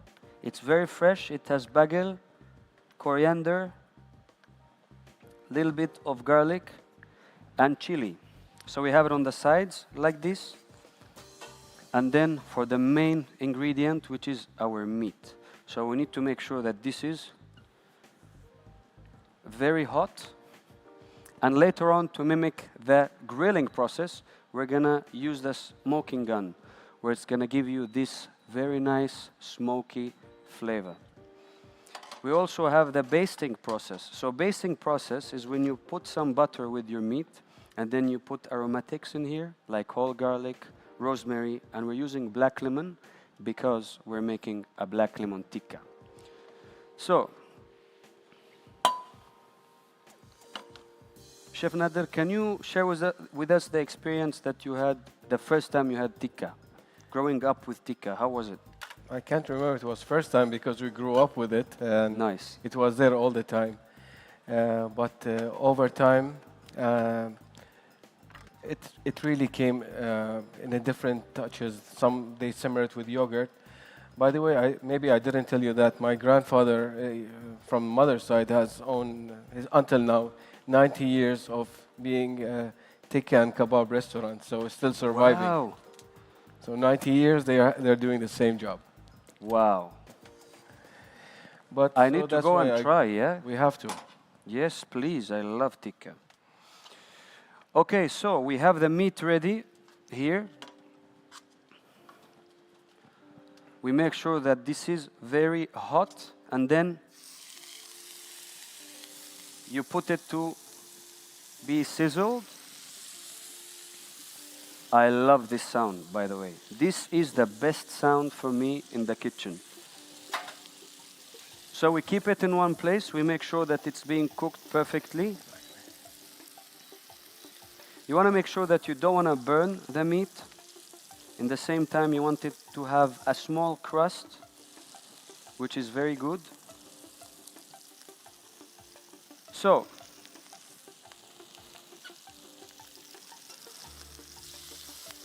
we flip it on the other side. You can see this Maillard reaction that we spoke about earlier. So personally, I don't like my meat overcooked. I like it to be soft. I like to have different colors in there. So, this is called basting, where you add your butter and you add your rosemary and thyme. You put it here, a little bit. You crush the garlic. It gives you these releases of the fragrance. And here we have the black lemon. Usually in a basting situation, you don't see the black lemon, but here we're doing this because we're making black tikka. So the butter goes in. Yeah, a lot of butter. Yeah, that's the flavor. Yeah, I believe my French friends will agree with me. So what we do is we bring this here and we baste it. Oh, the smell is beautiful. I wish if you were here so you can smell. Very good. And then let it rest. Exactly. So another thing that is extremely important when you finish cooking the meat is resting, because you need to give it time for all the liquid to be spread. You agree? I agree, sir. Exactly. So we will let it rest a little bit and then we will continue our plating. Usually what I like to do in the kitchen to give the perfect doneness to any steak that you have is that you cook it at the same time that you rest it. So if I cook it for 6 minutes and then I have to rest it for 6 minutes, that's a very nice trick for you to handle the meat. Another thing today, because we cooked it sous vide, it helps you to cut a lot of time. So you don't have to rest it for that time. So what we will be doing here is we will be slicing 3 nice slices where we're gonna represent the tikka. Okay, or maybe 4. Okay, I said 3, but it can be 4 also. Okay, so another thing that we need to concentrate on is the same measurement of the things that you use. So if I cut the bagel for a certain measurement, it needs to be always the same. It needs to be compatible in the plate. So before we go on, if you can see, the meat is cooked perfectly. Yeah, as I said, we used black Angus, which has a high percentage of fat. Okay, so we have the yogurt sauce here. And when you're always handling a spuma, you need to test it first before you make your foam. So it's perfect. We put it in the middle. You don't want to put too much. Yeah. You can see it's very airy. It's very nice. So, and then we have a little bit of caramelized onion, because also it's a thing in Bahrain. You can see a lot of caramelized onion. It's very tasty. It's very nice. We also use it for garnish. So we just put around like this. It also gives you the crust. So another aspect that we want to talk about is the texture. Once you have something that is very, very, very soft, you want something that has texture, right? Like crispy, you agree? What you used to put on your paella for a crispy texture? Just the crusty bottom. You have to burn the bottom like the Spanish, the way they like it. Here you can see the difference between these, or the similarity between the traditional way of presenting the tikka and the gastronomy way. The green is there, the black is there because of the beef, and the white it represents the onion. So it has the same match, as you can say. Chef, what do you think? Exactly. It's giving the same texture. Yes, so also you need to make sure that you put your slices in order as you put them in the plate. So in the end, you will have something very symmetrical and very nice. Super, beautiful.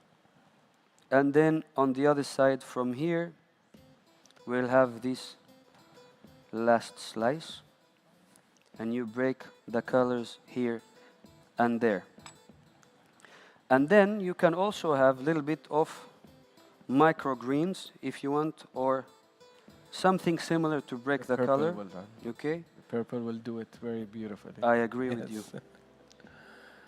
So we will have some over here. So different microgreens have a different origin. It could be for a chickpea flour, it could be different seeds. So now for the best part, yeah? Everyone's waiting for the smoking part. Yeah, I have to use the smoking gun. Thank you, Chef Nader. Thanks. So the reason that we use this is because we want to mimic the grilling situation that happens when you have a black tikka. So here we will have the taco. We will close it over here, and then we will have our smoking gun, and you just have to ignite the wood, and then you will have the smoking gun doing for you the trick, which also can be a mystique. So basically, mystique is when you have this not very clear kind of ingredient, which is always intriguing. You agree? I agree, sir. Some things you hide underneath, some things you put there, some things you just want the people to interact. Oh, what you And have the smell there. is beautiful. So that's why I said, and once you have it like this, then you can put it on the table, and in the end, you serve it, and voila, it's an open tikka taco. Well done, Chef. Beautiful. Thank you, Chef Nader. Moving forward, we wanted to discuss a little bit of the challenges that we face now when it comes to molecular gastronomy in the Middle East. As I said, and I'm sure Chef Nader agrees with me, not everyone embraces the change. So us in Arena Hospitality, we like to have this movement where there is also acceptance without, as I said, changing the essence of the plate. We collaborate together and we work, all of us as a team, to make sure that we give unforgivable, unforgotten memories for our ladies and gentlemen who dine in with us. Chef Nader? Thank you, Chef. We'll be coming soon up with new things, with new development in gastronomy and food. So we're working on it, me and Chef Abdel, very closely. Thank you very much, Chef. Thank you. Again, this was a great pleasure to be a part and participate in this. I really enjoyed my time here, and I hope we all learned something and we could discuss what we had here today. Enjoy your stay in Bahrain and make sure you try the black tikka. And looking forward to have another forum where we participate as Arena Hospitality. Thank you so much. Have a nice evening. Thank you. Thank you, Madam. Beautiful.